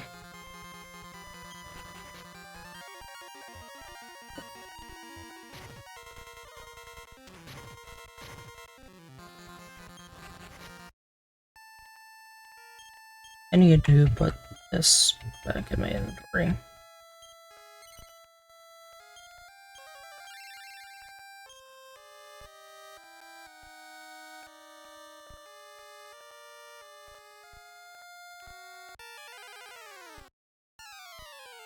Nope, can't take this fight.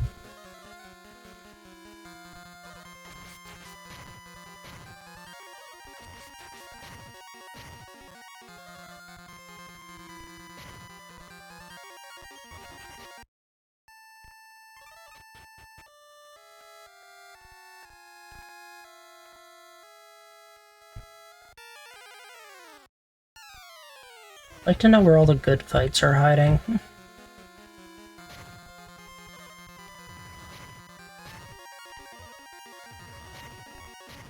Because they certainly don't want to show up right now.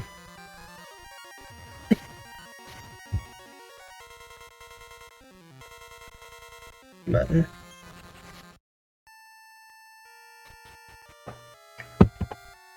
Trying to take a drink and play at the same time is difficult.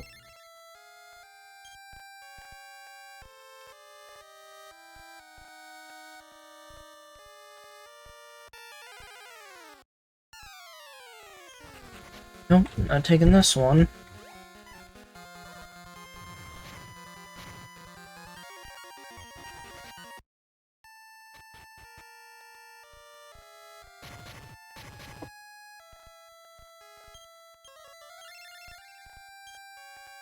Let's try this room.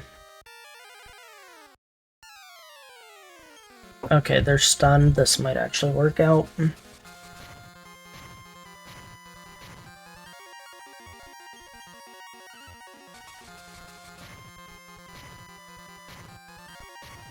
Nice, I got a triple kill.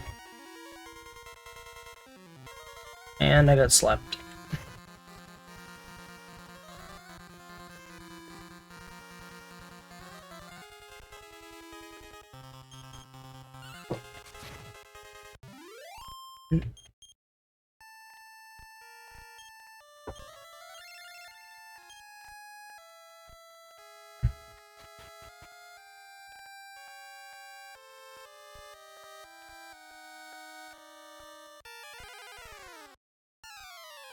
Ooh, Metaples.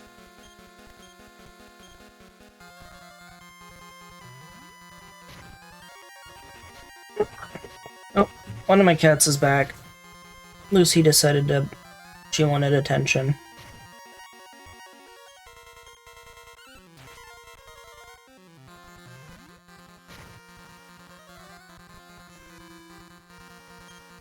Yeah, I like how the Metable's staying in the...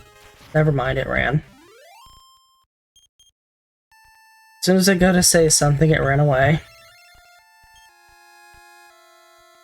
I like how they stay in the fights, but I hate when they cast Fireball to stay in the fight. They need to do regular attacks for me to be happy.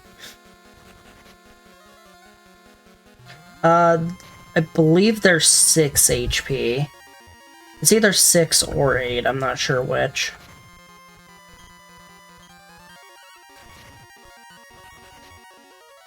Nope, ran away again. They usually take about 4 damage hitting the blade armor. Or no, they usually deal about 4 damage and take 2 damage hitting the blade armor. And then I deal 1 damage per hit, unless I get a lucky critical.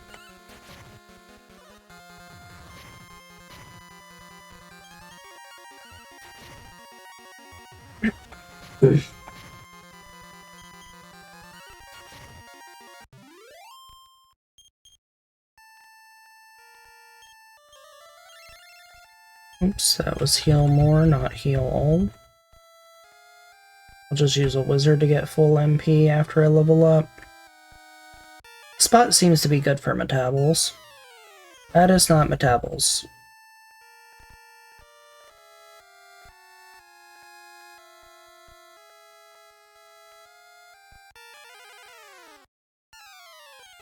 Ooh, lion heads, I'll take that too.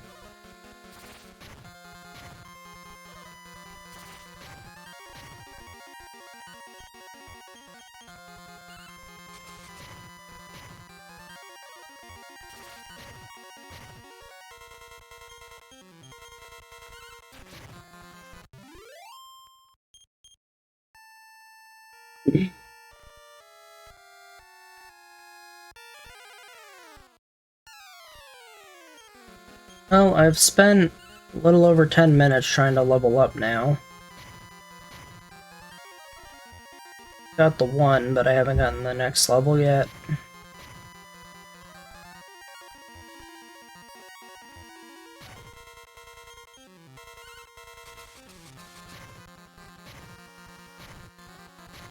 Okay, nice triple kill again.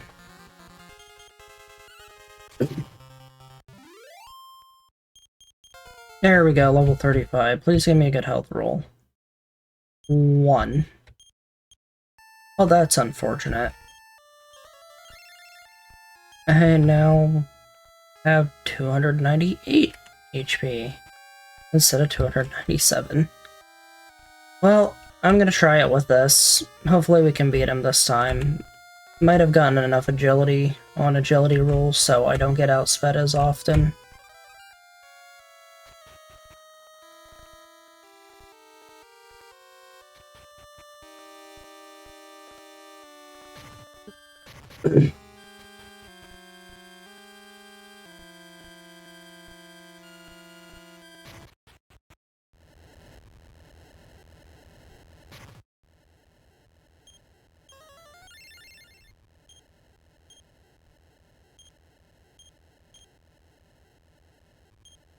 Alright. Wizard back up to full. Might actually lose a wizard ring or two here because I'm so low.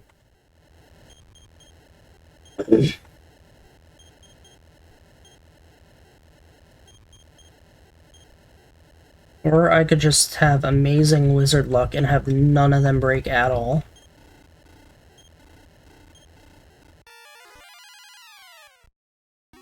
Alright. Round 2. Stop spell. First try that time. Okay.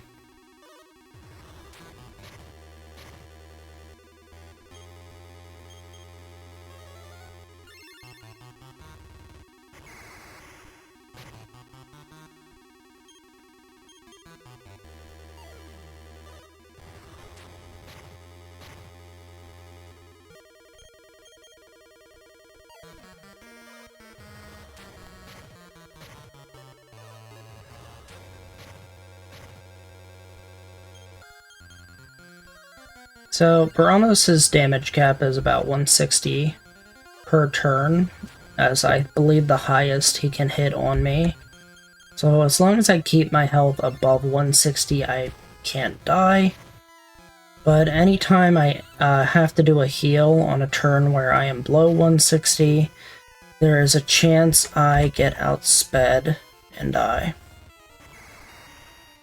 And if I'm in the 140 to 160 range, I'll do a parry to try and get more damage with my blade armor. Since in this version he doesn't have regeneration like the other versions. He just has a lot of health. Lucy, you're caught on my cord. What's that?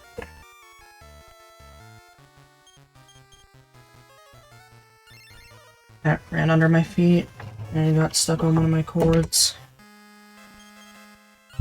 That's my cord.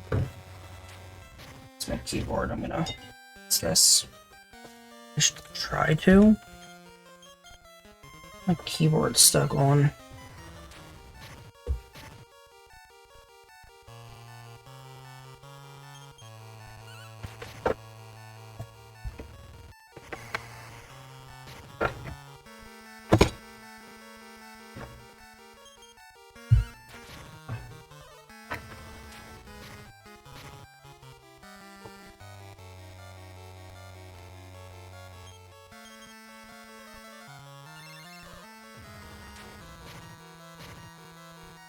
Yeah, I think I fixed it.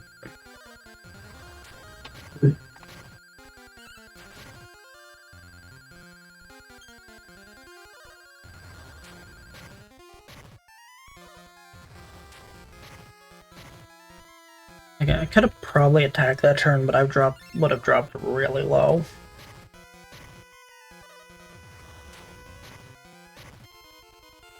Let me just parry on this turn too.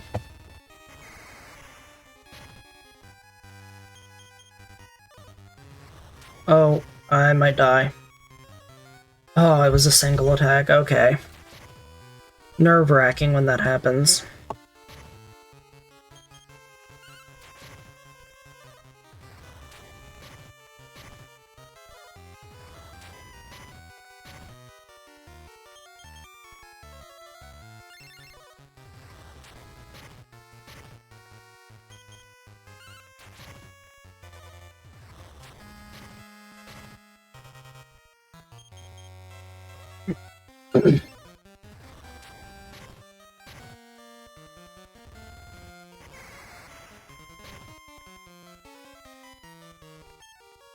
I'll parry here.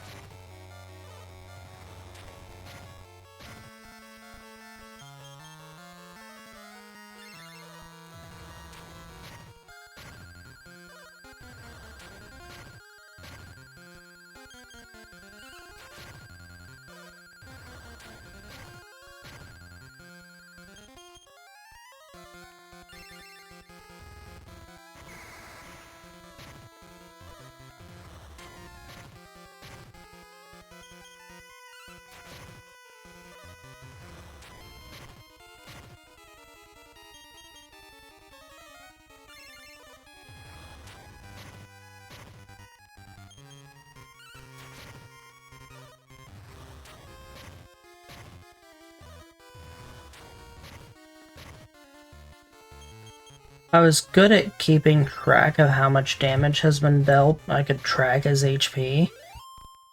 Okay, we beat him. We have beaten Ramos, and I got a silver medal from it. The light world has been completed. We have roughly an hour left in the run now.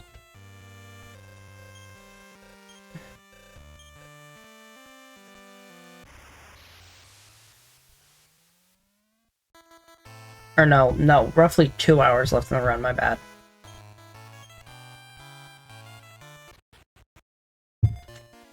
Why was I thinking 1 hour? Roughly 2 hours left in the run.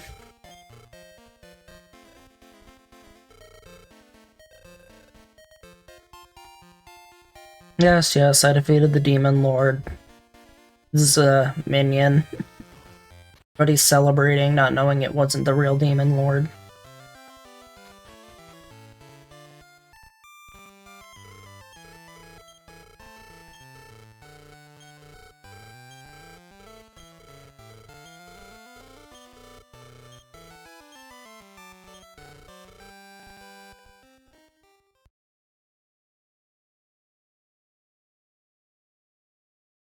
Demon King rather than Demon Lord. I guess, yeah, you could say that Ramos was a Demon Lord and Zoma's the Demon King. Yeah, yay, we defeated the Demon Lord. There's somebody else, though. And he's dropping beats like it's hot. Also dropping lightning bolts, which are probably very hot.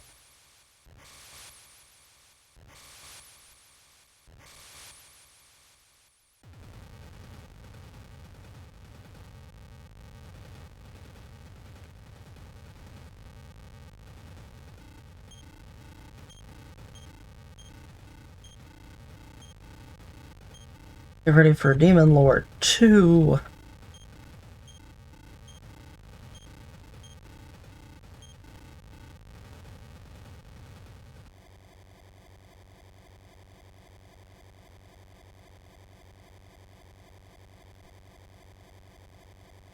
Alright. Oh, I can just do this. What's nice is Baramos almost always gives me a level. I think there's never been a time where I've beaten Baramos and not gotten enough experience to get a level. He just gives that much experience. Alright. Onto the Dark World.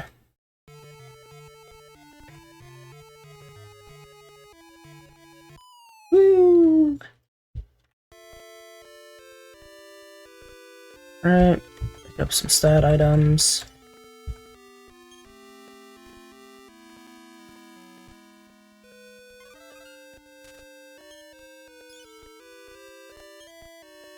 You can talk to this guy and he tells you to take his boat, but you can also just grab his boat.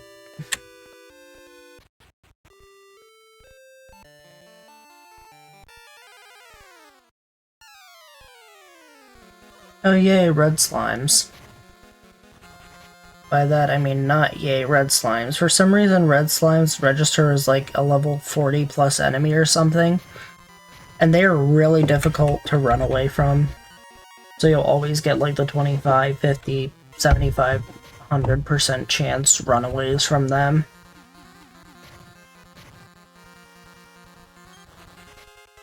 Not sure the exact level they register as, I just know anytime I visited the Dark World at the beginning, I can't run away from red slimes.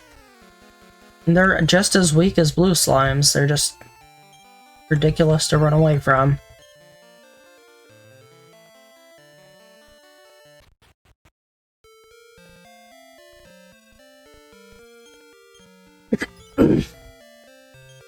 Mystic Nut. There's also a life acorn in this town, but I don't know where it's at. I haven't gone to look for it to add it to a run properly.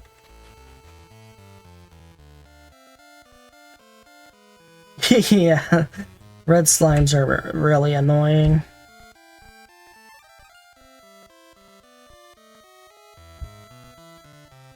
Alright. Another stat boosting item here. We get the Sunstone.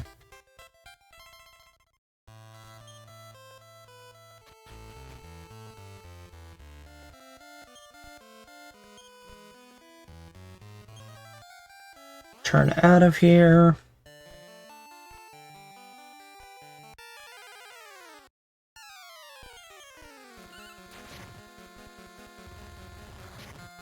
Sudden meow noise as Gary's now a demon lord. I love SpongeBob references. Oh man, double salamander. So these are the things that give 6,000 XP. It's really nice to run into these because I have to farm them later. So getting a few extra now actually just makes the farm much faster later on. Normally I would farm the salamanders in this upcoming cave called the North Cave. And you can't use magic inside the North Cave. So farming the salamanders right now is not very viable because things do too much damage. So there's a shield I need to pick up in the bottom of this cave. There is an armor I need to pick up, the light armor, which helps reduce damage from breath attacks and fire and blizzard spells and stuff. I'm going to have to take this fight. There's no way I turn down a salamander when it's almost by itself here. Now, Troll Kings do have regeneration. I meant to attack the salamander there.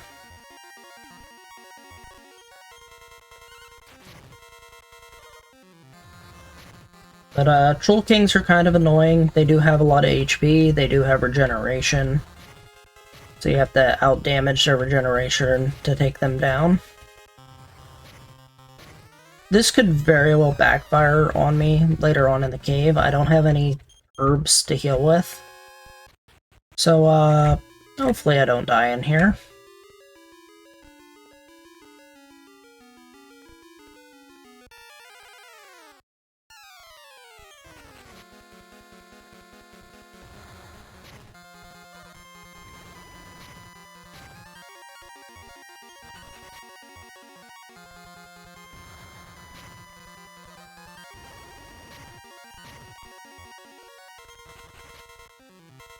I'm going to die in here.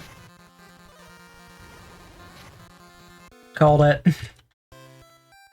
Well, I got some XP before I died. Oh, I am really close to another level already. Alright, we'll just return back. Minor time loss, but that's okay.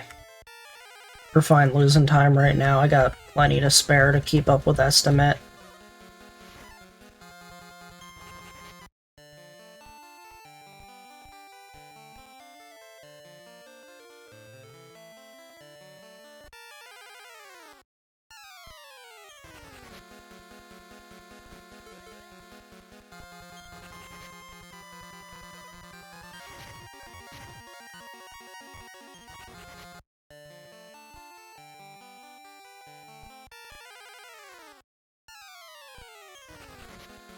Stupid red slimes. I could probably kill these all with one hit. They got like 4 HP. And they give this low XP that the slimes do. Yeah, even with the minimum damage from the whip at the end, just still kills them. Alright. North Cave attempt 2.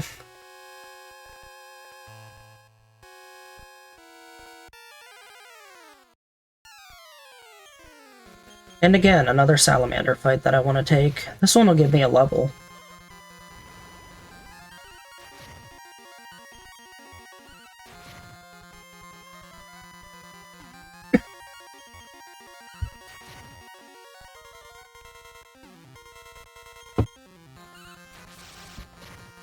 Cool crit. Nice level.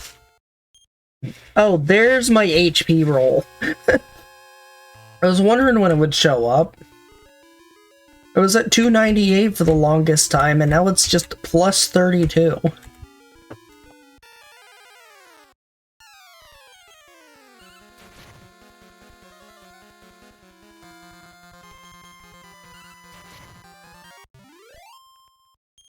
Now, granted, the majority of stats you're going to get on your character are between the levels of 35 and 45.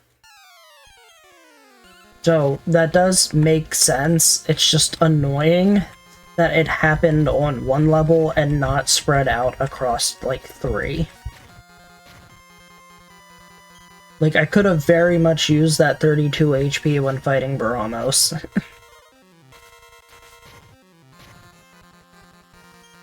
Wing Demons are really weak in here because normally they're spellcasters, and since spells dissipate in here, the Wing Demons can't do much.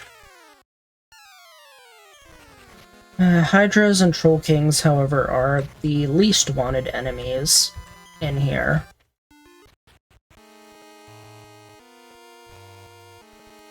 Alright. Got the Hero Shield finally. I can just walk out of here. Those other chests don't really have anything good in them. One of them's even a Mimic, which is really easy to kill because it can't cast spells. But it also just doesn't give that much XP.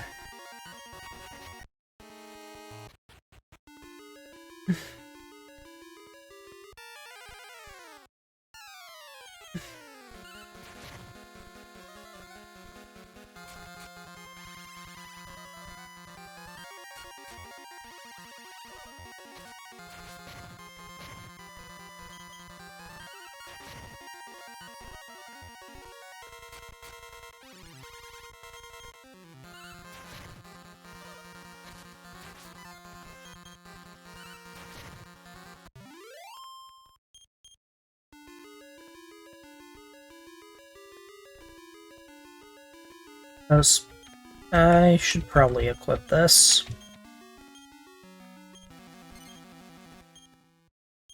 Might help me to also use any stat seeds I have.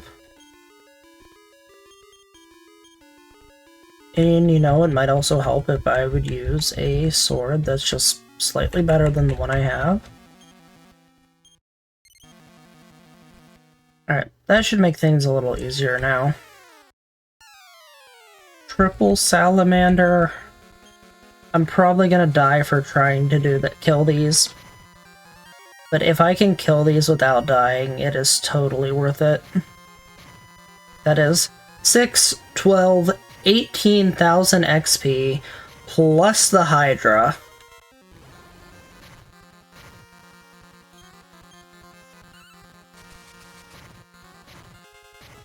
I need one turn more without them blasting flames.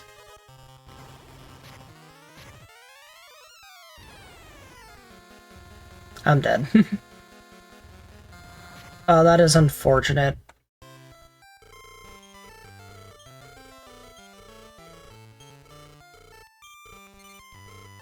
So yeah, that would have easily been more than half a level there. I love seeing that fight later on when I can actually consistently kill it without having problems. Because the blasting intense flames gets cut in half once I have the light armor. So it only deals like 30 something, which is nothing. But as of right now, I take full damage, or most of the damage.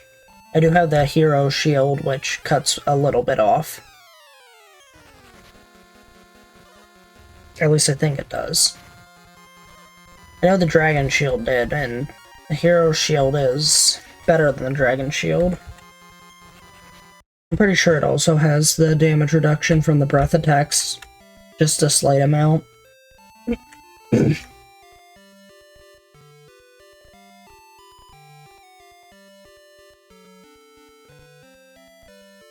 So now we're heading to Dom Dora.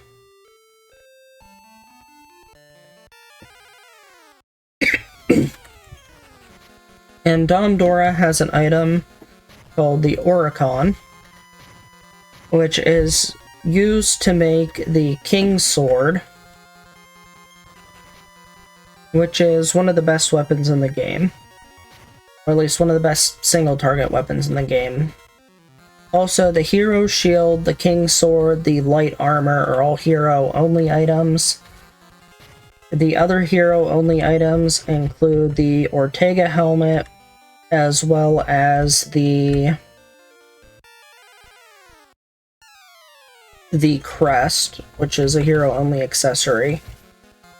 Now, granted, the Ortega Helmet gets outclassed by the No Mask, which is cursed. It also gets outclassed by the Great Helm, which is in a shop in the Dark World. Alright, made it to Domdora. So now we go to a very weird bush in the middle of a horse pen to look for ore. Why is a piece of ore or icon in a horse pen in a bush or grass or something? Are you sure you're not just making a sword out of horse poop? Oh hey, overworld enemies. He ate something shiny. They ate something shiny, you just had to dig through it to find it. That'd be so unfortunate.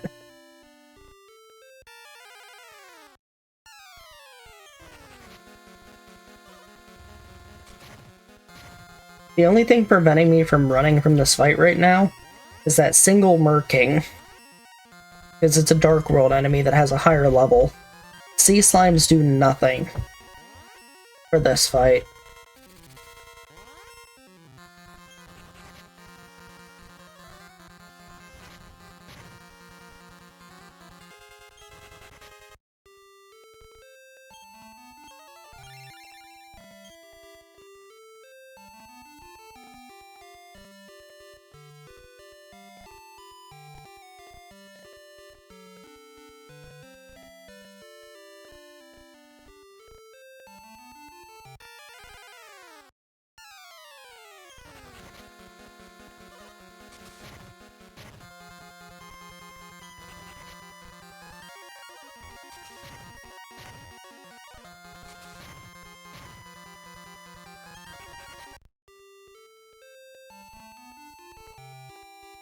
Alright, so currently we're on our way to the next town, which is the town of Coal.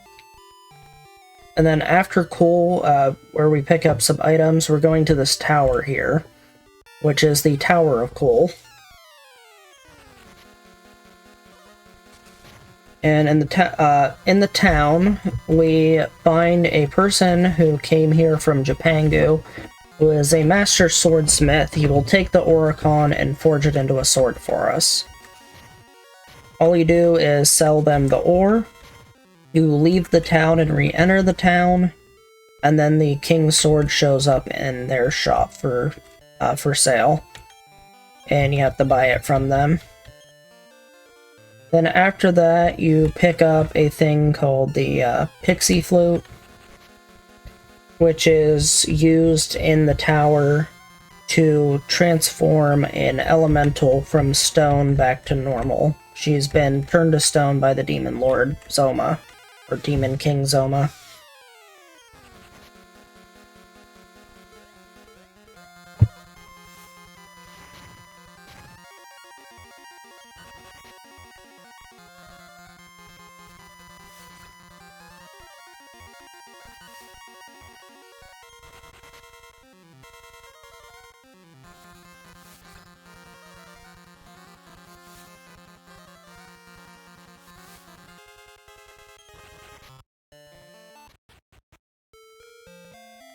Alright, here we are at Coal.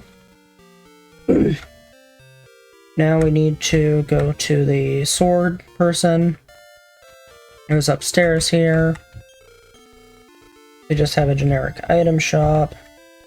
You sell them their icon.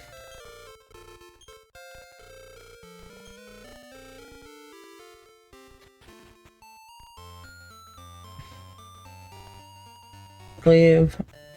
Re-enter. Now the King's Sword is in a shop.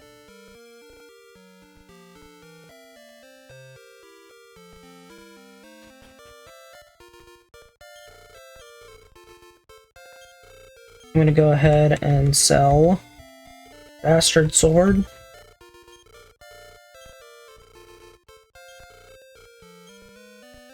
Because the King's Sword is 35,000 compared to your icon's 22,500. And now we have the best single target weapon we can get.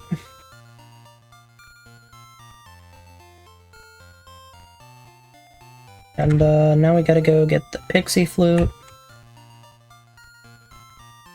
which I'm going very awkward path around. Right out here outside the bathhouse.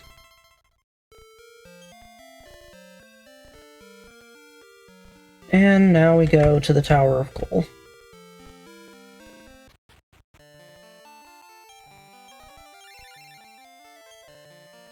Just gonna make sure I'm full health.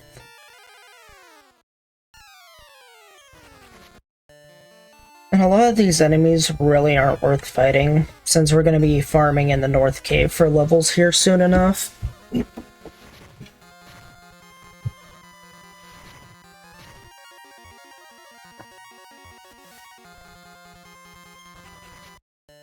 In about 15 minutes till we get to the North Cave grind, maybe.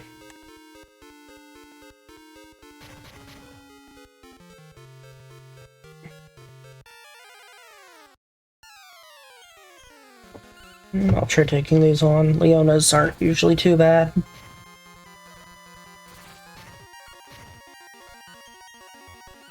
I think they just cast a reflective thingy or they attack.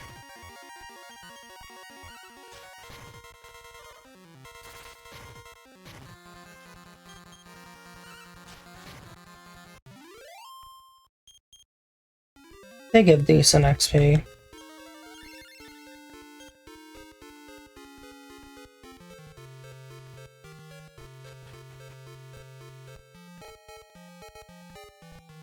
Go next room.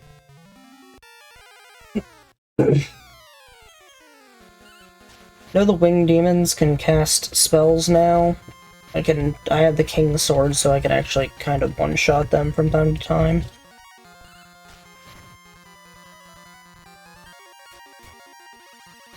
Yeah, so see they cast Blazemos, which hurts like hell. They can also cast Heal Us, but it's usually not relevant. They can't heal more than I can dish out.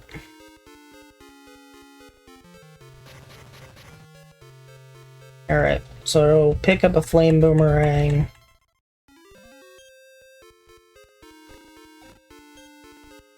Pick up a Life Acorn. Pick up a Love. Pick up another Life Acorn. We're gonna go ahead and use the acorns and put the Flame Boomerang in our inventory, because it can hit all enemies. And just like this steel, which can hit group enemies, boomerangs can hit all enemies, and it's very efficient for clearing out mobs of weak enemies. Or in this case, like a group of enemies, I can also use it, and it does a fairly good amount of damage. I think it also has higher damage than the steel. I'd have to double check that, but I'm pretty sure it does. And now you get to see a little flying orange boomerang go across the screen. Yeah, I forgot these things could heal themselves. Neat. Doesn't do them any good.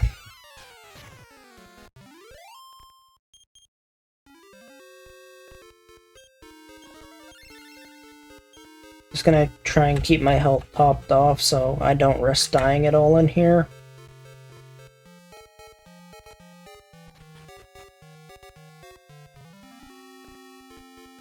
Alright, and then there's these special tiles. These are like reverse tiles. The up is down, left is right, things like that. So here's the light armor. We're gonna go ahead and put that into our inventory. We're actually gonna replace the steel. We're actually gonna equip this. Now, other than having good defense, the light armor also allows you to heal 1 HP per tile, or you heal 1 HP every step or 2 steps outside of battle.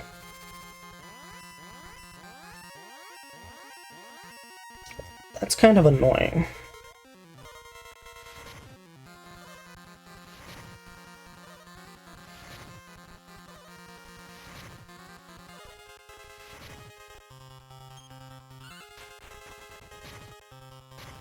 I hope these goobies don't summon a Grand Titan or I wasted time with this fight.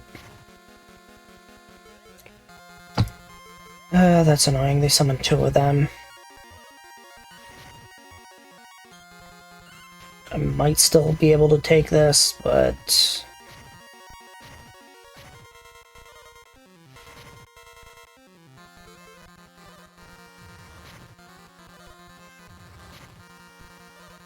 Nah, I'm just gonna run from this. This is too much. I hate goobies.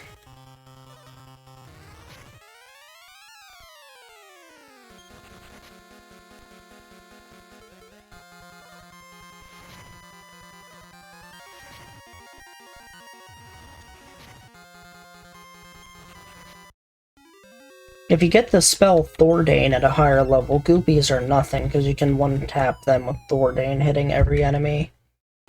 But until that point, trying to kill them is ridiculous, because there's so many of them in all the fights.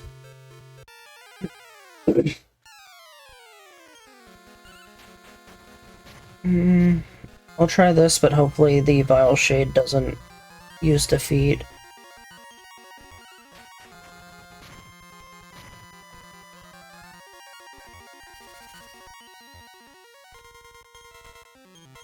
I have a lifestone in my inventory still, I'm okay.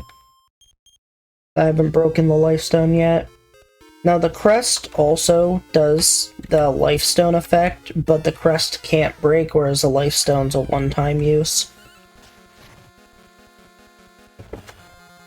So once we get the crest, which is coming up here from the tower, it's also a mandatory item to get. You need to get the crest. Now the armor, the light armor, the king's sword, the hero shield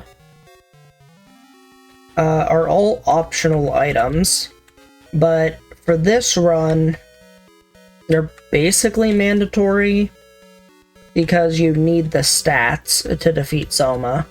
If you do not have the high enough stats, you'll take too much damage and die. Or, without the King's Sword, you probably won't be able to deal enough damage.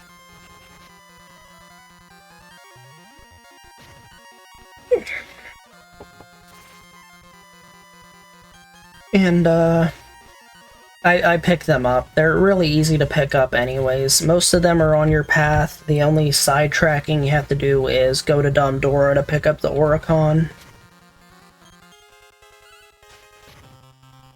Like, regardless, you have to go to Cole to pick up the Pixie Flute, because you need the crest.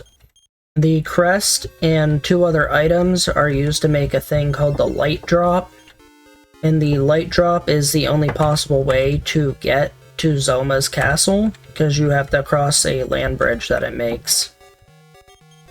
So here's what the Pixie Flute is for. We're rescuing Rubus the Elemental from her stone prison that Zoma put her in.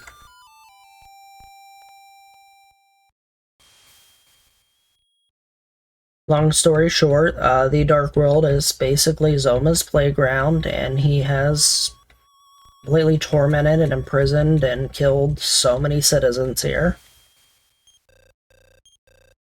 You also find out that if you talk to a bunch of the different NPCs, you find out that your father, Ortega, has also managed to make it to the Dark World at some point.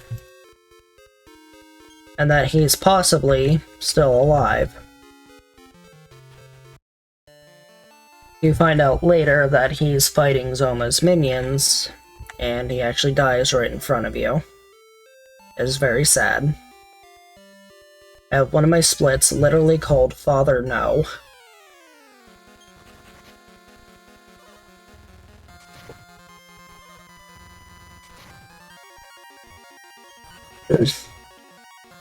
Alright, so we picked up the crest, we picked up the light armor, we picked up the king's sword, we picked up the hero shield. So all that's left, we need to pick up the items to make the light drop. We need to stop at the closest town to the demon's castle to, well, have it set as a point we can return to. But we also have to go back to it to buy a helmet, which is our final gear supply. We also use it to check to make sure we have everything we need. And then we, from there, go to our North Cave grind to get a high enough level. I get off at the right spot. I did not get off at the right spot. I don't know what I'm doing right now.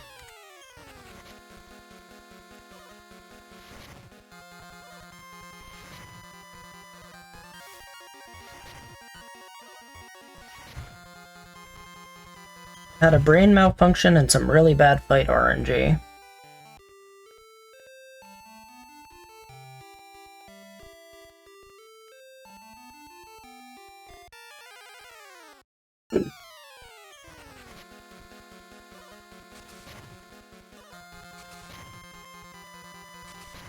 I am getting some really bad fight RNG and just being unable to run from anything.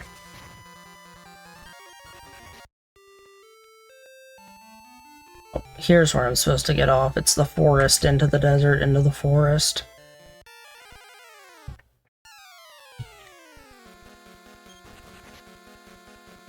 Now I'm getting picked on by Darth Bears, trying to get me to join the dark side. The newest Sith Lord, Darth Bear.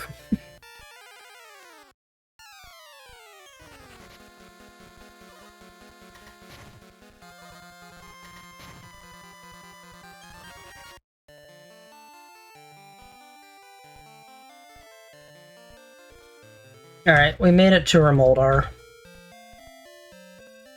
So, actually, I'm gonna pick up the gear while I'm here, why not? We'll go ahead and sell our father's helmet.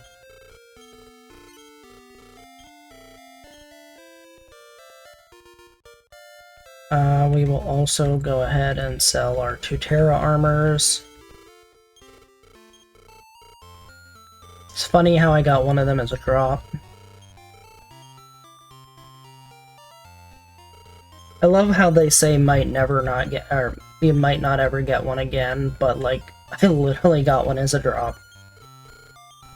Like, almost all the items that they say you might never get again can be obtained as a drop. For some reason I thought this was supposed to be 46,000, but it was just 35,000. Yeah, there's some neat gear here. The Ogre Shield almost competes with the Hero Shield. So you could technically use this as a replacement for the Hero Shield. And here's the Falcon Sword area that you can buy that lets you do a double attack.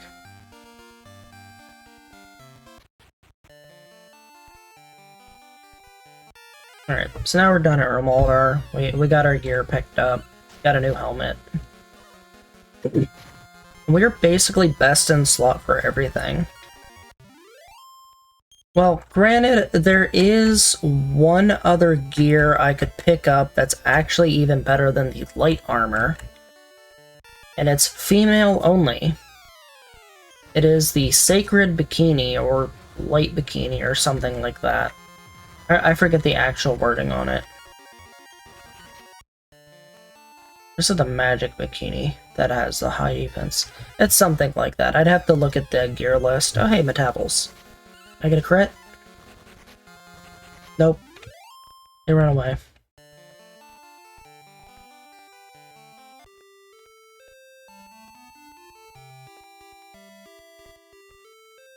Alright, so now we're off to a place called the Poison Shrine to pick up the last item we need to make the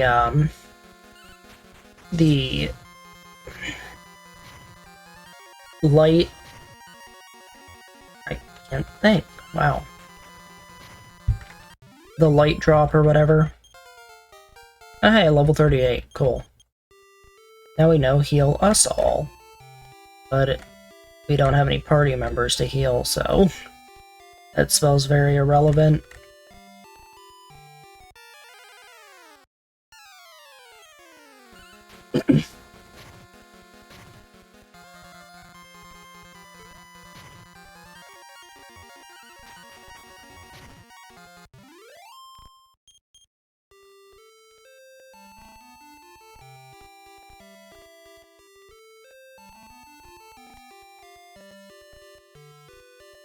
Here's the Poison Shrine. And here we actually meet the fairy that does the personality test for you at the beginning of the game. And she gives us the rain staff.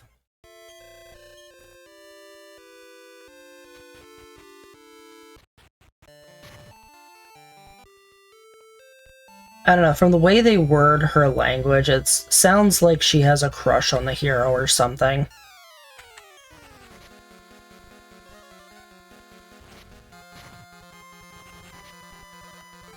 That or she really cares about Rubiz, so her feelings are just for genuine concern of saving the world. And she knows, like, the hero's the only person who can possibly do that. Alright. So the Sunstone we picked up in Tantagal, and the Rain Staff we just got are combined here using the Crest as a catalyst. Oh, it's the Rainbow Drop. So this item will let you cross to Zoma's castle. Go ahead, put the crest. Inventory. We're gonna return to Tantagal.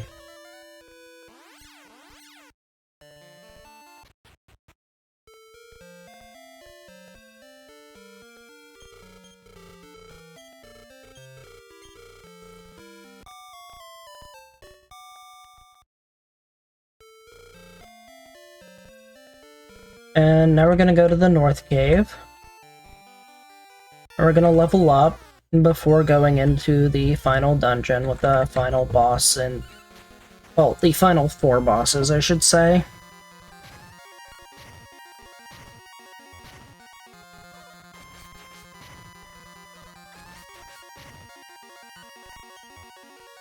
And although the crest will save us from beat and defeat, still can't save us from paralysis, so I'm hoping I don't have to deal with Hell Knights anymore. I'd like to just get to the cave.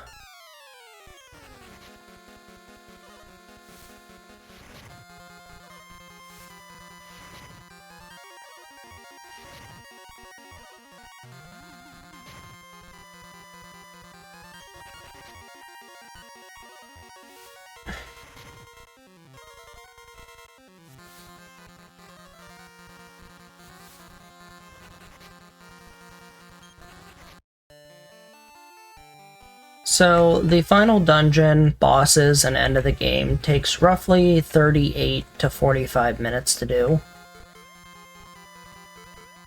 So, to stay on estimate, let's account for 45 minutes for final dungeon. I'm at 6 hours.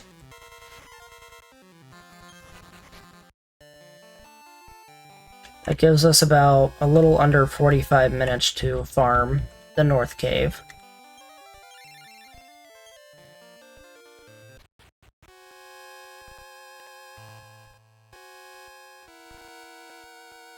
Now we're just going to be looking for salamanders to try and level up on.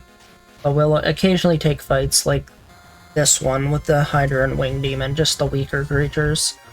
While I will definitely be avoiding any double troll battles, or even single troll and non-salamander fights.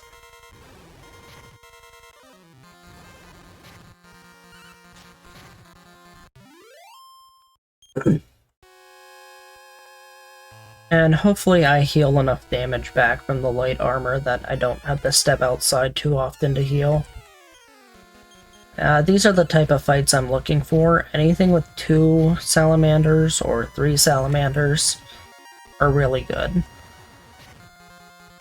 And as you can see, the spew fire is doing a lot less damage. If they blast intense flames, it's doing a lot less damage now.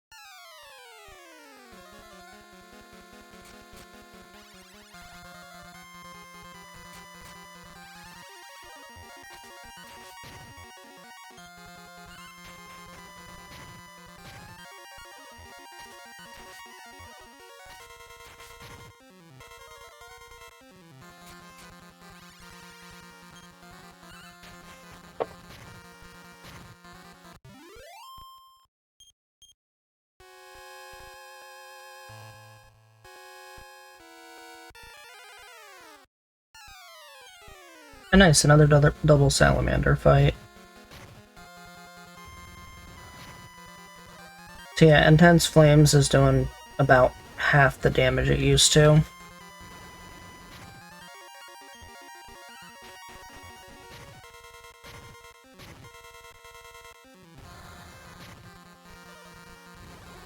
Actually, after this fight, I'm gonna step outside the cave, use a heal all. But I really need to run to the bathroom quick. I'll only be like 30 to 60 seconds. So, be that quick.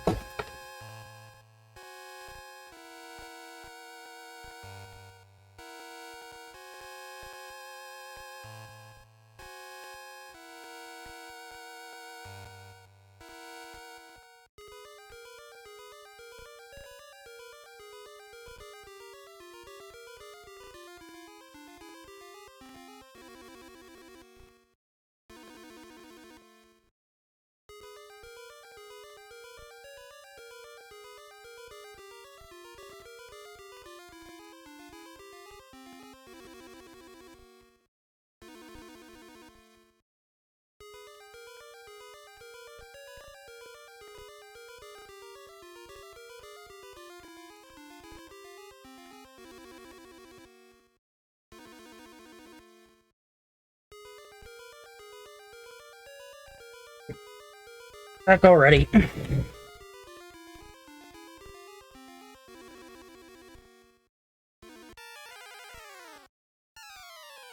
Oh nice, another double salamander fight.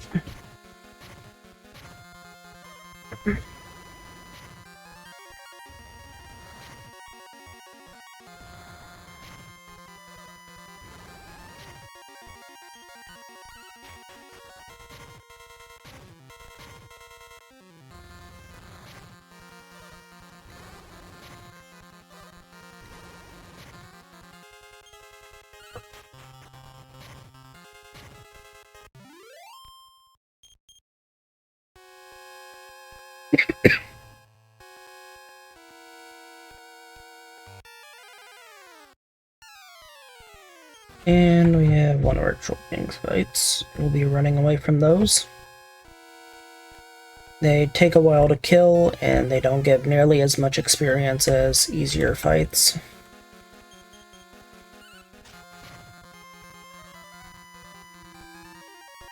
Sorry, Archmage, you can't cast spells in here. Hey, level 39. Got some decent rolls there for stats. Probably gonna get somewhere between 40 and 45. Probably around 42, 43.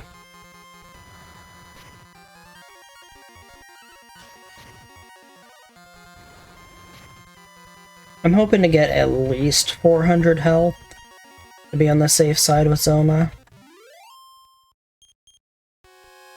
But technically, I think I have high enough stats to push Zoma and potentially win, but just barely. It'd be really risky.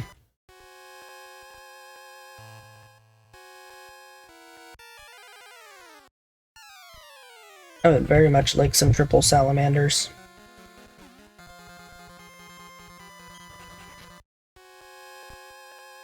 They're like the best solo hero XP farm in the game.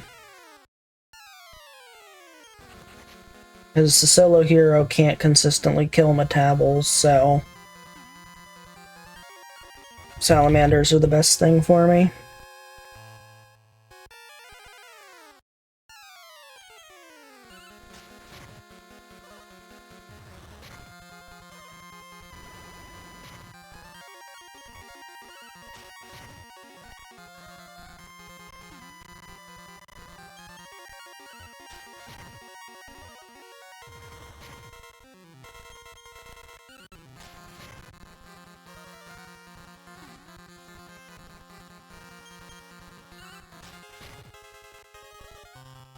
I just checked the XP value and the health on metabols. They have 6 HP, and they give 40,200 XP, or EXP.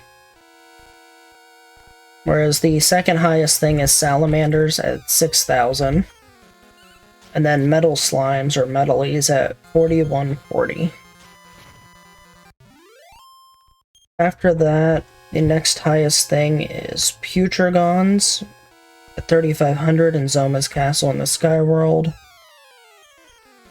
Balrogs is again Zoma's Castle in Sky World. Swordoids, which are in Zoma's Castle, but I don't like them because they cast heal more. I also don't like Putragons because Putragons, they're also called dragon zombies, are really, really tanky. In this cave, though, Hydras have 3,090. They're below Swordoids. The Troll Kings in here have 3050 EXP, but they have 250 health, and they regenerate HP every turn. Then it goes Archmages, and then of course Winged Demons are last when it comes to this cave. They're just so squishy, they're nice to kill.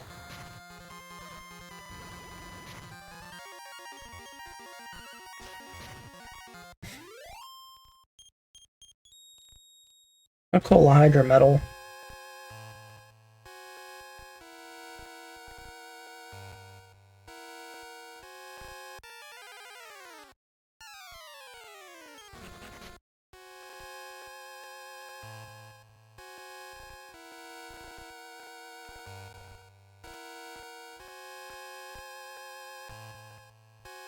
Yeah, the liquid metal slimes in that one probably started the 8 HP.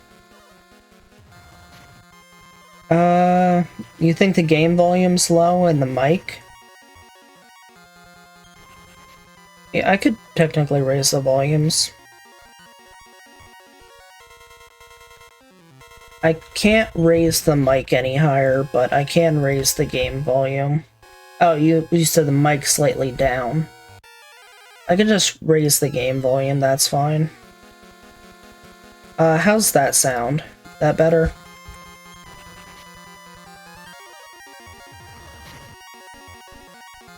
Surprised nobody's mentioned that all night.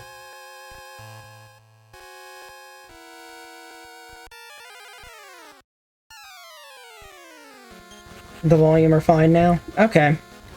Thank you, Mash.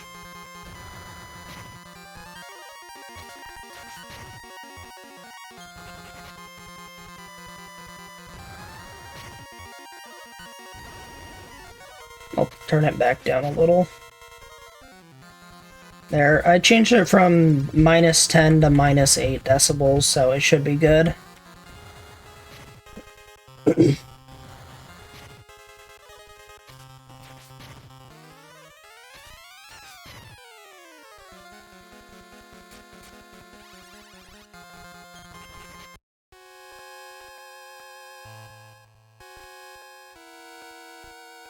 Where are the salamanders?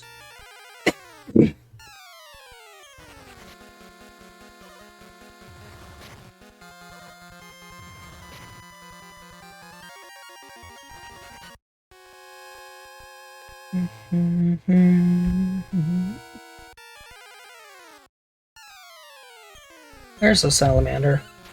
I might actually switch to the second floor now. Second floor also has different music.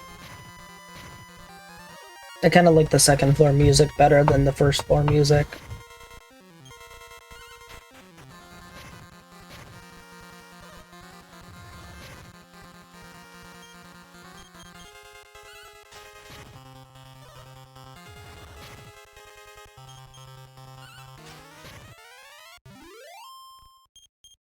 Six HP in Dragon Quest 3. 5 H or 6 and 3, 5, 6 and 7, 5 and 4, 35 HP in Dragon Quest 2. That's weird. And then 8 and 1 is 8.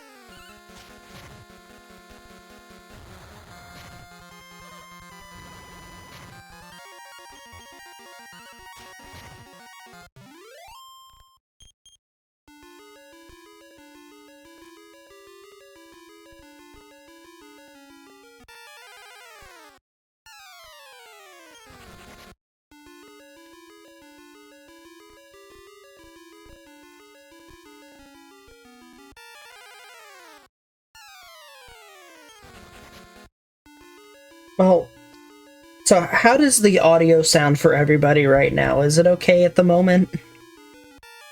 I'm hoping I have it at a good medium between everybody.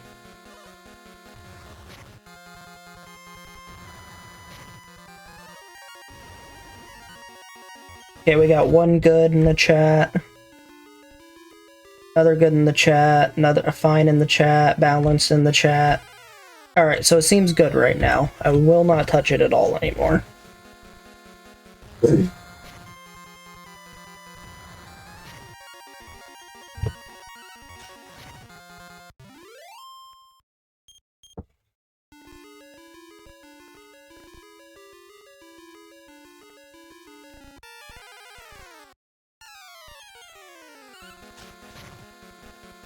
Glad we're all good.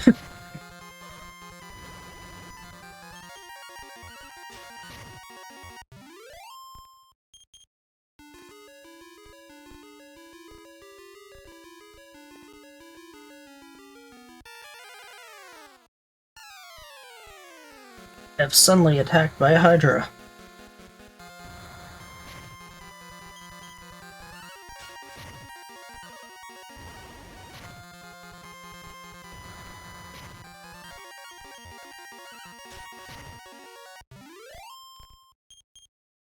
I would like some salamanders to show up.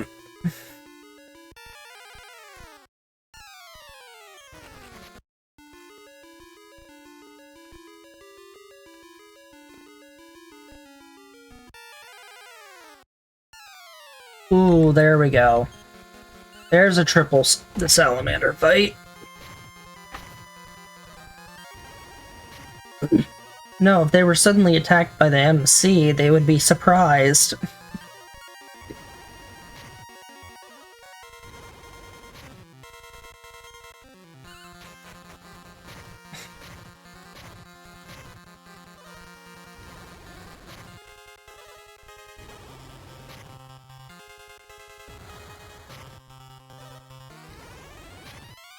That sometimes getting your volume right on both a stream and on somebody who's a viewer is trying to balance it out on their computer can be rough.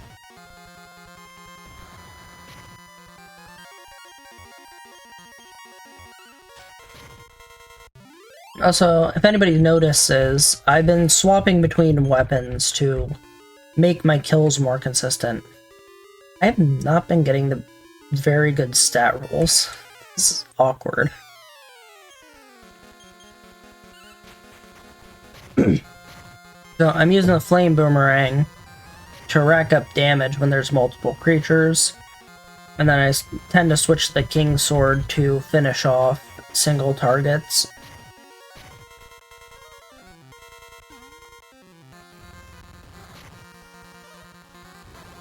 I might actually have to try and walk out of here to heal, because my health is getting very low at the moment.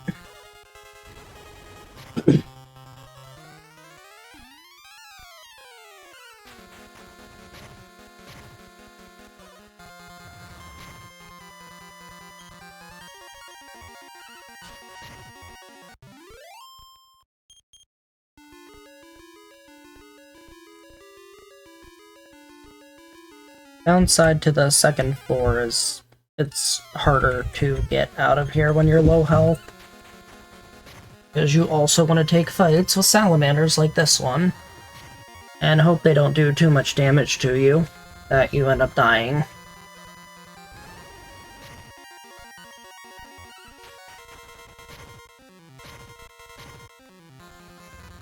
Hey, this is cutting it close. I could die here. Yep.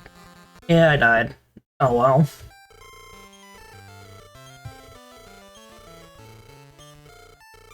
$60,000 more XP. So that's 10 salamanders and an extra kill. This will be a little while.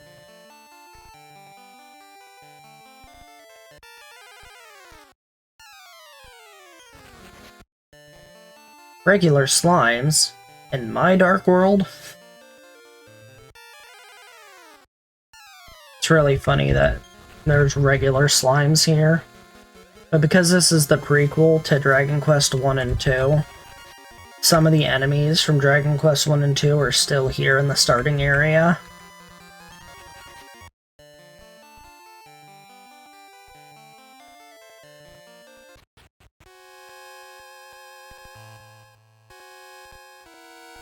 Anyways, we're back in the cave.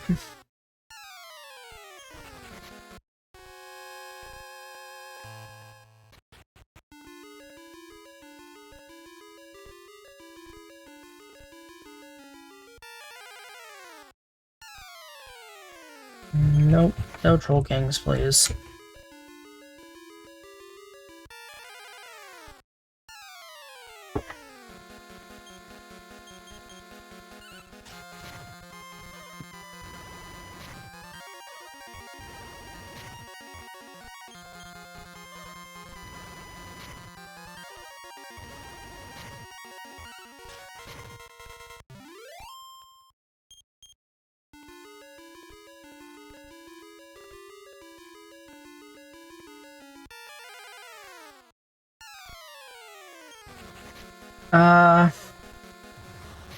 How far ahead of estimate are we? Let me see. I'll just say if I take 40 minutes on the final dungeon...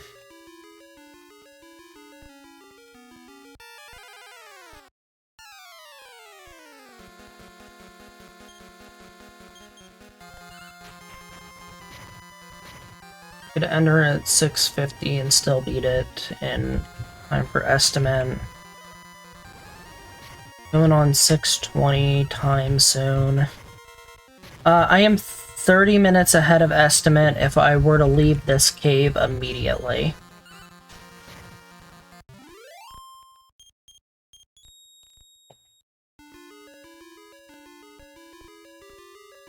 I have a cat.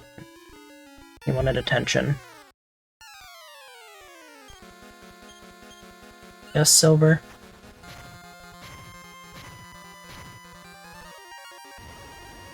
Yes, Silver. He's like a cat. He is adorable and annoying. And very loving to me. Very, very skittish to anybody that isn't me or my gram.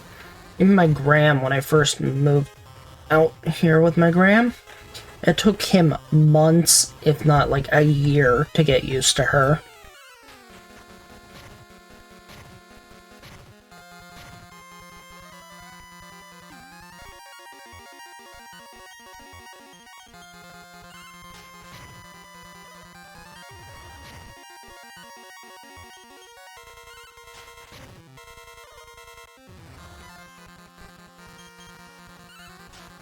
Get Cam.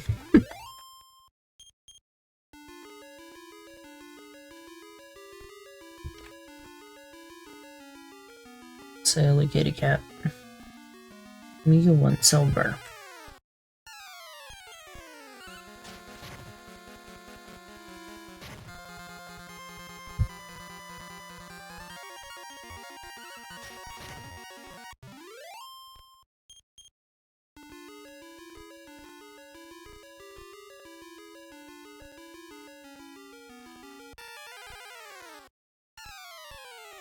Oh nice, more salamanders.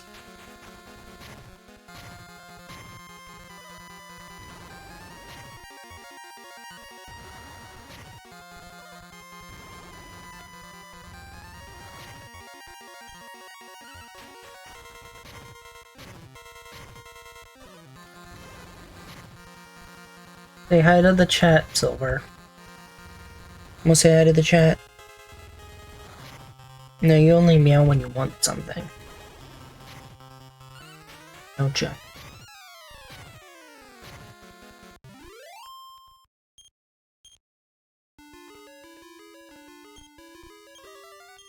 Okay, yep. No problem, Flutter.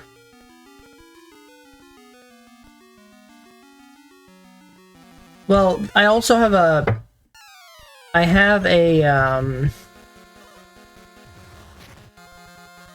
have some extra stuff post-game that I can use to fill time.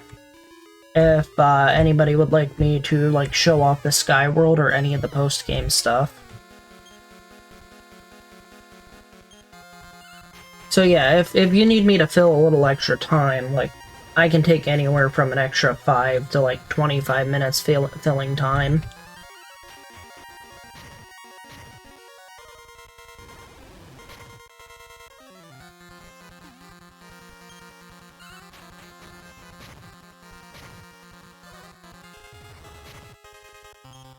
I can also pull up my other file where I actually have party members, and I can kind of explain how you're like supposed to set up for like the final dungeons, like Skyworld and the Ice Dungeon.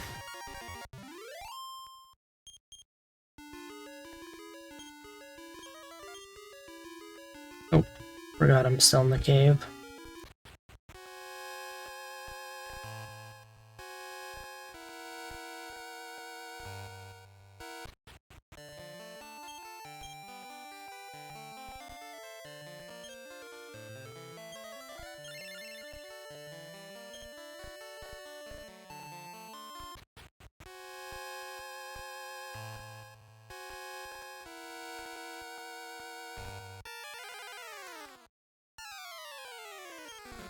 Oh yeah, no problem, Flutter. That sounds good to me. And if you really, really need something to fill in, I could run Yu-Gi-Oh! Forbidden Memories, and I could showcase our new randomizer league that has recently been developed for Yu-Gi-Oh! Forbidden Memories. And the Yu-Gi-Oh! Forbidden Memories randomizer runs take anywhere from sub-hour, if you're super lucky and a really good runner, like Exarion, who has literally barely lost a what's called remove competition paste on the randomizer that got released this month. Remove competition pace is basically when Exarion gets both. Well, the starting decks are limited, so there's some rules set in place with the randomizer, and you can customize what you want put where, or just have selections.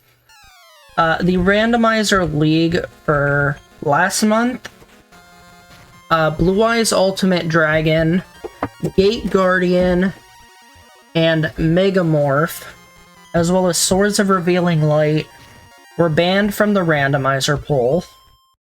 The starter decks were limited to monsters between 0 and 2200 attack and defense power. And you would have 2 spells, 2 equips, and 1 trap in your starting deck. That would be randomized throughout almost all the spells, traps, and equips, with the exception of Bright Castle and Megamorph. Now, this month's seed, in addition to last month's bans, they have also banned Perfectly Ultimate Great Moth and Meteor Bee Dragon. So now the highest attack power monster you can get is a 3200 attack power Bee Skull Dragon, who also doesn't take very good equips and doesn't have very good signs, so he's very balanced. The now next decision is if players want to have the equip card called Bright Castle banned from the run or not. Because Bright Castle and Megamorph are both... the opponent's decks are not randomized. Only the card drops and the starting deck are randomized. So, it is also 15 card mod, because it would be really tedious to do it vanilla, where you'd have only 1 drop per character. I don't think people would even try to run it if it was vanilla. The difference between 15 card mod and vanilla in time is insanely different. So you could have a sub 1 hour run with the 15 card mod randomizer, whereas if you did vanilla, it could take anywhere of upwards of 5+ hours. Which people don't really like sitting through that long. Now, if you did want to make the randomizer longer, you can go for the 100%, where you get all 722 cards. Because the randomizer also adds in the cards that were removed for the international release, that they put at max star chips and did not add as drops available to the player. So you can actually get all 722 in the randomizer.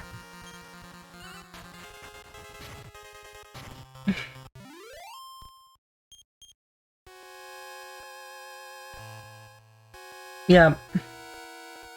So, if you need somebody to burn an extra 1 to 2 hours, whether it be if somebody is unavailable to do their run, or we are behind or ahead of schedule too far, or if we're having more technical issues, I would be perfectly fine extending my time to do a randomizer for you guys.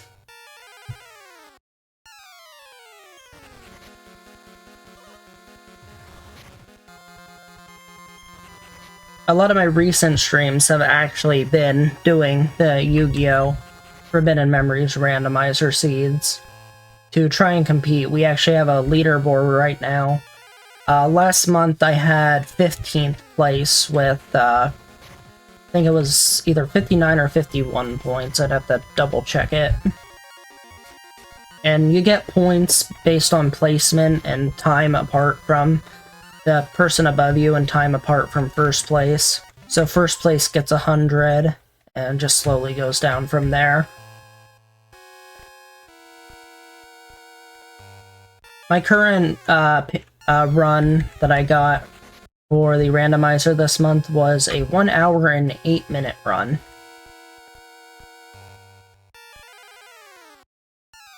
Which honestly I feel is still too slow for the seed.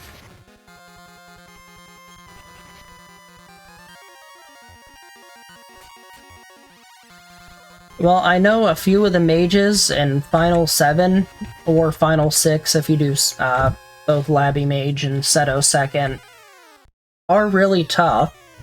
The toughest fights in the game are High Mage Kapura, who has Gate Guardian with the Sogen field, so it ends up being 4,250 attack points, which you either need a lot of equips for, or you need to get rid of Sogen and then add equips, or you need to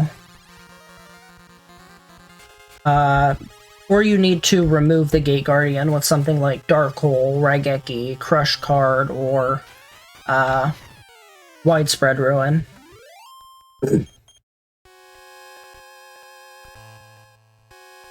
And then the second hardest mage is High Mage Anubisius.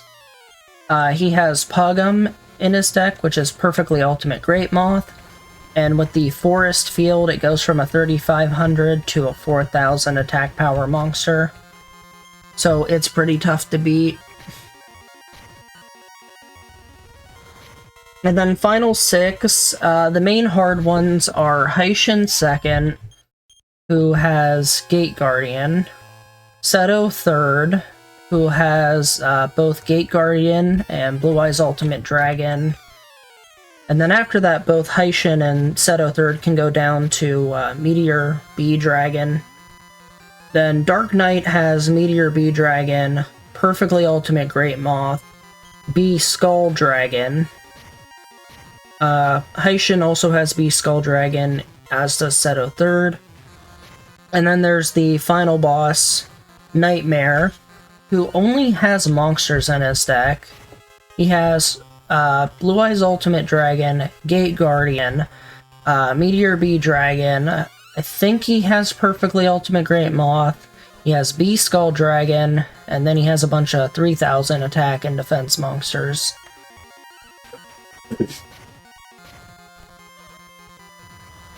So when you're doing a run, you have to account for all those monsters possibly showing up at any time in the end.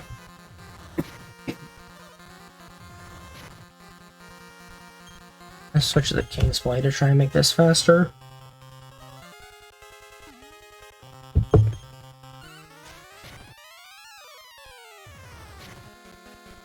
I hate Troll Kings because they have regeneration.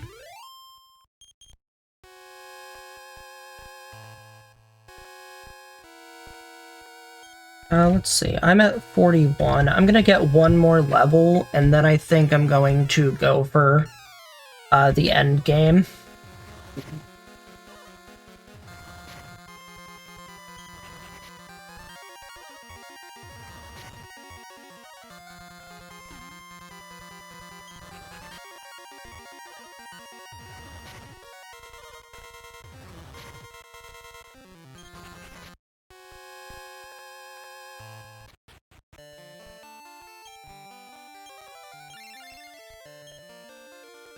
I'm about almost an hour behind my personal best at the moment.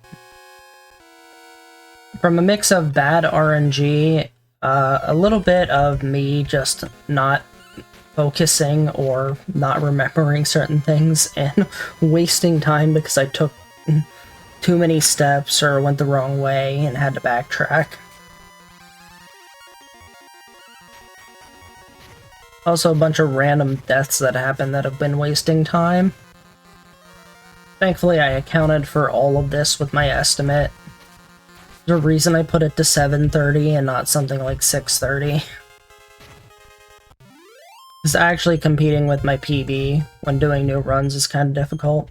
Alright, we have reached level 42. We are done with our North Cave grind. I'm going to go to Tantagle, and I'm actually going to save here at Tantagle. Now, you can choose not to save at Tantagle, and if you beat the game with a save that's not here, you will not get the Loto symbol when you beat the game, and you will go back to your last save at whatever level you were before. But if you save at Tantagle, you will get the Loto symbol, and you will go back to the level at which you saved at after you beat Zoma. So in this case, I'm level 42. If I beat Zoma and load this save with the Loto symbol, I will stay level 42 and be able to access the Sky Dungeon. Something else, getting to level 43 is a little awkward. It takes 100,000 XP to get there. So, yeah, that's a little awkward. I need to go to Remoldor. And we're gonna head into Zoma's castle. Now, if we do get a Metable like this, I won't hesitate to try and kill it. Sadly, it ran away.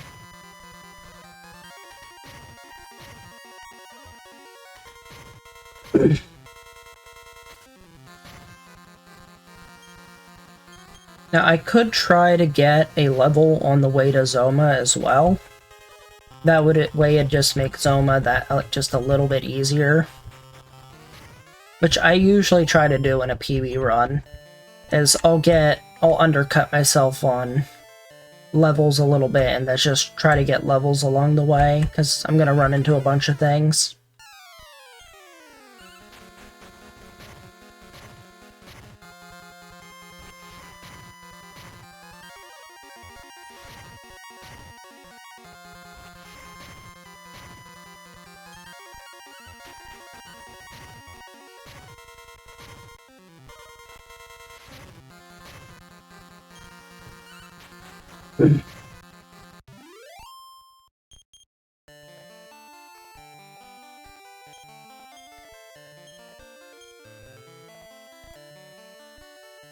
Try to put the light armor back on to keep healing as I walk.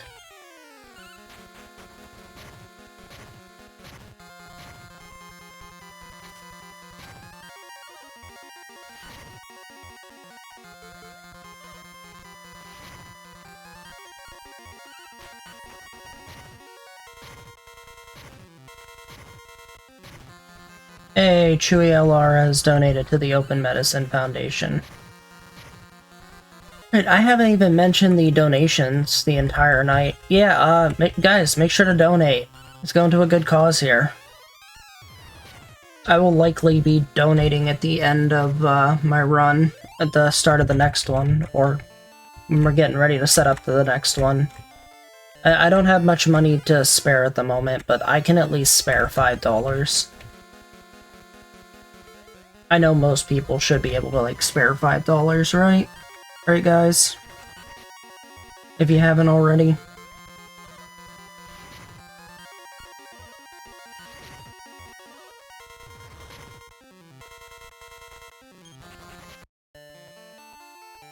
It's also $5 Canadian. I'll be donating $5 USD.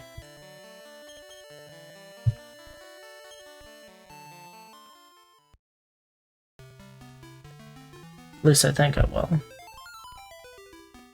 When I put in $5, it should be $5 USD that gets converted to Canadian, I think. Pretty sure that's how it works when you input it. Stop giving me goopy fights. I don't like the goopies. They summon Grand Titans, and I don't like Grand Titans. I could Thordane to kill them right now, but it's really just not worth the MP. More goopies.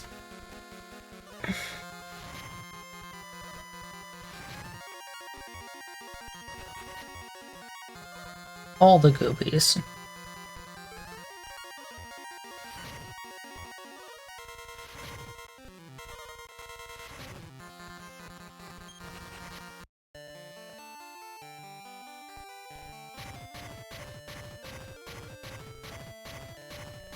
Oh, okay, Vascon. I'll have to figure that out then. Don't really have time when you're in the middle of the run. Oh, near the end of the run, I should say.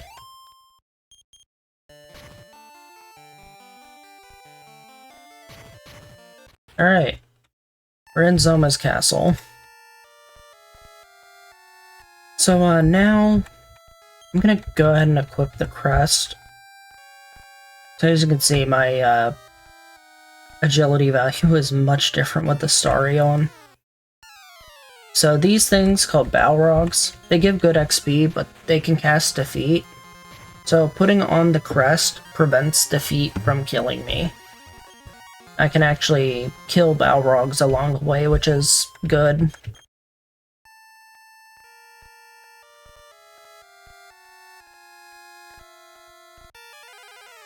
And of course, Zoma's castle is supposed to be this giant maze where you get lost and everything.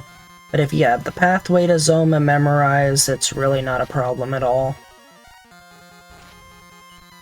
You're actually supposed to be, if you talk to all the NPCs, you eventually find this guy who's been imprisoned, and he says there's a hidden staircase behind the throne in Zoma's castle.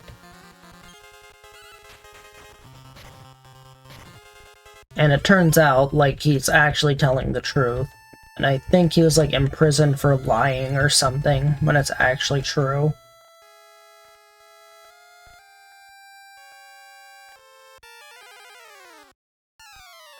There's a reason why there's 6 Grand Titan statues guarding the throne room. It's because it's the actual path to Zoma. It's weird, though. If the Demon Lord is so high and mighty, why does he need statues to guard his castle?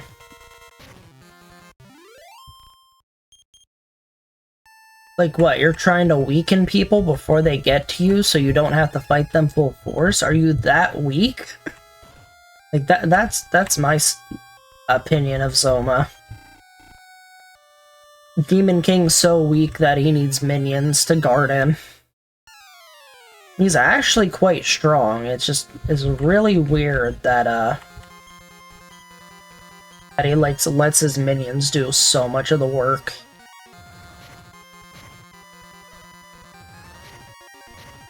Probably not, but like if there's somebody who's actually a threat to you, you'd think you'd nip them in the bud yourself because your minions are dying one by one. Like, it shouldn't be hard to tell, oh hey, my minion just got murked. I should probably off this guy before he gets strong enough to kill me. Instead of baiting him into my castle and having him murder me. But, like, yeah, he could just be really lazy and that's why he hasn't actually taken over the world. Like, he sits around waiting for people to be sacrificed to him when he actually just doesn't want to do anything. And the only time he takes action when he's actually upset.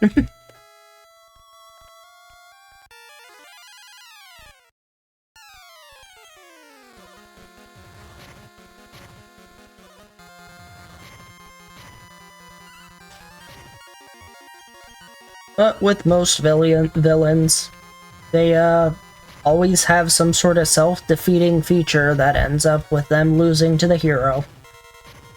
In Zoma's case, it's probably just laziness. Or overzealous confidence that he's more powerful than everyone, and thinks that he can just take on any hero that walks into his castle.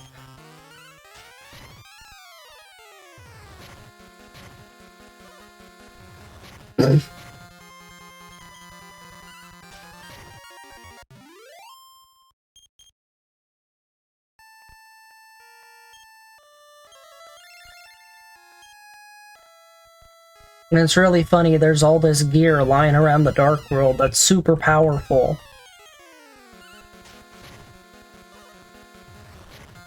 Yeah, if you were a musician about to be part of the world's finest orchestra, someone would go kill you. Rest in peace, fanfare soldiers. Ow. I hate Grand Titans. Stop murdering me.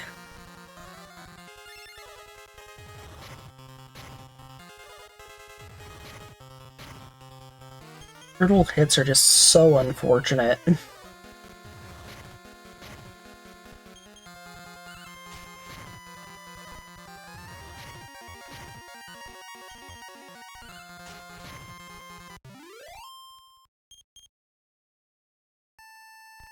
The Grand Titans refuse to change.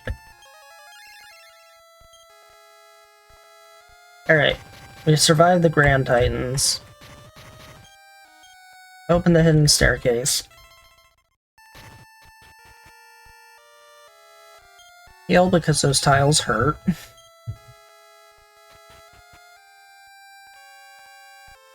And now we got movement tiles, which I never seem to know the best path to take here. I'm gonna put on the plate armor and run from this. About to be a great Grand Titan. Oh. Oh, that was a mistake. Staircase.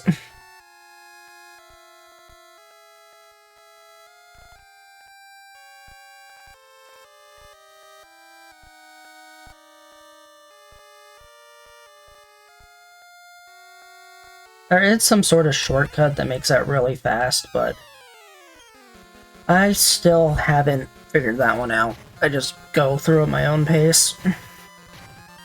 Slimes! I like that emote.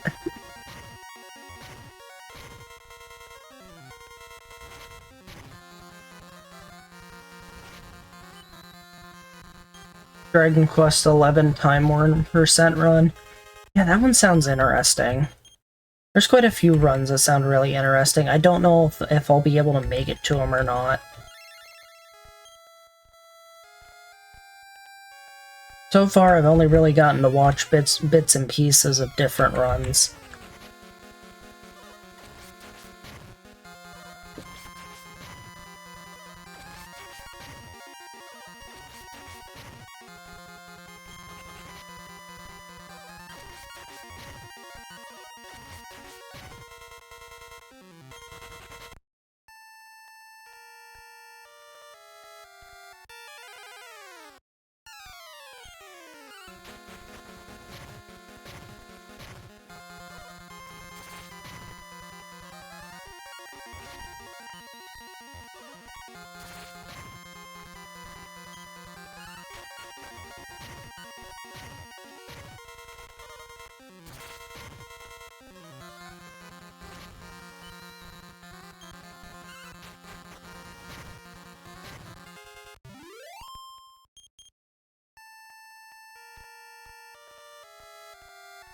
Wrong way.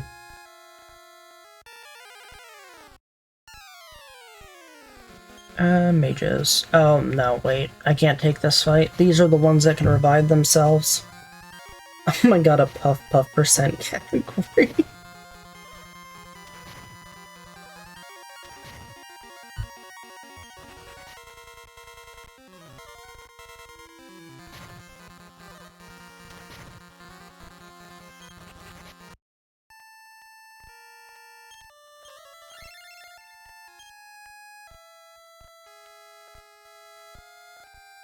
Alright, slowly getting through the castle. Not getting very good fights if I want to get a level on the way there.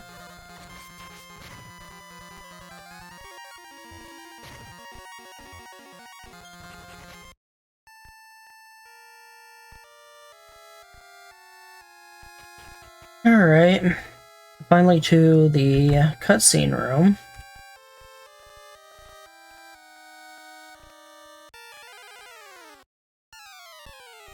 Couple steps and I would have been in the cutscene.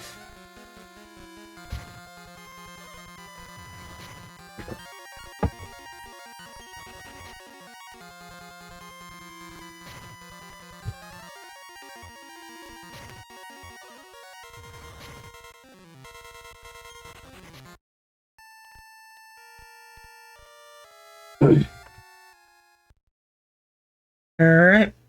Father is fighting the King Hydra, and there's very sad, depressing music playing for a good reason.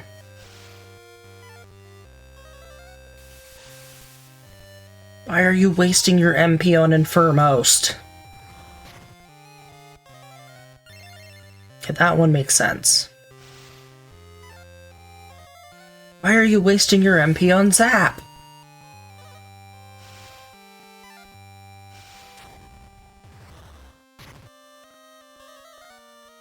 And he's out of MP. Should have saved it all for Heal All. You should have used Wizard Rings beforehand. Also, given the amount of damage he takes, along with the ability to use Heal All, Zap, and Infirmos, makes me think his level's somewhere between 34 and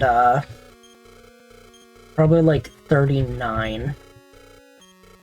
Who is also definitely not high enough level, and probably a bad personality for stat spread. It's actually quite amazing that he even made it this far.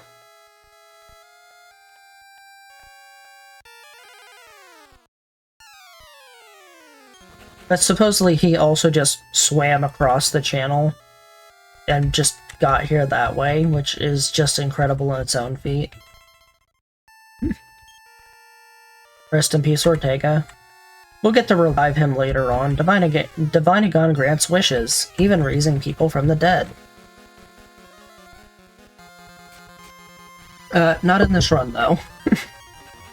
That's a post-game thing.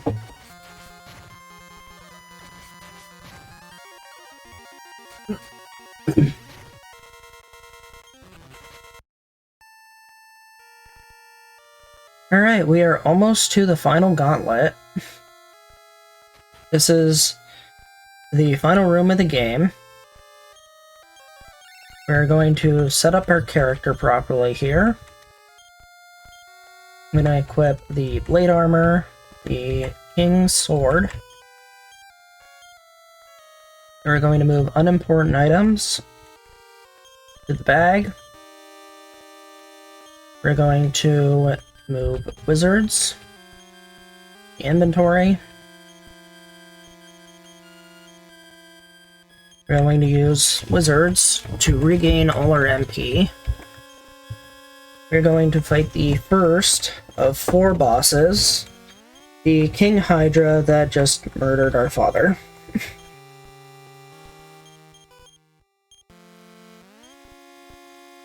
We have lost 1 wizard, and I'm not using another for 1 MP. 1 MP is not going to make a difference here. It's King Hydra, and I almost never run out of MP on King Hydra. Actually, no, I never run out of MP on King Hydra.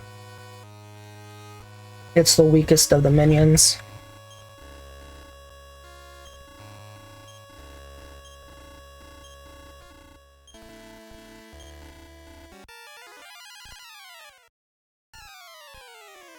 Alright, so...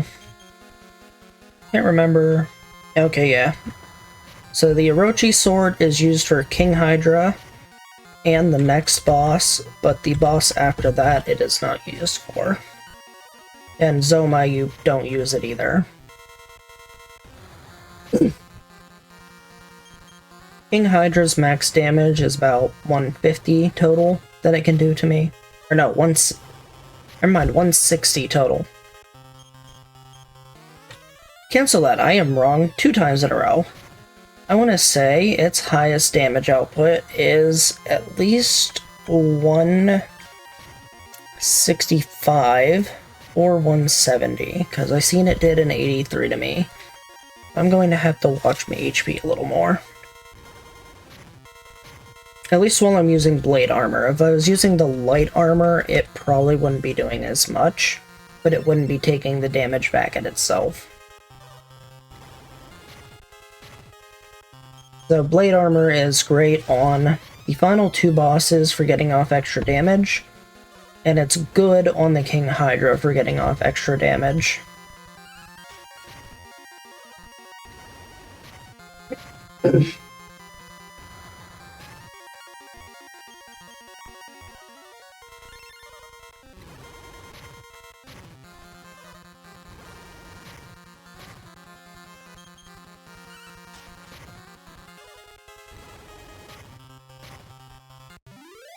Alright, and that was a very fast King Hydra.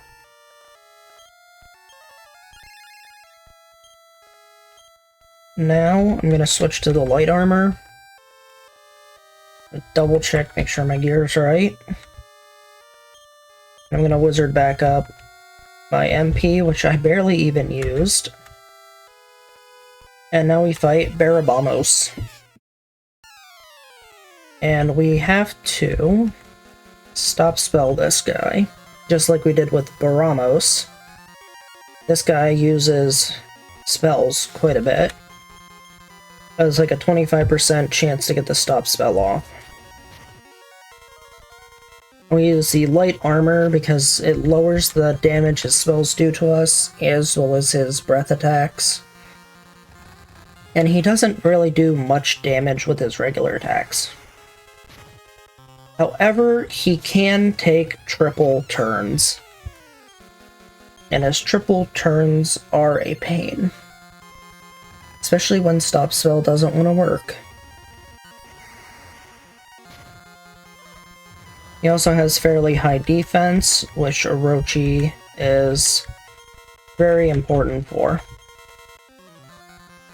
Because you can't cast defense as the main hero. Alright, so now he's locked into attacks and breath attacks.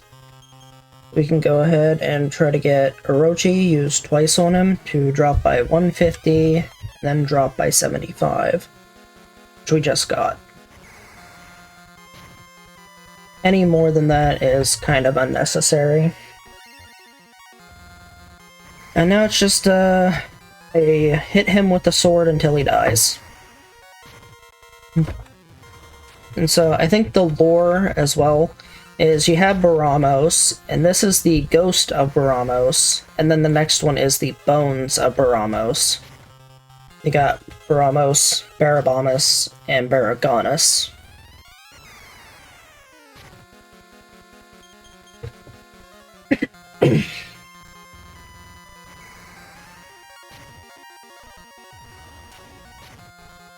Zoma's kind of lazy, so instead of making an entirely new minion, he just, revives the old one and uses the different parts from him.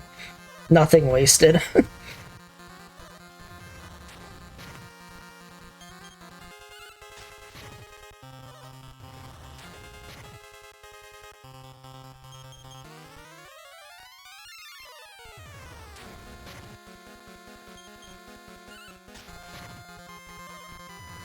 Alright. I didn't see Glam's message yet. I like the sprite animations too. They're really nice. Now, they're not as detailed as the SFC version, but the animations are really nice.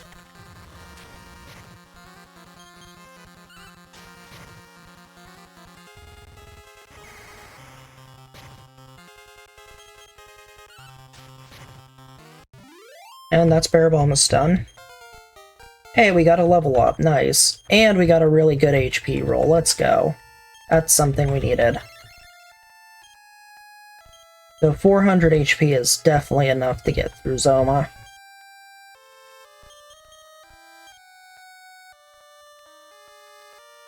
Alright, so now we're gonna switch to the blade armor.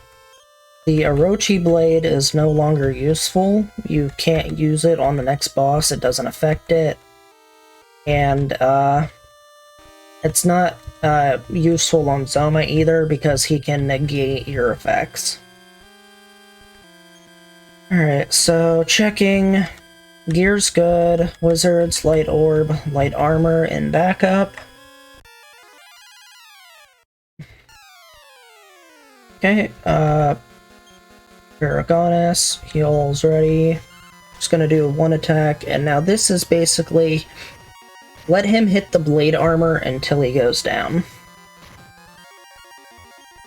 He cannot make critical attacks on you, but he does, like, really high damage. Like, he can do upwards of 300 damage within 2 attacks.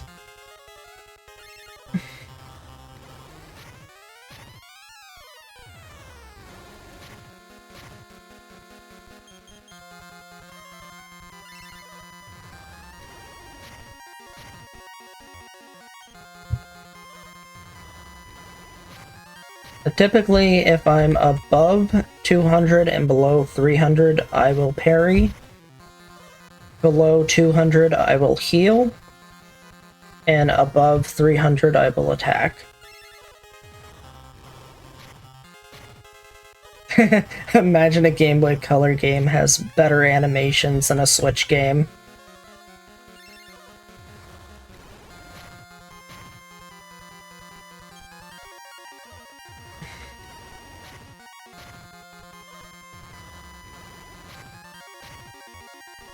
It's also got a really good soundtrack.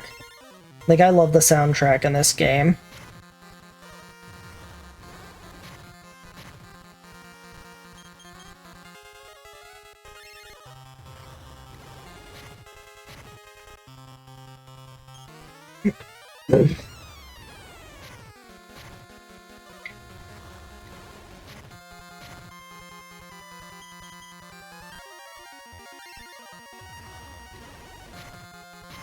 Now, Baragonis is usually just a standard boss. You can't really mess up on him. He has 0 agility, so the chance of him ever moving before you is near impossible. I'm not sure if there was any code edits to this version compared to the SFC version, where Baragonis does have a chance to outspeed you. I'd have to look into that. Oh, there was a Switch port of this game too? Wow. Yeah, I think they just imported the NES version or something. They should have imported this version.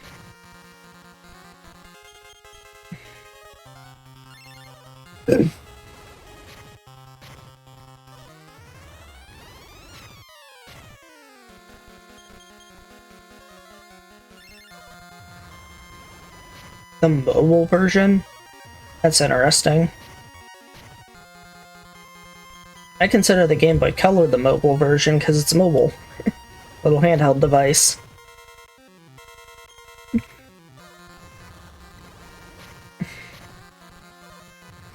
It's disappointing when they make bad ports of good video games. Okay.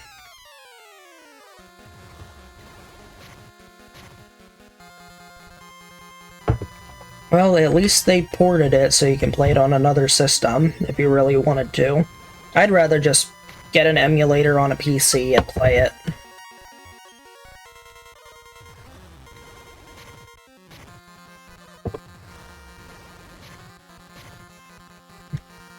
$12 isn't too bad.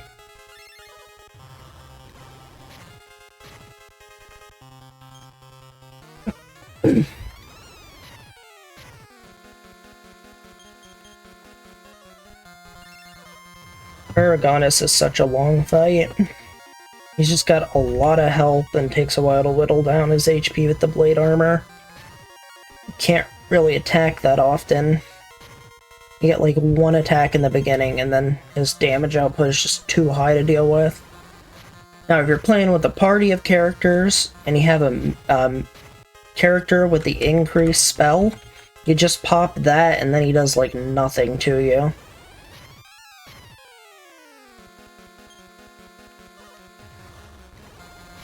But without that, it's just trying to survive against him.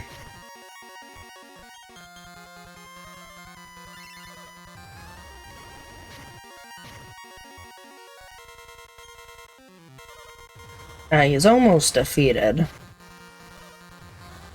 Or he's got to be getting close, I think. Usually he goes down when I'm like... Yep, there he goes. It usually goes down when I'm down to like 40 MP or less. Alright, so final boss incoming. We are about 15 minutes ahead of 15 minutes ahead of scheduled time. Why can't I not think of the words? 15 minutes ahead of estimate at the moment.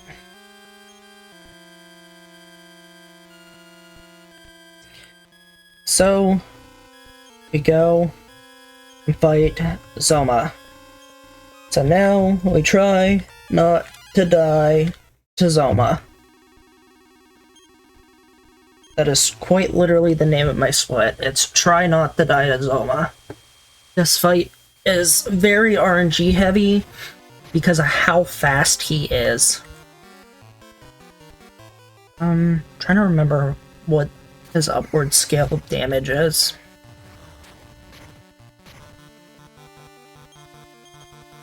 It's a little lower than Baragonus, but not by much.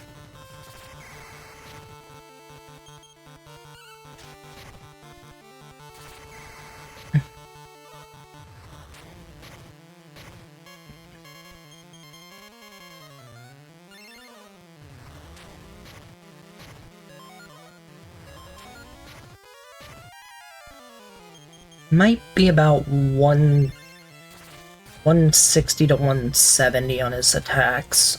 So 2 of those. Trying to think. I think it's like 140 to 150. I always, his damage also varies entirely on my defense stat.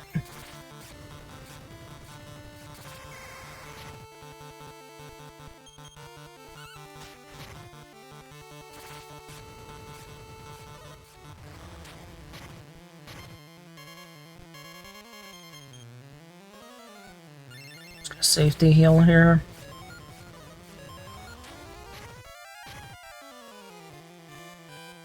And a parry.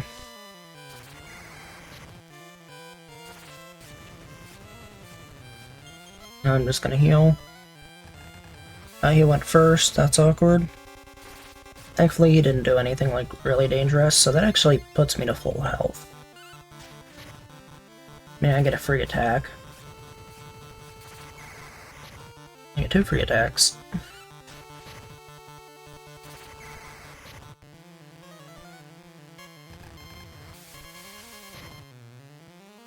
Okay, Blizzard and blasting a Blizzard can't do much. They can do about 150 total.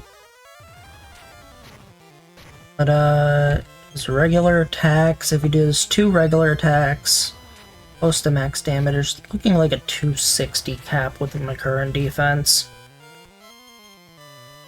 So I just gotta keep my health above 260, probably above 275 to be safe, or above 270 to be safe.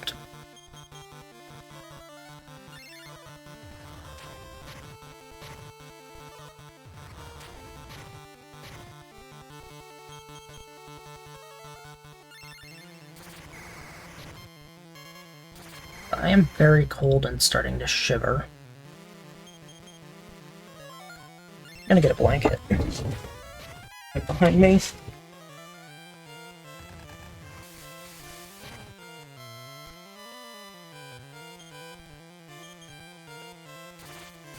Nice pink colored throw blanket.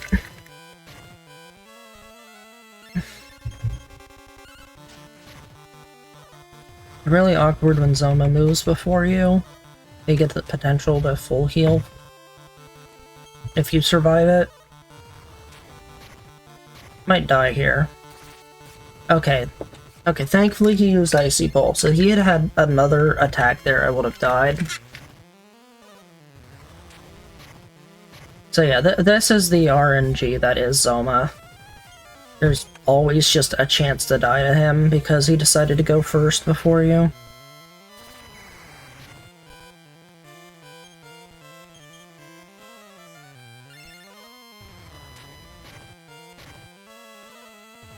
One hour 20 ahead of marathon schedule.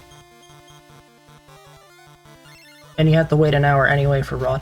Hey, so, would it be okay if I showcase the Yu-Gi-Oh! Forbidden Memories Randomizer League? Because that should cover about 1 hour 20 minutes.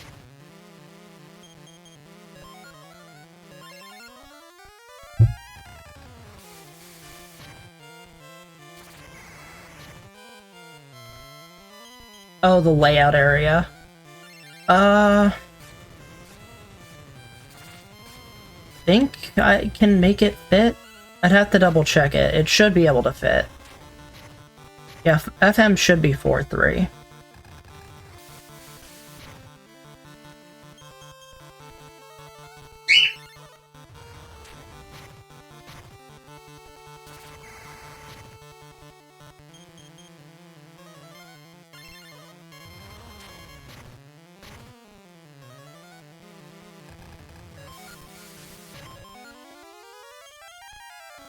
Granted, I have to survive Zoma first.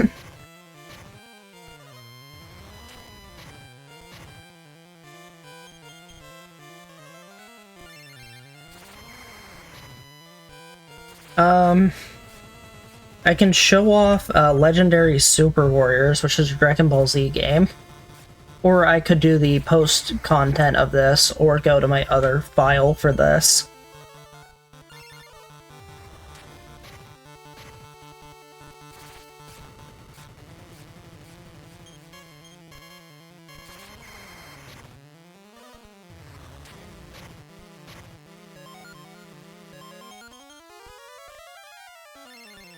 Okay, sounds good. Thank you guys.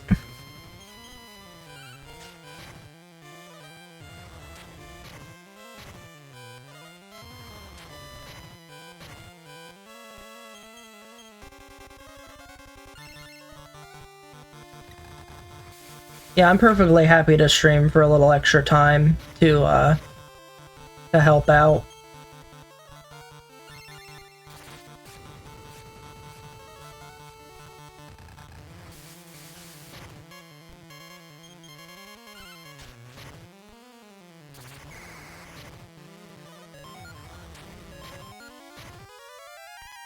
Oh yeah, no problem. I'm used to like being streaming for like anywhere from 7 hours on up to like 14 hours at a time.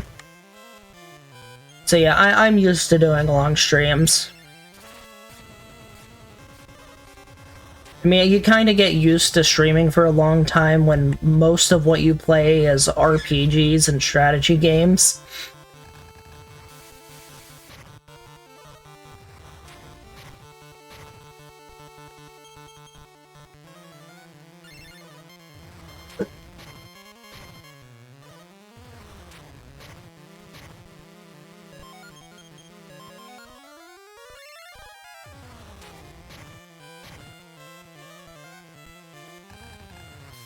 It is not very quick at all, because I don't have a setup to properly kill Divinagon yet.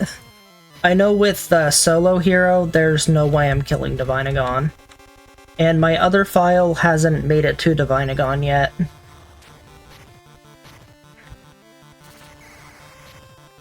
Okay, I actually have a slight issue now. I'm out of MP. I had to switch to the light armor to negate some damage. There's a higher defense value. I need to use a wizard and heal. Hope I don't die.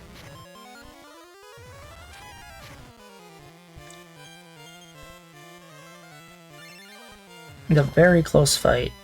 I need Zoma to stop doing a bunch of regular attacks.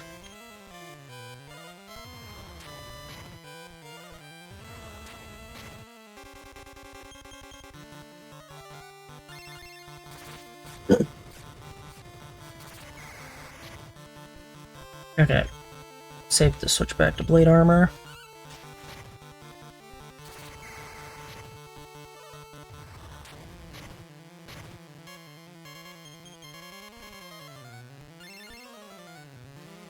Zoma has been very aggressive this run.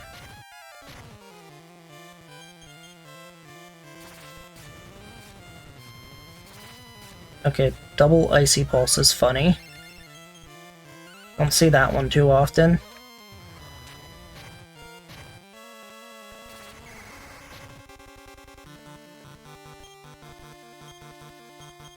Okay, gotta do the light armor strategy again. Running out of MP again.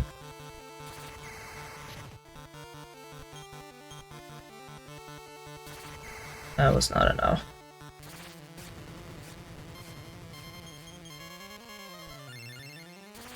No. Time is when I cut to the credits after the boss.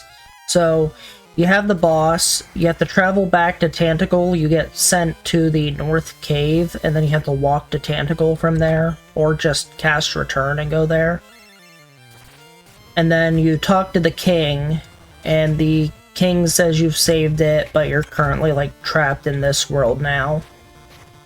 And then you get a fanfare, and then it fades out to the credits. And time is when you lose control of your character, and it fades out to the credits. At least how I have the run set up, since I'm the one who made this run. Heal to be safe here.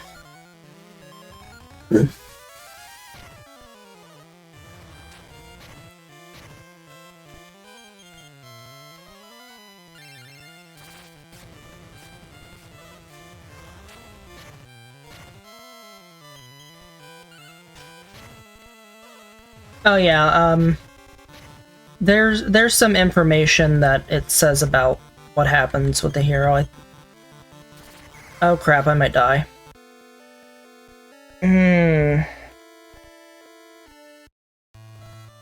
That is unfortunate. Well, there went the 15 minutes ahead.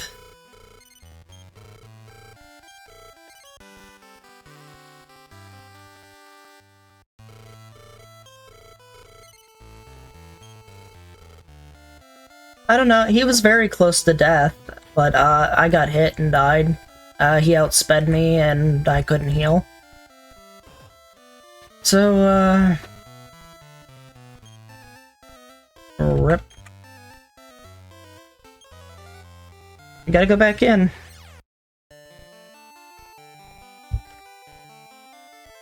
I needed to fill time anyway, yep.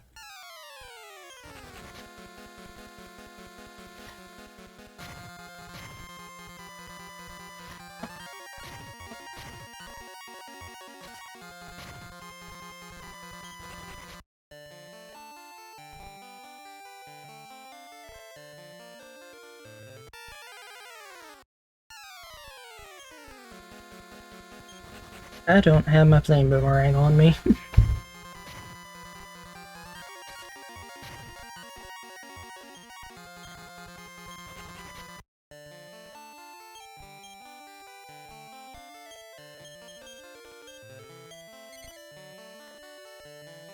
Ah, man. Such a long way back. I have to do the entire gauntlet again. The entire gauntlet. Now, I don't have to fight the Grand Titans again, but I have to do King Hydra, Barabomus, and Baragonus before I even have another shot at Zoma. The death to the final boss is the biggest time loss in this run, I'd have to say. Now, I'm gonna try and get another level before Zoma again.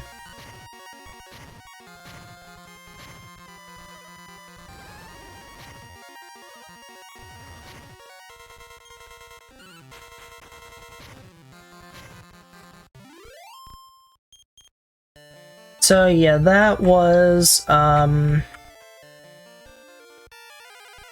hour behind my PB, and now I'm an hour and 20 minutes behind my PB. That was a solid 20-minute time loss. That would actually put me behind my estimate at this point. I went from 15 minutes ahead of estimate to 5 minutes plus behind estimate from that death. That's how bad dying to Zoma is. Like, it is rough.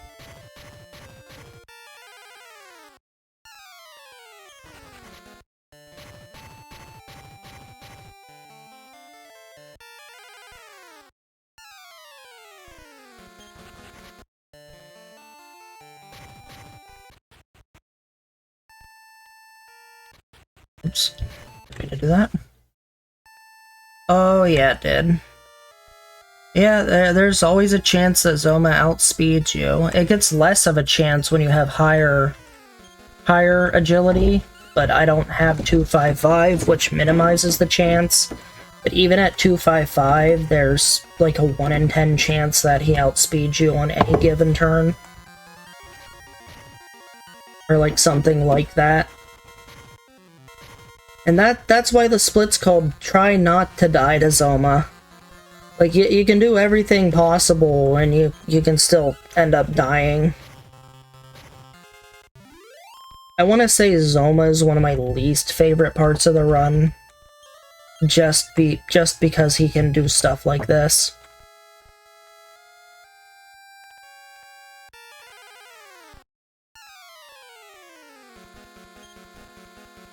I have the crest on me. Hopefully these Balrogs don't cast defeat. I don't want to walk back to the castle again. Or proceeds to immediately cast it and thankfully doesn't hit me with it.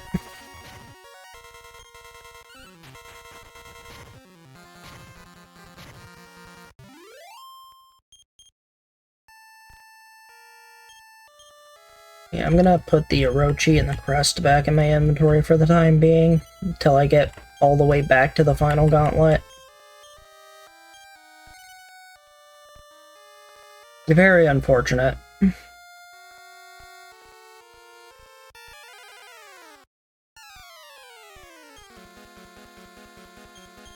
Yeah, I'm just gonna take this fight to try and get some extra XP.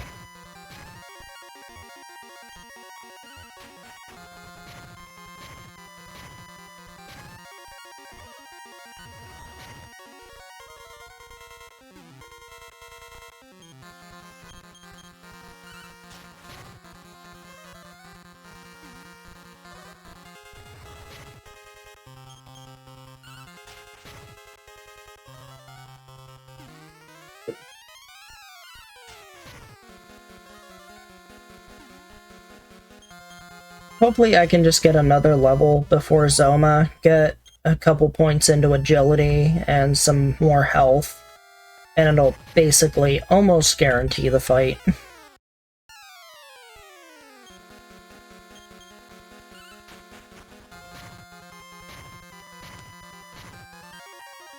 Man, I tried all my safety strats and still ended up dying. That's just sad.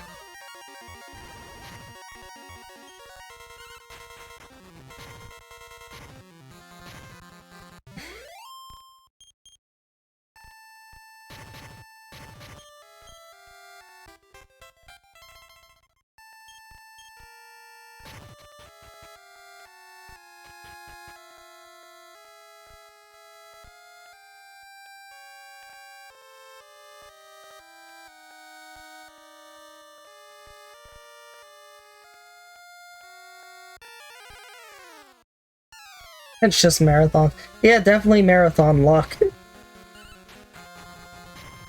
You did everything right and you still end up losing time.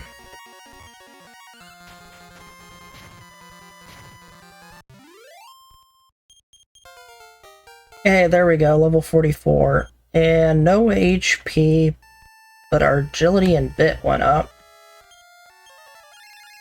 Well, if we get another level, we'd get HP then, because my bit went up, so my HP is likely to go up on the next level. HP is like VIT times or plus a certain amount. And it'll go up, usually after your VIT's gone up. But don't think I'm going to be getting another level on the way to Zoma at this point, because I'm almost through this whole thing. Yeah, I can just use Thordane to get rid of some things like this.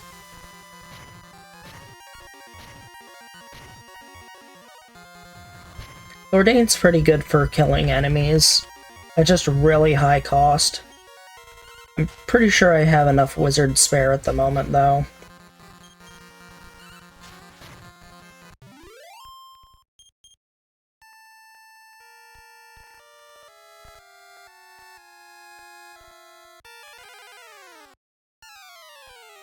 Ooh, I could get a level off these. If I get enough of these type fights.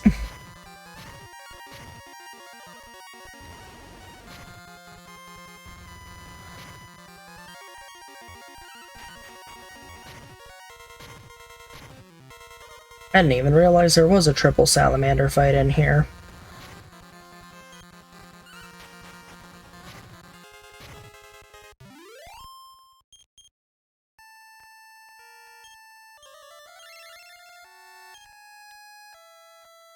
Maybe I should just get another level. I do get XP from the first 3 bosses. I don't know how far I'm off from a level, though.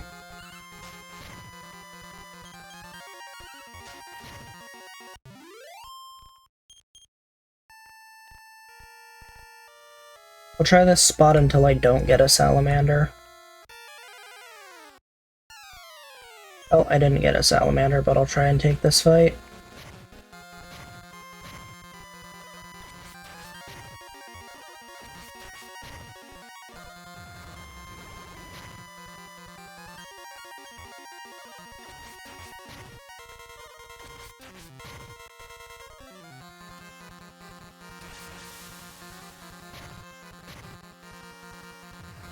Futrigons are really tanky.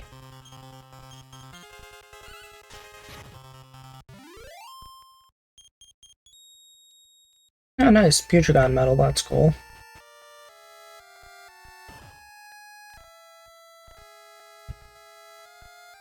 That'll save me some time on my other run. Actually, you know what, I'm just gonna cast Slorthane.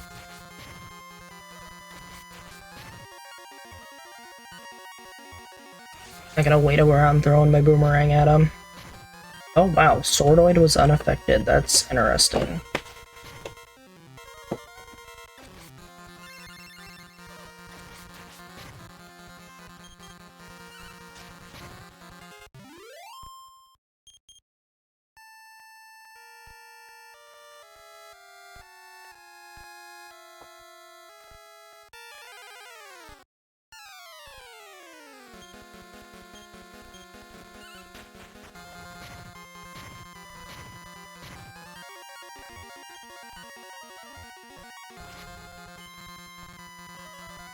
Should have put my Starry Bracelet back on. Also known as the Meteorite Armband.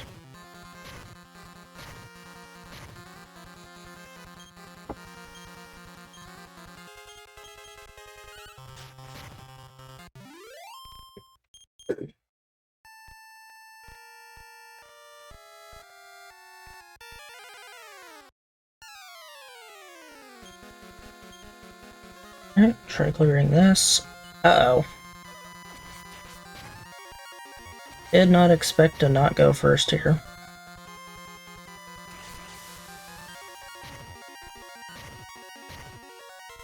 Yeah, I just hit myself with my own spell because of this Manticore.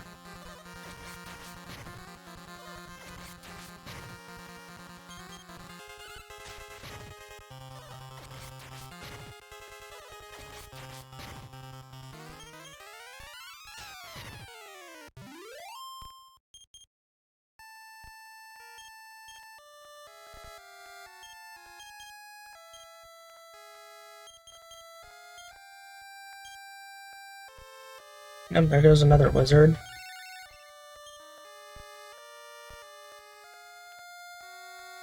Almost back to the gauntlet, though.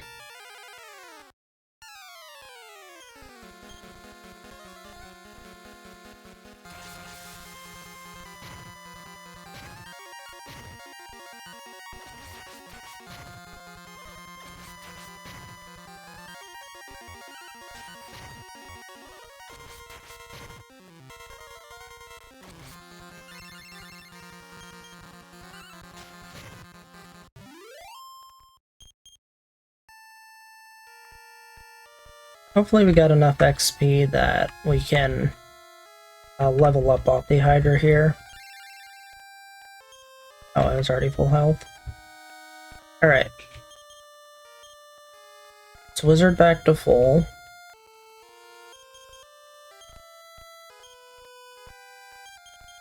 Another one gone. And another one gone. Another one turns to dust. Alright. Wizard. Plate armor on. Rust and Flame can go in the bag. And just keep the rest of that like that.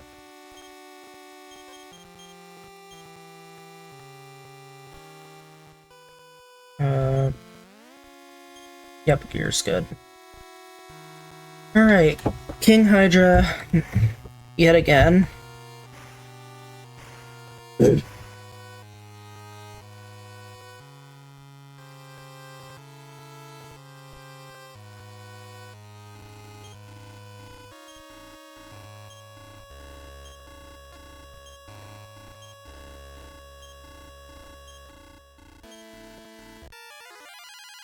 Literally just revives all his subjects. I forgot to use the Orochi here.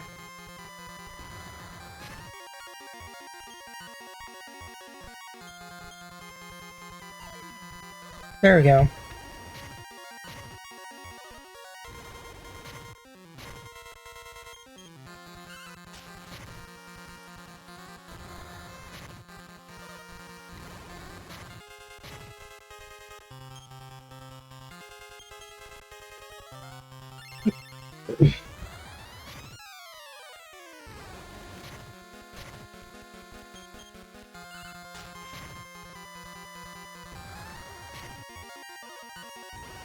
I think we're currently at like -10 on estimate, so 10 minutes behind.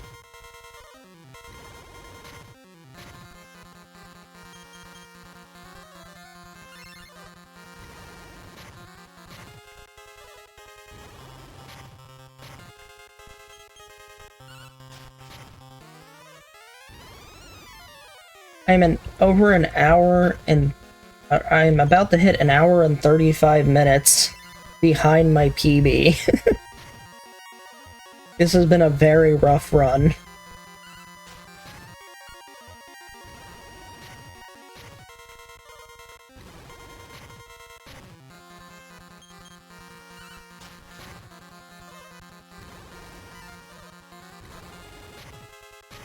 And it's really funny because I also have 2 gold splits in this run. From way back towards the beginning. Actually, no, towards the middle of the run. Alright, there's King Hydra. Hey, there's the level up I needed. Okay, this should be more than enough stats to get through this. Light armor on. Wizard to full.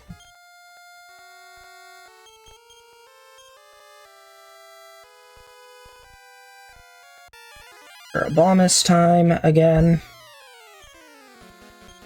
Going to stop spell him.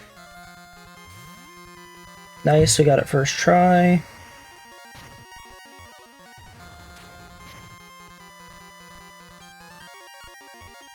I need to double Orochi.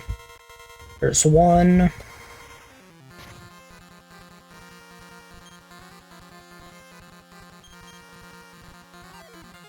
There's 2.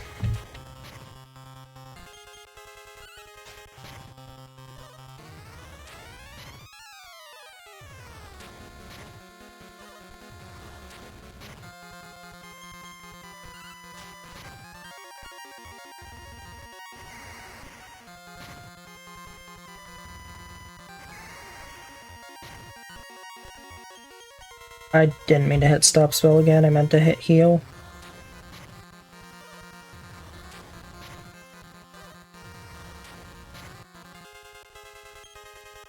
Hopefully he doesn't outspeed me.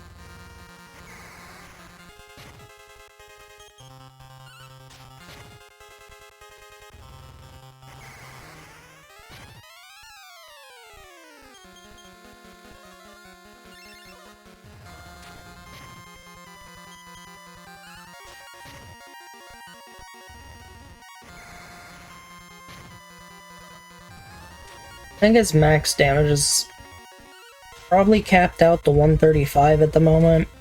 I haven't seen his flames reach over 45 yet, let alone 43. Oh, he's down. That went pretty fast.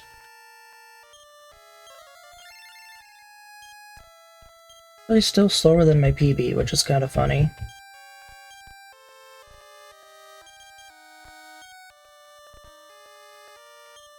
Alright, Roshi Blade is no longer usable. Blade armor goes on. Paragonus again. Get one attack.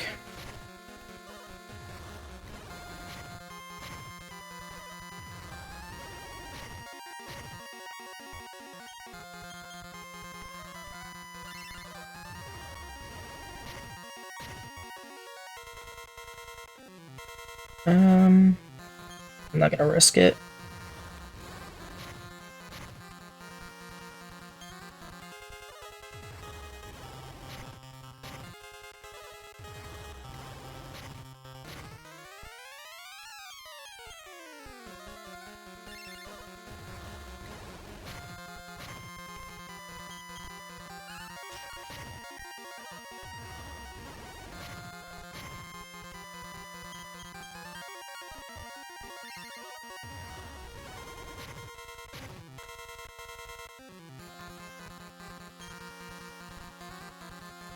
Not gonna risk it. I want to kill him faster, but I don't want to die doing so.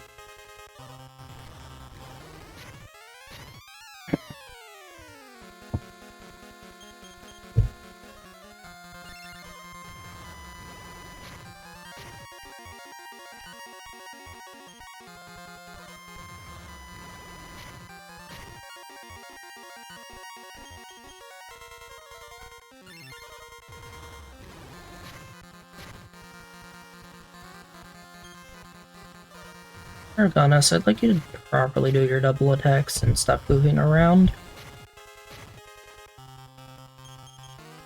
Very awkward when he's just constantly doing single attacks.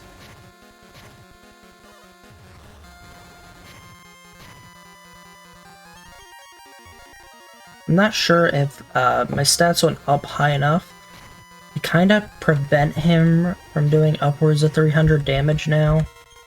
I actually haven't seen him do more than 150 yet this fight. Which is really weird. So my agility might have gotten high enough that prevents him from doing 150 or more. Try getting an attack off.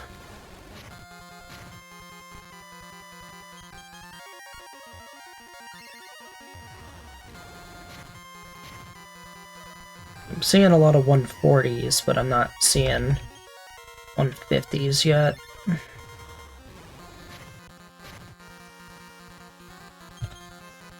He's unable to hit 150s, that means above 300 life point, or above 300 health, I am actually able to attack him.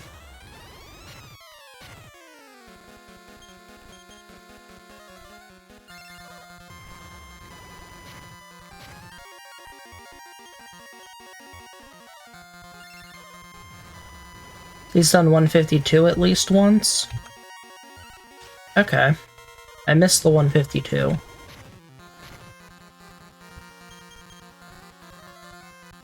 He has to get a really high roll to do 304 damage.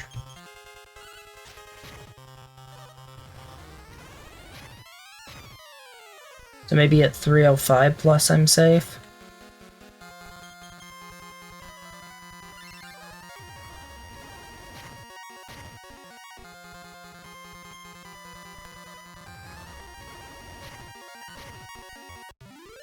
And there he goes. That was a very fast fight. Alright, we're back on Zoma again. We just need to fill our MP back to full.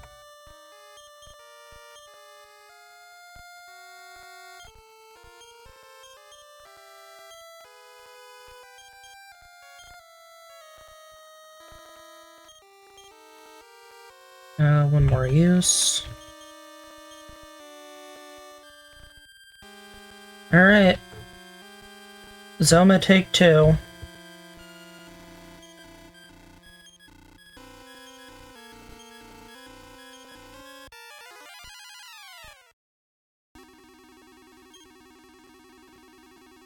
White orb.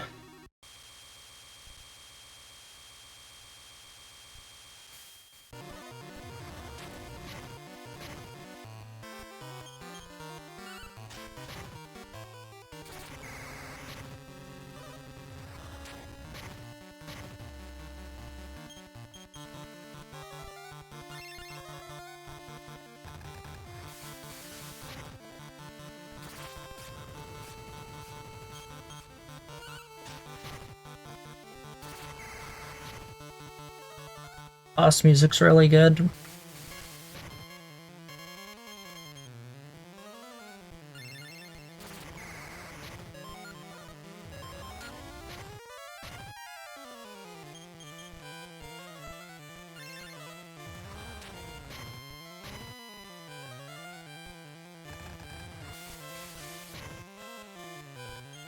Pretty sure Zoma can hit at least 260 on me. If he does a double attack and hits 130s. I'll risk it on this turn.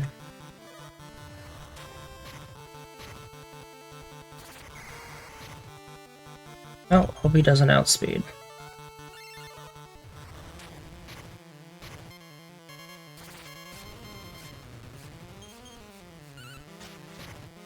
He kinda does look like a Dragon Ball character.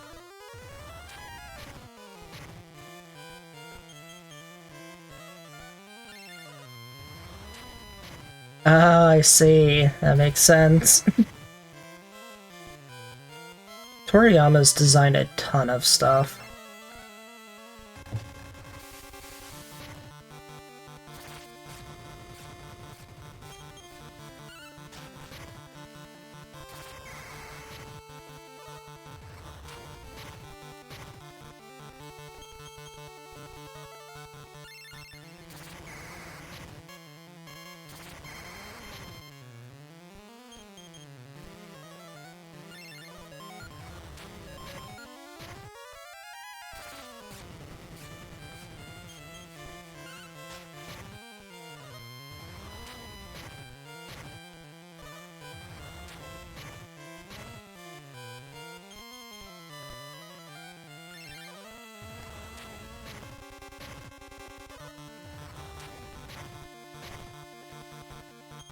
Zoma is literally just King Cold. He's got the big horns, big outfit, throwing around blizzards.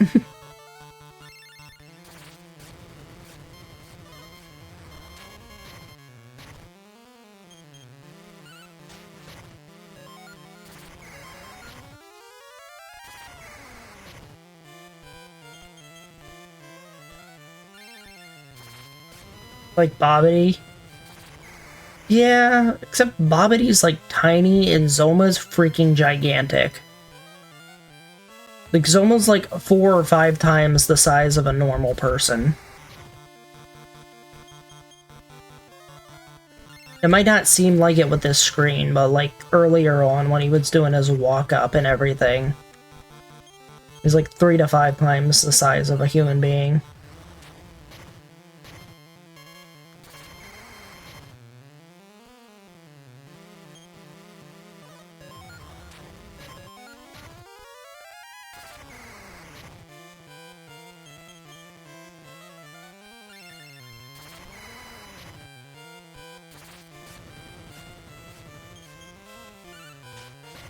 Yeah, he's huge. Soma's insanely big. Don't call him the Demon King for nothing. He reigns and towers over all of them.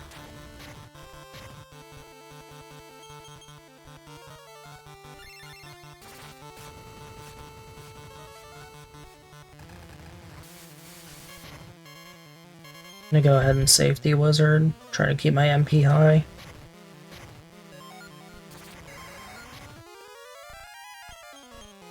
Oh god, Bobbity mixed with Ox King.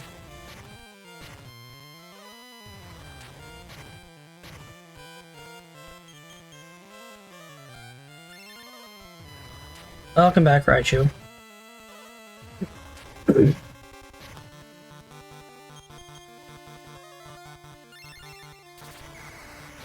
He's like what the Ox King would be if the Ox King was evil.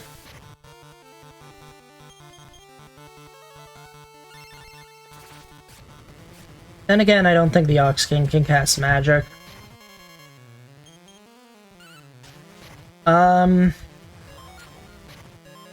Roughly another 4 minutes of punishment.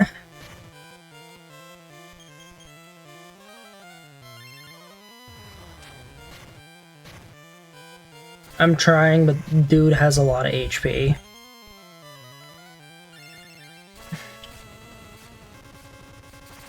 Well, now it's more like 3 minutes.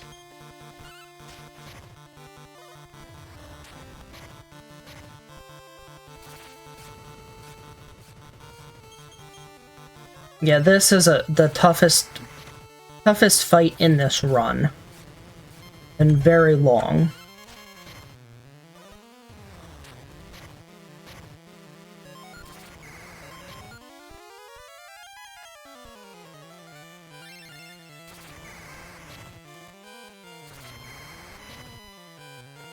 Nicer if I didn't have to constantly heal, because he's doing a lot of damage.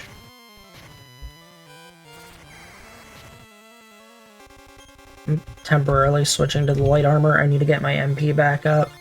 He is meant for a group. He is not meant for solo hero.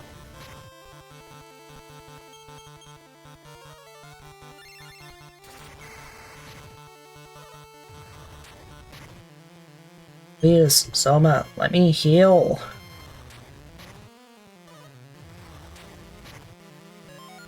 Just...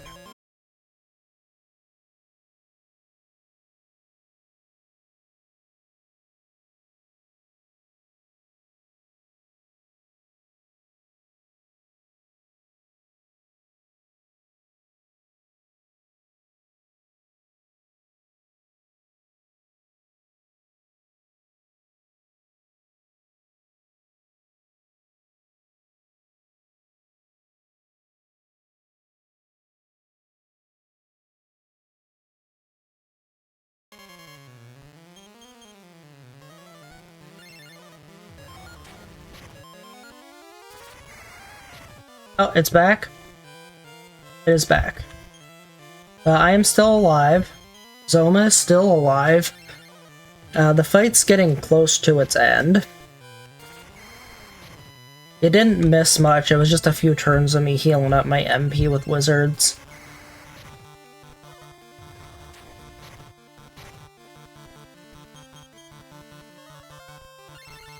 Struggling to keep my health up above 260 so I can actually do attacks.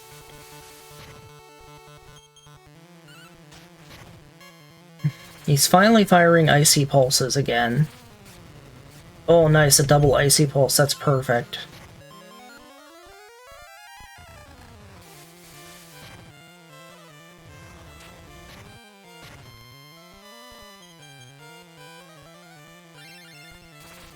Icy pulses, that is what we like to see.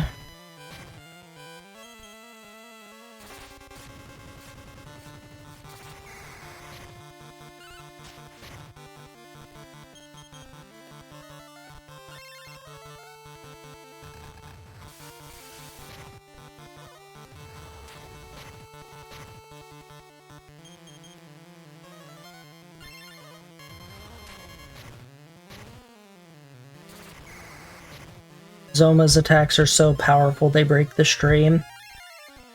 Oh, out of MP.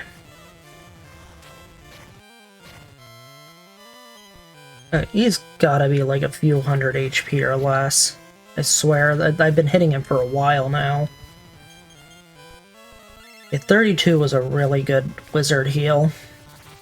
Oh, double icy pulse, let's go. Okay, this should finish him off. Like, the next few hits. Gotta finish him off.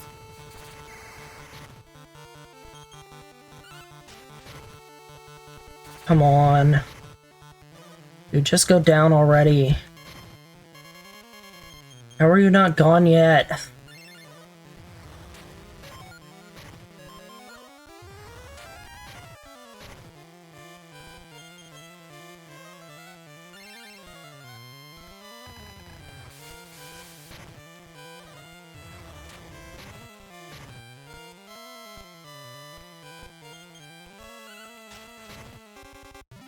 Finally! We have defeated Zoma. But it's not time yet, but he has been defeated. GG's. Now it's just the exit sequence where we have to leave this burning down castle.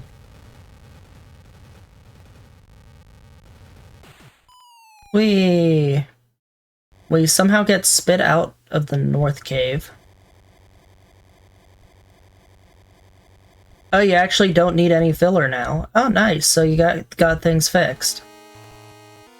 Look, some of the treasure chests are still here, except the Mimic disappears, because all the monsters in the world disappear when Zoma dies. And then North Cave collapses. And we have to return to Tantagel. Wow, it's funny how my overestimate time ended up fixing the run yet again, because I actually went overestimate in RRFTP, and it was like perfect timing to get the run back on time too. So I guess happened twice now. I got RRFTP back on time, and I guess I got RRLAT7 back on time. That's weird how that's worked out this way. So, the sky is now closed. You're now permanently stuck in the Dark World. If you try to return, you can only return to Dark World cities. There's another one on here, Mercado, that you don't visit. You return to Tantagel, and I gotta go see the king. There's actually light here now. It's no longer the Dark World, it's the new Light World. Oh, we're still 50 minutes ahead of schedule? Oh, but the next runner's ready to go. Okay. Sounds good to me. So, time is coming up here very soon. Whenever it gets rid of my control, and I get through these text boxes, and it starts the fanfare, that will be time. So this takes a little bit here. So 5, 4, 3, 2, 1, 0. Time. I miscounted there, sorry. GG's.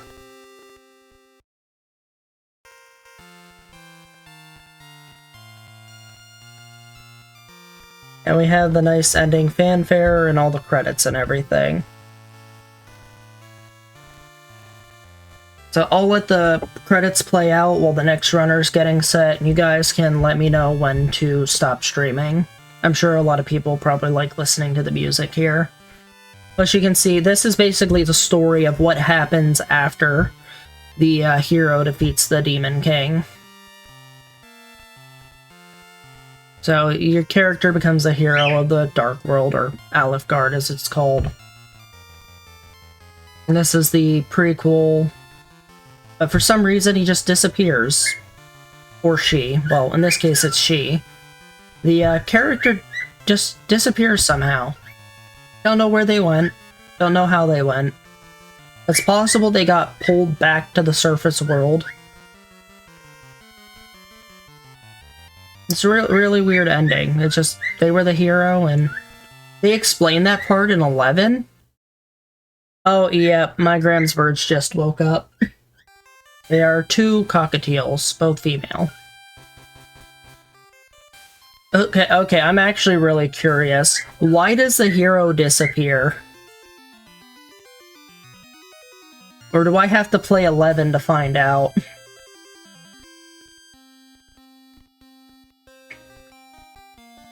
This is such nice music.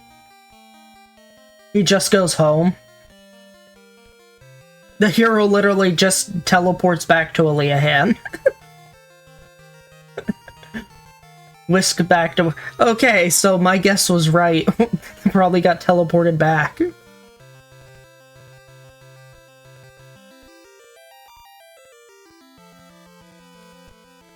This music is so good.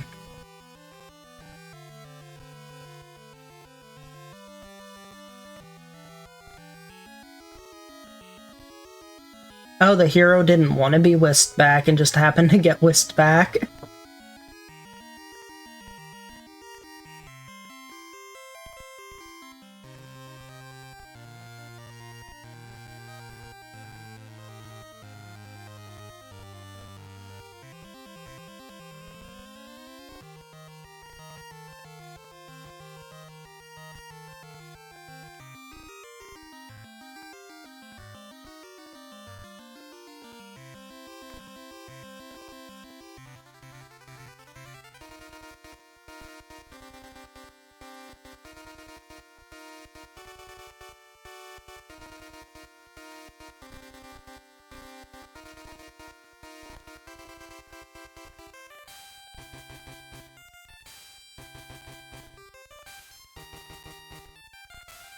Gotcha, that's interesting.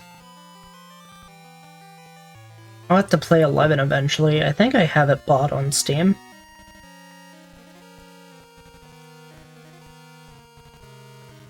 I like how, like, it goes Dragon Warrior 1 and then 2 are connected, and then 3 becomes the prequel to them, but then 11 becomes the sequel to 3, which is also a prequel to 1 and 2.